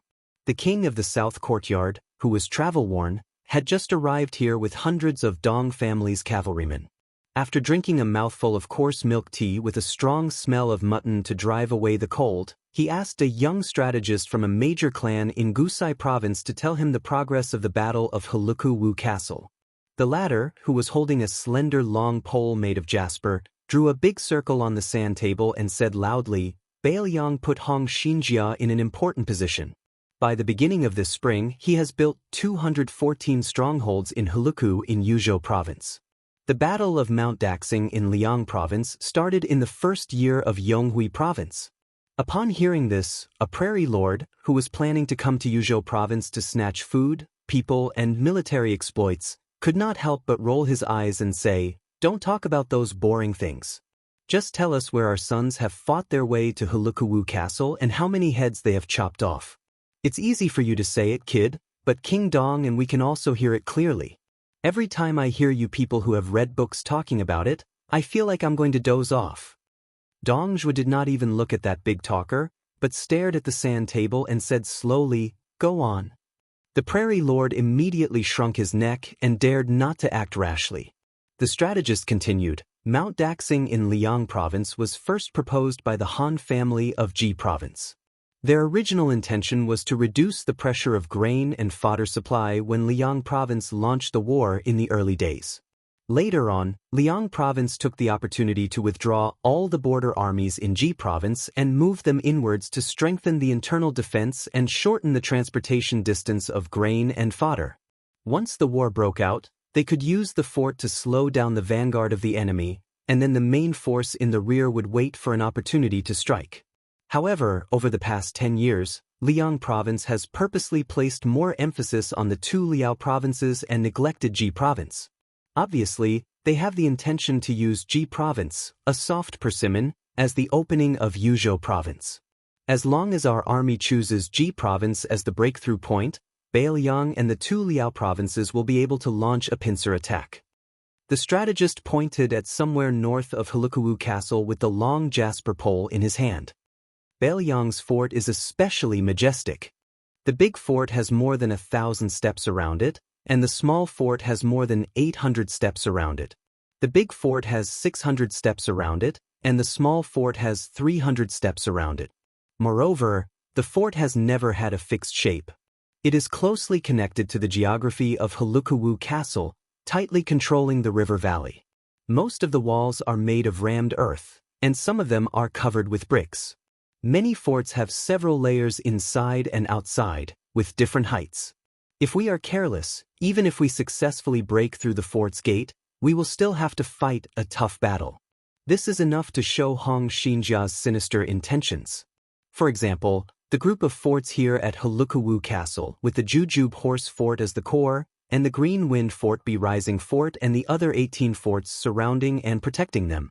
In total, there are 3,400 garrison soldiers. The first fierce battle between the two sides will definitely take place here. The jade pole in his hand shifted slightly to the south. If Bailiang's Huluku-Wu Castle was only blocked by these forts, it would not be worth mentioning. However, after Chen Zhibao became the governor of Bailiang, 3 towering and sturdy cities were built at Huluku-Wu Castle. Although they are far inferior to the number 1 town in the northwest, Hutsu City, they are definitely not to be underestimated. This Crouching Bao City, built against the mountain, is one of them. In fact, all the forts in the northern line of defense at Huluku-Wu Castle are attached to Crouching Bao City.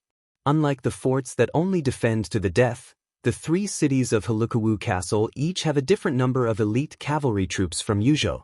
A major third-rank general from Ju province laughed and said that Yuzhou also has a capable cavalry troop? I thought that Yan Wenwan's subordinates were only a group of soldiers crawling like turtles. The story of turtles crawling like turtles had been circulating in Beimang for a long time. In the past 20 years, most of the battles in Liangmang took place on the northern line of defense in Liangzhou. Yuzhou had always been sparse. Bailiang infantry commander Yan Wenlun, this old tiger, had no power to speak of in the eyes of Beimang. The younger Beimang generals were somewhat convinced by Bailiang governor Chu Lushan or the new cavalry commander Yuan Zhuozong. After all, Yuan Zhuozong's military achievements in the several large-scale battles in the hinterland of Beimang many years ago were obvious to all. that Lu Qiuhua even chased the current king of South Courtyard for almost 1,000 li. Moreover, Beimang's cavalry was like the wind. How could they pay attention to slow infantry? Therefore, Yan Wenwan had the nickname of Turtle General in Beimang. Dong Zhuo finally spoke with a solemn expression. All of you are clearly aware that my Dong clan army consists mostly of infantrymen. But perhaps all of you aren't aware that I, Dong Zhuo, learned from Yan Wenwan when I first trained my infantrymen. Although now it's enough to look down on most of the Yuzhou infantry, Yan Wenwan, who you laughed at as Turtle General, has 1,000 heavy armored soldiers under his command. His fighting strength is still worthy of being called the world's #1 infantry troop. How's the fighting strength of Dong infantry? Do I need to boast? Dong Zhuo raised his head and looked at the people present with cold eyes. The Yuzhou cavalry is not good enough? Don't forget that the Long Xiang army that turned our Gusai province into a sieve was based on the Yuzhou cavalry.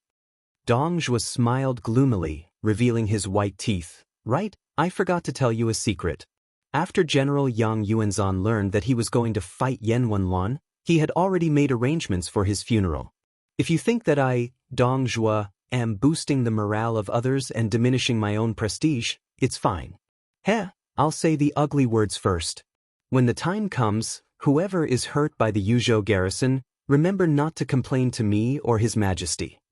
Chapter 1365.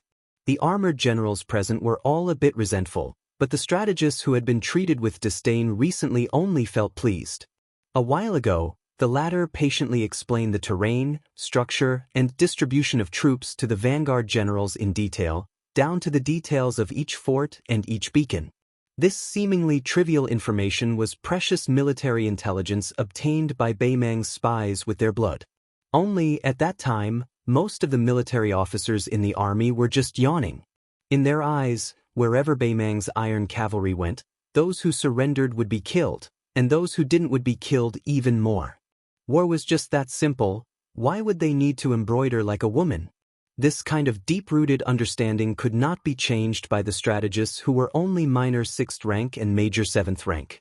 However, the arrival of South Courtyard's King Dong Zhuo, who was currently in the limelight, made all of the generals more or less alert. This was especially true when he mentioned Great General Yang Yuanzhan's funeral arrangements. It made several of Yang Yuanzhan's trusted generals break out in cold sweat.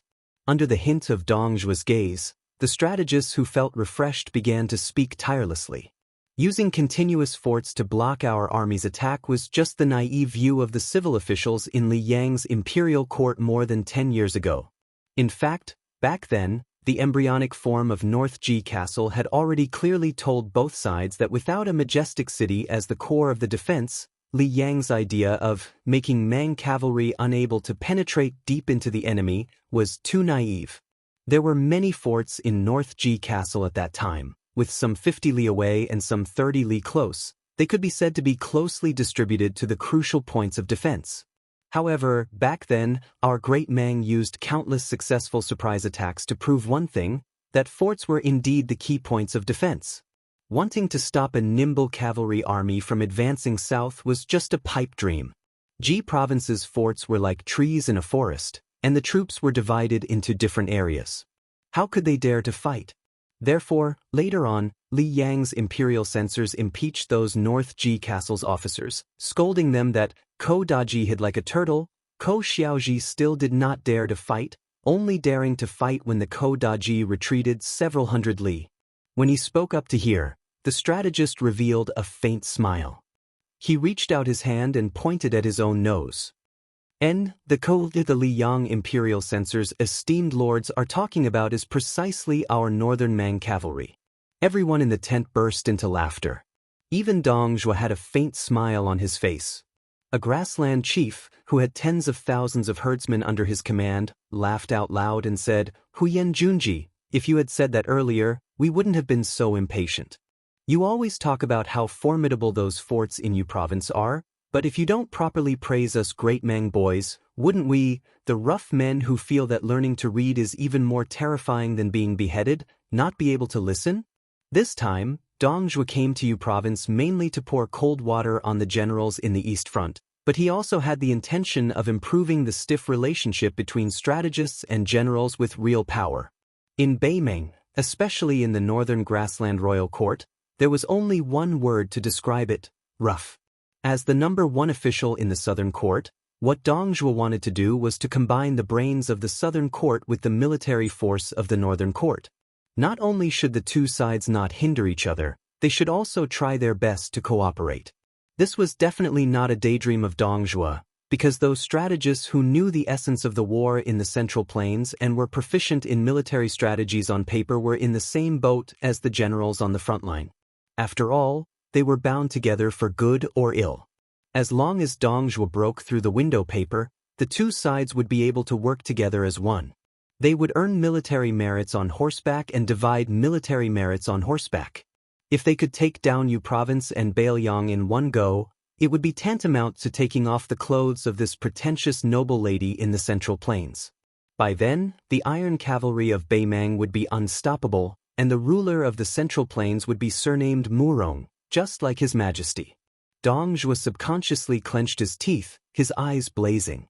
As long as he could take down Bailiang, the general trend would be in the hands of Beimeng.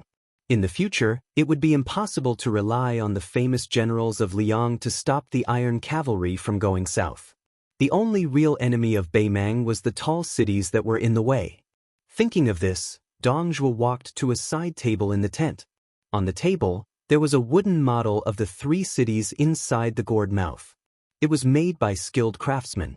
The Taiping order had ordered the craftsmen in the western capital to make it carefully. There were about 40 of them, including all the important cities in Bailiang. They were specially made for the generals on the front line to know the structure of the cities in Bailiang. There were 8 of them in Yuzhou on the eastern front. 3 of them were placed in the tent for the time being. At that time, the carriage was bumpy, and the wooden model made from Chongqing City was broken into pieces. Many strategists went to the imperial clan official in charge of the delivery to ask for an explanation. That guy, who had the surname Yelu, picked his nose and said whatever he wanted. At that time, there were dozens of strong retainers behind him. They had already taken out their swords and were about to chop those strategists. Then, a few days later, an imperial edict arrived. That imperial clan official was beheaded on the spot, and all his retainers were sentenced to death. The brand new wooden model from Chongqing City was also sent. The eunuch who delivered the edict only said to the official's backer, "This model was personally supervised by the Taiping order." Therefore, the trembling Yelu general immediately gave up the idea of crying injustice for his nephew. The strategists once again described the structure of the wooden model to the generals in the tent. They explained what the battlements were, what the parapets were, what the horse-faced platform was, and what the various crossbow configurations were, interspersed with the battles of the Central Plains in a certain dynasty. When the strategist whose mouth was dry finally finished speaking, Dong Zhuo said in a deep voice, "Everyone, the cities in the Central Plains are filled with traps, and the layout is exquisite. You must remember one thing. As siege generals, the more we know how to defend a city, the more lives we, the northern Mang men, can have." Dong Zhuo raised his arm and pointed in the direction of the gourd. Crouching Bao City is the first city in Yuzhou.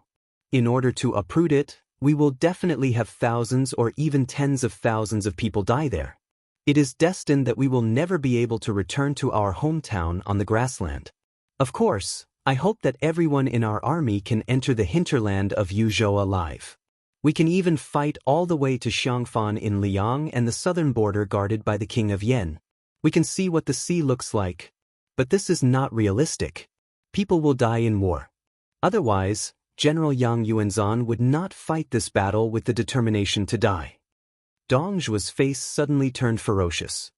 He said sternly, "I, Dong Zhuo, came here today just to say a few words from my heart. Even if my Beimeng men have to die, they will die in a place further south.